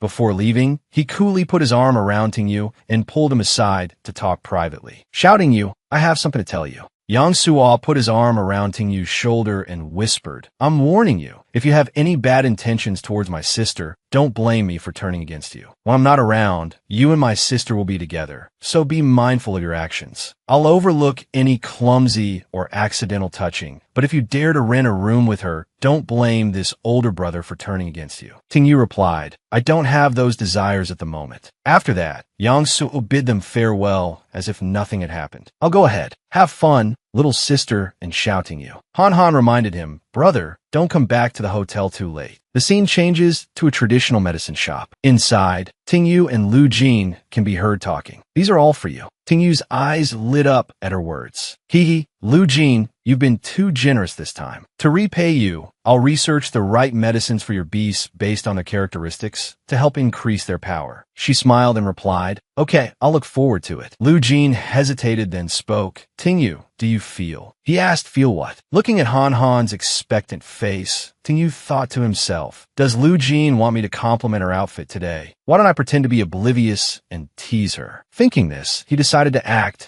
and said, "I don't feel anything. I'm felt extremely disappointed." She watched Tingyu's retreating back and murmured, "Is that so?" Suddenly, a black cat with bright eyes appeared from the shadows. Startled by the cat, Han Han fell. Tingyu cried out in concern, "Lu Jin." Han Han, sitting on the cold ground, replied, "I'm fine, just startled by the cat." Tingyu knelt down to check on her. "You've sprained your ankle. You're so careless." Han Han said dejectedly, "I've sprained my ankle more than 20 times since I was little. I'm used to it." He turned his back to her and said, "Lu Jin, the ground is slippery. Don't walk. I'll carry you back." Han Han waved her hand. No need. I can walk by myself." The black cat was still sitting in a corner, leisurely licking its paw. Tingyu urged, "Stop arguing, come on." Finally, unable to walk on her own, Han Han had to accept Tingyu's offer to carry her. Her chest pressed lightly against his back. The atmosphere between them suddenly became strangely awkward. Han Han hesitated. "Siya Tingyu." He replied, "What is it?" She looked up at the sky and said something that instantly shattered the ambiguous mood. "It looks like it's going to rain." Tingyu also looked up and confirmed that it was indeed starting to rain. Tingyu carried Han Han and ran like mad. "Damn, it's pouring." Han Han asked in surprise, "Shouting you, are you an ostrich? You're running so fast." He replied, "No kidding. If we don't run fast, we'll be soaked to the bone." After a while, they finally reached the hotel. The rain continued to fall outside. Back in their room, they both sighed in relief. Tingyu dried his hair with a towel, finally back at the hotel. Then he looked at Han Han, whose wet dress revealed patches of skin. Tingyu quickly tossed a towel to her. "Lu Jin, your dress is soaked. Dry yourself. Do you need me to help you change?" Han Han caught the towel. "No need, I can do it myself." Tingyu continued, "Then let me rub your ankle." Han Han was about to call him a pervert, but before she could finish, Tingyu had already knelt down. She looked at the man, carefully massaging her ankle, speechless. Tingyu asked while examining her ankle, Lu Jin, the first time you injured your ankle, it was related to a magical beast, wasn't it? She was surprised. How did you know? Tingyu thought to himself, it was the demon god's eye, but he simply explained, well, I'm a doctor after all. If I can heal beasts, I can heal people too. Han Han started reminiscing about past events. She recounted, it happened when I was 5 years old, sailing with my dad. We encountered a tsunami, and the Navy's ship was attacked by countless water-type magical beasts. I carelessly fell into the sea and almost ended up in the jaws of a black-scaled iron jaw. Dad saved me, but he lost an arm in the process. Han Han suddenly said, compared to what Dad sacrificed, my sprained ankle is nothing. Tingyu thought to himself, fate is cruel. Tomorrow, I have to infiltrate the Navy headquarters, clash with General Moron. I wonder if this operation will affect Lu Jin's family. He stood up and told her, Lu Jin, try to limit your movement for the next few days. You'll be fully recovered before the finals. I'll be going now. Han Han replied, It seemed she was reluctant to let him go, grabbing Tingyu's hand to stop him. Tingyu was startled, blushed, and turned back to ask, is there anything else? Han Han shyly said, my leg isn't convenient. Could you help me to the bathroom? Tingyu agreed, sure. Inside the bathroom, her silhouette flickered through the frosted glass door. Han Han relaxed and enjoyed the hot shower. The warm water flowed down her body, creating a misty fog. Outside the hotel, the rain hadn't stopped but was getting heavier. After showering, Han Han stepped out of the bathroom and thought to herself, did I make it too obvious? Yang Saw, who had arrived unnoticed, sat on the bed, still holding a glass of water. Without looking back, he asked Han Han, little sister, is your leg feeling any better? Han Han was startled, brother. Yang Saw seemed to hesitate before speaking. Tingyu asked me to come. He had something to do and left earlier. Then he reminded her, I know you like him, but you're going about it the wrong way. You need to use the right approach. Be more careful with these feelings. Do you understand? Understood. Han Han was a little disappointed, but obediently replied to Yang Saw, I understand, brother. As for Tingyu, he was full of energy as he commanded to Lu, come and help me refine medicine. As soon as she appeared, she teased, why didn't you stay with that girl a little longer? He replied embarrassedly, it was to help her, that's all. No more talk. I need you to control the flames. We need to refine at least 2 complete dragon spirit pills. That way, the chances of saving Medusa will be higher. Lu, unable to get any gossip out of him, pouted, you're no fun. That entire night, she and Tingyu each focused on their tasks. He prepared the ingredients while Lu used her spirit fire to refine the medicine. The rain continued to fall relentlessly until near dawn. Finally, they finished refining the dragon spirit pills. Tingyu's dark-circled eyes lit up as he saw the 2 pills. Success. He wanted to rest for a while, so he instructed Lu, I'm going to sleep. We'll leave when I wake up. As Tingyu was about to lie down, Lu stopped him. He opened his eyes in confusion. But Lu just smiled and said, thank you, my master. Oh no, you are. After a nap, Tingyu was more alert. He stood in front of the mirror, excitedly saying, get ready. It's time to embark on a journey of unpredictable life and death. Lu said worriedly, master, maybe you shouldn't go. You have no obligation to risk your life to help a beast. I'm a divine beast now. Maybe we can retreat safely. Tingyu flicked her forehead after hearing this. Don't be silly. I've told you before, you're not just my beast, you're my family. No matter what happens on this journey, I'll see it through to the end. Lu was quite surprised by Tingyu's serious attitude. Master, she said frankly, don't use that sentimental tone. I'm not doing this entirely for you. Then she reminded him, right, you're not going to be here for the next few days. How are you going to explain that to the academy? Tingyu said, I told them my sister missed me and I had to go back. Dean Su approved a 3-day leave for me. The academy is pretty lax, huh? The scene shifts to the training grounds of the Azure Dragon Academy. Yang Sua's voice rings out. Xiao Tingyu has taken leave to go home. He won't be participating in training for the next few days. Han Han walks beside him, her voice low. Sure enough, Yang Sua glances at her and asks, where are you going? Han Han turns back and says, I'm not feeling well, so I won't be participating in training today. I'm going back to the hotel. Yang Suo replies, all right, Han Han, you can go ahead. Yang Suo thinks to himself, what did she and Tingyu talk about yesterday? She seems so down. He looks at the backs of the departing siblings from the Murong family and sighs. Everyone's running off without training. No one even asks this teacher's opinion. At Azure Beach, the sun has begun to set behind the mountains. Tingyu and Lu are on the shore. Before them, across the water, is Ice Fire Island. Ting Yu points towards their destination. Lulu, he says, going straight from Azure Beach is the fastest way to Ice Fire Island. It's such a short distance. You can probably swim there, right? She replies wearily, I'm a fox, not a shark. Soaking in the water for too long makes me uncomfortable. Ting Yu asks, so what do you suggest we do? Delu raises her hands, brimming with energy, and begins to cast a skill. Watch closely, she says. Then, to Ting Yu's astonishment, she slams a palm down, causing the water to churn violently. Any fish unfortunate enough to be swimming nearby are sent flying. Ting Yu cautions Delu, Lulu, withdraw your power. The sea beasts are being drawn here by the commotion. She replies smugly, that's exactly what I want. Having targeted her prey, Delu raises her hand and strikes. Bind it, she commands. Using chains, she binds a large fish with horns all over its head and body and drags it up from the depths. Ting Yu is surprised. A lava tiger whale king, a tier 1 beast king. Quite powerful, but unfortunately, it met Delu. After being restrained by countless chains, the creature becomes docile. Ting Yu and Delu quickly jump onto its head, and she commands, let's go. Take us to Ice Fire Island. The unfortunate beast obediently complies with a grumble. Delu, still worried, asks him, Master, are you nervous? Ting Yu, sitting cross-legged on the fish's back, replies, wouldn't it sound fake if I said I wasn't? She says playfully, it's not too late to back out now. He stretches out on the fish's back. I never regret anything. Lulu, it's still quite a while until we reach Ice Fire Island. Wake me up when we get there. Delu looks at him with affection and softly calls his name, shouting you. He lazily asks, without opening his eyes, what is it now? But Delu just smiles and replies, nothing. To herself, she thinks, shouting you, I will protect you with my life. The scene changes to Ice Fire Island. True to its name, ice and fire coexist on the island. At the Navy headquarters base, a man sits reading a newspaper about his 2 children. Suer and Han Han are both on the right track. He is Grand General Morong Jean. Then, his gaze falls on Ting Yu, standing nearby. Jean can't help but praise him. This young man also has remarkable talent. Grand General Baiyu enters from the doorway and says, so concerned about your children. Why not take a leave of absence and visit them in Four Spirit City? Jean asks in surprise, Lao Bai, why are you here?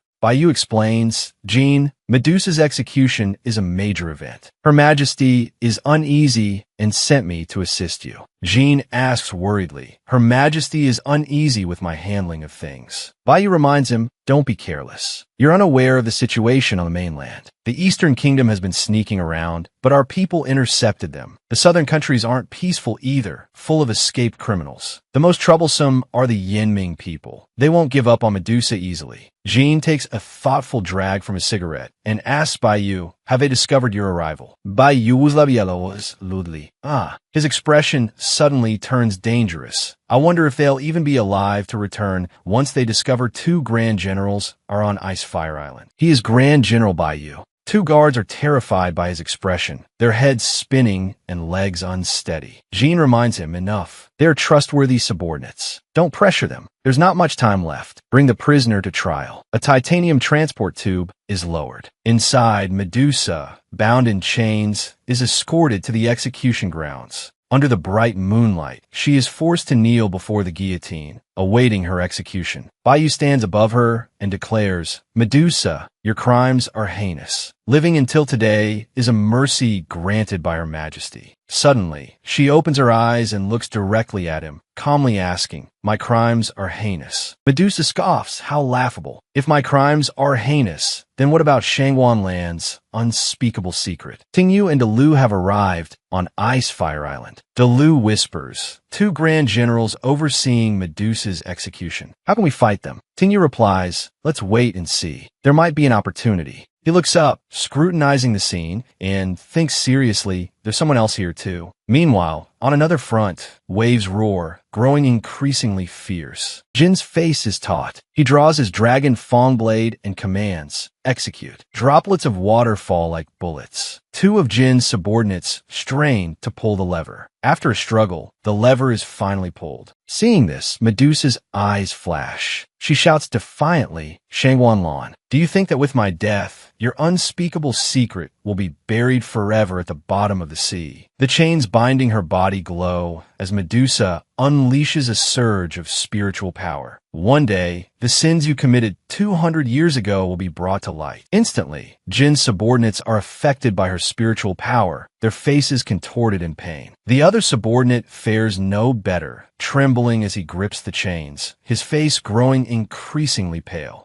The spiritual power reached the senses of everyone present, and he was no exception, seemingly sensing its ominous nature. What was coming was inevitable. The spiritual power Medusa unleashed immediately enveloped the remaining subordinate. He was now completely controlled, his fear evident, but he didn't know what to do. Suddenly, Delu, the Beast King, appeared, her booming voice echoing everywhere. Don't inhale the demonic chi. Bayu used his spiritual power to take control, creating a whirlwind of wind and countless thorny vines. Medusa stared at the upheaval, and at that moment, the Beast King's spiritual power enveloped everyone present. And of course, Bayu didn't spare Medusa, binding her with another layer of thorny vines, causing her to cry out in pain. Bayu sneered, praising her, "Medusa, you truly are formidable. Even in this situation, you can still cast illusions." She looked at the disgusted expression before her and brought up the past. Bayu, have you forgotten the Bai clan massacre? Of the 5 great clans, only the Bai clan was exterminated. You, a descendant of the Bai clan, serving Shangwanlan. How very noble of you. Do you even honor your ancestors? Hearing this, Bayu's face hardened as if struck by a sudden realization. You meddle too much.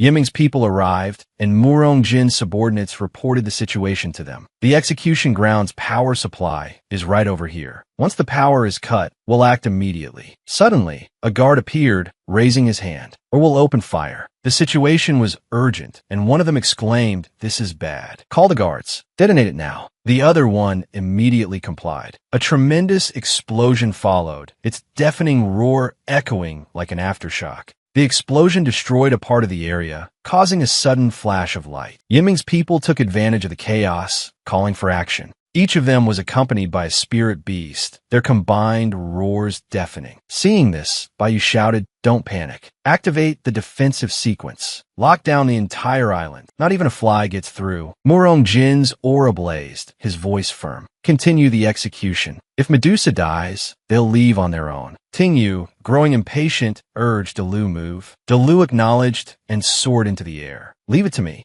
She positioned herself, cleaving the ground in two, scattering Murong Jin's subordinates who couldn't dodge in time. Delu swiftly grabbed Medusa and flew upwards. The path was hundreds of meters high, but she ascended effortlessly. Murong Jin saw only a shadow, but noticed a striking feature and questioned in horror the 9-tailed fox demon. As they ascended, Medusa, still bound, looked at Delu. "Why are you?" Before she could finish, Delu interrupted, "Don't say anything. Wait until we're out of here." Murong Jin, still reeling from the shock, began to gather his spiritual power. "The 9-tailed fox demon. Wanted posters for you are plastered all over the Dragon Kingdom, yet you dare to show yourself here. Very well, I'll send you both to your graves." Before he could act, a dark figure appeared with a loud crash, resembling Madara Uchiha from Naruto. An area of Ice Fire Island blazed with flames, as if symbolizing the clash between two opposing forces. This attracted everyone's attention. Bayu looked over and said to Murong Jin, "Wait, look over there." The figure, cloaked in black, stood imposingly on the cliff edge, with Delu and Medusa behind them. Looking closely, they immediately recognized Yu, dressed in black and looking exactly like one of Yiming's people. Bayu was suspicious, as few of Yiming's people possessed such a heavy, invisible aura of oppression. "May I ask if you are one of Yiming's people?" Tingyu, with deep eyes and a cold voice, replied, "You are not qualified to know my identity. I'm only here to take this little snake away. Anyone who gets in my way will meet their ancestors." The two women standing together watching the scene each had their own thoughts. Delu silently praised, "This kid's acting is pretty good." Medusa, on the other hand, thought little snake. With such low spiritual power, how dare this 2-star beast tamer? Below, Yiming's people couldn't see clearly, only the black-clad figure fluttering in the wind. "Who is that?" Immediately, a voice responded, "Is he one of ours? Forget about him. Let's go help first." Murong Jin spoke impatiently, just loud enough to be heard. "Black-clad figure, whether you are one of Yiming's people or not, daring to barge into the customs headquarters, I will utterly destroy you." Contrary to Murong Jin's mood, Baiyu was quite excited to watch the show. If we capture the figure in black alive, there will be a handsome reward. Hearing this, Tingyu could only scoff. As if stimulated, Tingyu's spiritual power immediately flared. Even Medusa beside him could feel it. His spiritual power suddenly increased tenfold for no reason. Tingyu's eyes looked down at them as he muttered to Lu, "My body can only hold out for 10 minutes. After 10 minutes, my life is in your hands." She replied simply, "I know." Murong Jin, using 100% of his power, ordered his subordinates, attack. They obeyed, accompanied by their beasts, their spirits high as they advanced towards Tingyu's position. They and their beasts aggressively advanced, surrounding and pressing Tingyu, Lu, and Medusa close to the edge of the abyss. Una fraude, Tingyu decisively comanda da Lu, Duichi. She stepped forward and said, "Take good care, Medusa." As soon as Lu finished instructing Tingyu, her expression became serious. Immediately afterwards, she raised her head and let out a yell, the spiritual power within her body beginning to erupt violently. A furious bolt of lightning quickly descended, striking the enemy forces and creating a tremendous noise. The overwhelming power pressed down on them, leaving them unable to breathe. They could only manage a few groans. Even their beasts weren't spared, foaming at the mouth and staggering. One of Yinming's people, also foaming at the mouth, asked Kamita-san, "Why are we being attacked too?" He managed to reply, "Idiot, this proves that person really is one of Yiming's people." Witnessing Lu's terrifying power, Murong Jin made a guess. This fox seems to have had a breakthrough evolution. Baiyu was filled with awe. Dragon scales, dragon horns, dragon claws, and even dragon eyes, the power of the dragon that disappeared 200 years ago. Murong Jin suddenly said, "Old Bai, this one is extremely dangerous. We can't let him leave Ice Fire Island." Hearing this, Baiyu clenched his fists in anger. He replied firmly, "You don't need to tell me that." As soon as he finished speaking, the ground around him and everyone else began to crack. Tingyu looked at the crumbling cliff in horror. He could even feel something moving beneath the ground. In the blink of an eye, a beast resembling a plant appeared, enormous and ferocious. All three of them, caught off guard by the sudden attack, were standing above its gaping maw filled with sharp teeth. The beast didn't wait for them to react, opening its mouth and swallowing Tingyu's group whole. Inside the beast's glistening red mouth, dripping with saliva, they slowly fell deeper. The gulping sounds it made sent shivers down the spines of those watching from outside. Murong Jin's subordinates were stunned. This was a divine beast type, the cursed flower demon king. One of them exclaimed, "Seeing is believing." A plant-type beast with ancient blood, it's truly colossal. He admired, Grand General Baiyu is indeed the god of plant-type beasts, taking care of the intruders with a single move. Back with Tingyu's group, they had landed at the bottom of the beast's stomach. He pushed himself up, ignoring the sticky residue on his body. Then, Tingyu turned a glance at Lu standing nearby, and asked her, "Where are we?" Medusa frowned, answering for Lu, "This is the inside of the cursed flower demon king's stomach." Suddenly, a horde of ferocious beasts, seemingly having been there all along, rushed forward to surround them, startling them with a cry of surprise. Medusa stared in astonishment at the dense swarm of beasts surrounding them on all sides, leaving no gaps. Tingyu's eyes flashed a bright red, and he began to assess the situation. Immediately, Lu quickly activated her violet-hued spiritual energy, creating a protective barrier around the three of them. Suddenly, her eyes lit up as she looked towards a specific spot within the beast's stomach. Tingyu then pointed in that direction and shouted, "Lu, Dragon's Earth Breath, attack the weak point on its right flank." At once, Lu directed a dragon formed of swirling spiritual energy straight towards where he pointed. Outside, Baiyu's beast, struck in its weak spot by Lu's attack, swelled up in 3 places on its stomach and body. Murong Jin spoke anxiously, "Old Bai, are you alright? It's been 6 minutes." Baiyu looked at it and replied, after being swallowed by the cursed flower demon king, "They'll suffer the pain of their flesh turning to water, their bones and flesh being stripped away. Even if that Long who has some skill, it can't." Before Baiyu could finish speaking, his beast exploded, blood splattering everywhere, its body splitting into 3 pieces. Taking advantage of this moment, Lu emerged from within, roaring loudly. Baiyu was bewildered. How is this possible? That fox could pierce through the cursed flower demon king's stomach. Preposterous. Murong Jin was also shocked. Within the same rank, the power of Dragon Flame is truly extraordinary. Even if the Cursed Flower Demon King is a plant-type beast possessing ancient blood, it can't withstand the burning of Dragon Flame. Suddenly, he boomed, "We've been fighting and tearing at each other with Yinming's people for 100 years. You possess extraordinary power, yet your name isn't among the top 10 on the wanted list. Who are you really?" Standing atop Dalu's head, Tingyu simply sneered at Murong Jin's words. His voice deepened. "If you refuse to reveal your identity, then we'll have to punish you according to the law." Swallowed into the underwater prison for a slow interrogation. Immediately, Murong Jin summoned his beast, a massive fish, which surged up from the sea, sending water spraying everywhere.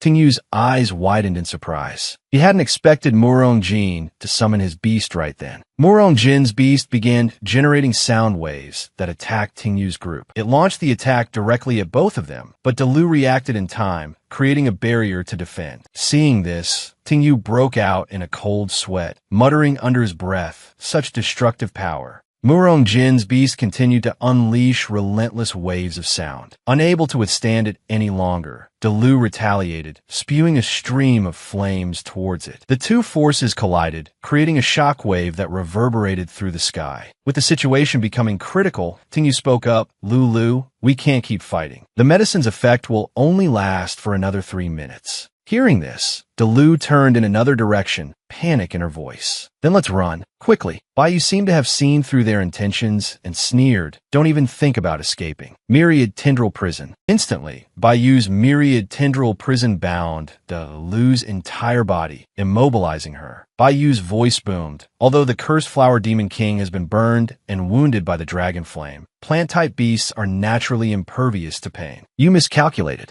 Seeing the increasingly dangerous situation, Tingyu thought to himself, a pincer attack from both front and back, surrounded on all sides. This time, we're in serious trouble. Dalu's body was tightly constricted by the vines. She struggled to break free, but to no avail. Even so, the fish beast wasn't about to let them off. From somewhere, it produced a massive trident, then without hesitation, aimed it directly at the immobilized Dalu. Tingyu reassured her, "Dalu, stop struggling. Withdraw your dragon's 6 claws and dispel the defensive barrier." Dalu didn't understand why he told her to do that, but Tingyu didn't explain, only telling her to do as he said. In that critical moment, they escaped the vine's grip and vanished. Baiyu found it strange. Why did that fox stop resisting and even give up its shield? Murong Jin said to him, "Forget it. No matter what, no enemy can withstand Leviathan's Triflower Strike." They barely had time to breathe a sigh of relief before there was a commotion below. Jin Xiong, that guy's still alive. He couldn't believe it. Impossible.